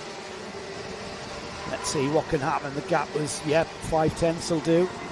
0.468 to be exact. What's happening is Wood's now giving it everything he's got to close the gap back up again, which is a tenth or two more than Alexander's prepared to. But these finals, we've still got 5 minutes to go. We'd have finished the other finals. 2/3 through. And we have plenty of time for these karts to come back together. It's been a 5-kart race. Contender for race of the month, really. It's a high-speed chain of karts that have been in contention pretty much from the outset. We had that little bit of a coming together, didn't we, between Gifford and the first lap. Yeah. Gifford's come back into play as well. But James Wood now back onto that rear bumper of the leader, Alexander Cole, the number 14, into the McRae hairpin. Wood, every braking area, every acceleration zone. I am going to say something. Closes the gap. Go ahead. I think Barthorpe's struggling for pace. You do? Because he's not closing up on Wood. No, he's not. And Wood's moved away back towards the rear bumper of Cole. Now, we know there's ebb and flow in these 15-minute finals. We know there's also taking a break, but metaphorically for yourself and for the kart. But I would have thought that, given the fact that the reason he fell back, this is Barthorpe, was because of an error by Wood. You want to get past Wood and therefore make it the problem that's going to cause you a problem in the future is your own errors. Yeah, and I think you're right, Nick. He hasn't quite got the pace. Hasn't quite got the pace with... And as I say that, Nick, he's come back onto the bumper because the pace that he was lacking, he's right on the bumper of James Wood. And if anything, if James Wood isn't careful, he's going to have Miles Barthorpe catching him napping. I think Wood is faster than Cole at this point. Can't get past him. And he's now going to be open to an issue with Barthorpe, but... and that's going to play to Alexander Cole, 3.5 minutes. These three... You couldn't call this one. I think you really... I know you kind of think, Barthorpe's got that pace, and he's got to get past two karts. It's not just a matter of, right, now I'm going to get past. You actually have to time it from about 3 corners back. And as you can see there, James Wood lost the momentum there. Yeah, and that's where it is. It's fractions of seconds that you're gaining, fractions of seconds that you're losing. And all the while, James Wood will be aware that Miles Barthorpe is here. He opens up the steering, gets the power in. Acceleration towards the Iredale's hairpin. They all close up together. Charlie Walsh is still keeping that watching brief in fourth. He's not that far away. But this has been flat out. This has been absolutely maximised driving from all of these drivers in this race. Wood wants past. Wood does. He can feel Barthorpe getting closer. And now we see some first bit defensive driving. Can he do the switch back? The accelerate towards the paddock. And it's well down the inside has gone Alexander Cole. Can he do that? He's been stifled somewhat as James Wood. Now they begin to trip over. It's a little bit premature. We're still 30 seconds away from that 2-minute bell. It's 2.5 minutes. Yeah, mate. 2.5 minutes. 30 seconds before the 2-minute bell, man. You can't keep this up for another 2 minutes, boys. But they are trying. And look, Barthorpe tripped over them all. Yeah, and Charlie Walsh very nearly round the back of Barthorpe there. Right, it's very defensive goes Cole. Down the white line on the inside has gone Cole. Wood's in a really difficult position here because he wants to make an aggressive move on Cole, but if he makes any sort of error or even gets held up by not making it, he's going to get overtaken by Barthorpe. Yeah, this is his try. This is his chance. No, because Cole is very quick into Sunny. He needs to tin over him through Paddock. That's his chance. Oh, that's round the outside. Can he slog back? He's nearly leaving the door open for Barthorpe. And now it's 5 because Gifford's joined them. Brilliant, brilliant. It could be any of these 5 that takes the all plate. Just coming up to 90 seconds to go. James Wood can't find a way by. It's a defensive Barthorpe line. nudges him. Barthorpe's got second. Barthorpe into second with a little bit of a nudge at the McRae hairpin. Can Wood come back at him? It's a Guy Cunnington Racing 1-2. Which of the Guy Cunnington drivers can take the lead? Barthorpe on the 24, Alexander Cull on the 14. And James Wood's not too far away. Kieran Gifford has gone past Charlie Walsh and into fourth place. There's a break of the top three, and it's really a case of can Cull hold back his teammates? But more importantly, what's Wood going to do? Because Wood, because he couldn't go as fast as he wanted to go because of Cull, got tripped over, and that's how Barthorpe come past. Now, the key point now, as the two Guy Cunnington carts lead over and up through Row Rouge, is Wood able to make a kind of do or die move? Well, that's the question. 45 seconds remain. So another 2 laps after this one, by my estimation. As we get towards the Iredale's hairpin, they close back together. There was a little bit of drama and intensity crept into this race there. It's kind of settled down, but it's only settled down from where we're watching. Out there on the track, it is absolutely dramatic stuff. Well, Barthorpe and Cull are just pulling away. Because Barthorpe... Bit of air. Barthorpe is settled in. He's not challenging Cull. Here comes James Wood. James Wood back into it. He's back onto the rear bumper. Barthorpe could hand the all plate to his teammate, but there's no team orders at Guy Cunnington Racing, that's for sure. He could hand him the all plate by just stifling James Wood and allowing his teammate forward. However, that's not how it works at this level. Not for an O-plate, possibly for a championship in the points that are being accrued by various team members, but at this point it's just all about what happens in the next 1.5 laps. Now and up the inside, here comes the move for the lead. No, is he going to make it? No, round the outside. Backed out, because the problem there was he could come in for a Louis Large Mark II there, because he was carrying too much speed. He just backed it up, but the interesting thing was that Wood couldn't make advantage of that. No, because they almost tripped over one another. Time is running out. It's going to be the last lap board this time by. Can James Wood make a move? He can't. He's got a slot in behind Barthorpe. Across the line, it's Cull, Barthorpe and Wood into Row Rouge for the last time. For the final time today, we're out of there and on towards the McRae hairpin. And if anything, Alexander Cull is pulling a gap because Barthorpe has got the attention of James Wood. Down towards Iredale's for the final time then. Alexander Cull, if he makes the slightest of mistake, his teammate Miles Barthorpe's going to have him. And James Wood looks over his shoulder. Kieran Gifford's not that close. Here they come then, the final stages of the event. Alexander Cull, Miles Barthorpe, James Wood, that's your top three. Sideways action from the leader, Cull. Barthorpe, Wood follow him out of that corner and into the final turn of the event. And across the line it will be Alexander Cull for Guy Cunnington Racing, who takes the win from Miles Barthorpe, his teammate, in second, James Wood third, Kieran Gifford fourth, Charlie Walsh fifth, Ollie Varney sixth, Marcus King in seventh. Then we've got Mason Perrin, Joseph Rippon and Andy Powell finishes in the top 10. He'll be happy with that for a comeback drive. Great effort from Ollie Varney in sixth. Not quite enough to get on terms with the leading five. And then just outside that top 10, Andy Ambrose making his return to the NKC. Rachel Robertson 12th, Nathan Jensen 13th, John Hobbs, George Townsend. The rest of the finishers there on the timing bar. Well, Nick, must stress that all of the results that we have announced are provisional. They've got to get through, they've got to get through scrutineering, i.e. tech, to make sure they meet the regulations, and then they've got to get through any kind of incidents that the officials have seen, and penalties can be applied on these results. So we'll wait to see what the official results are.